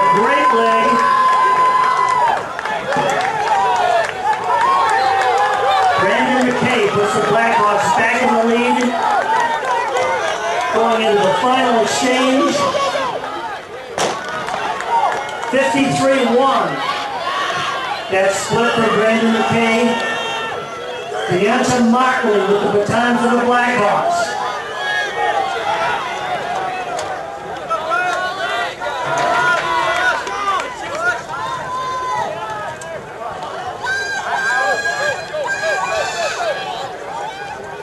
We believe this is Matt Myers on the anchor.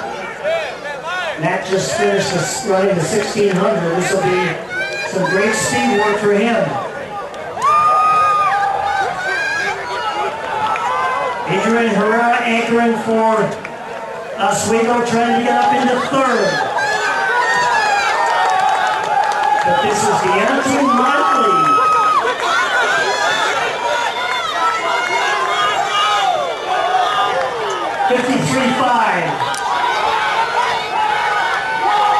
Good split on the anchor leg.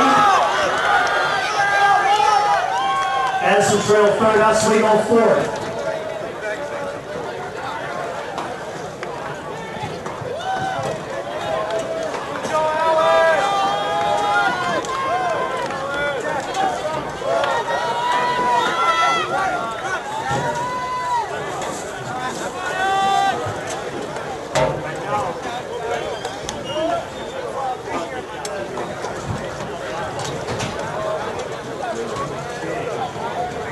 Thanks for all your hard work.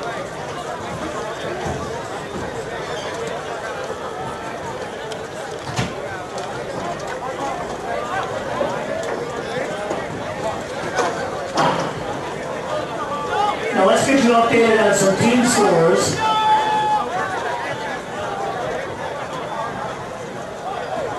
First, we're going to get you the results of the cross-off 4x4 meter relay, which is the final event of the cross-off meet, where West Aurora was our winner with a time of 346.44. Oswego was second with a time of 353.18.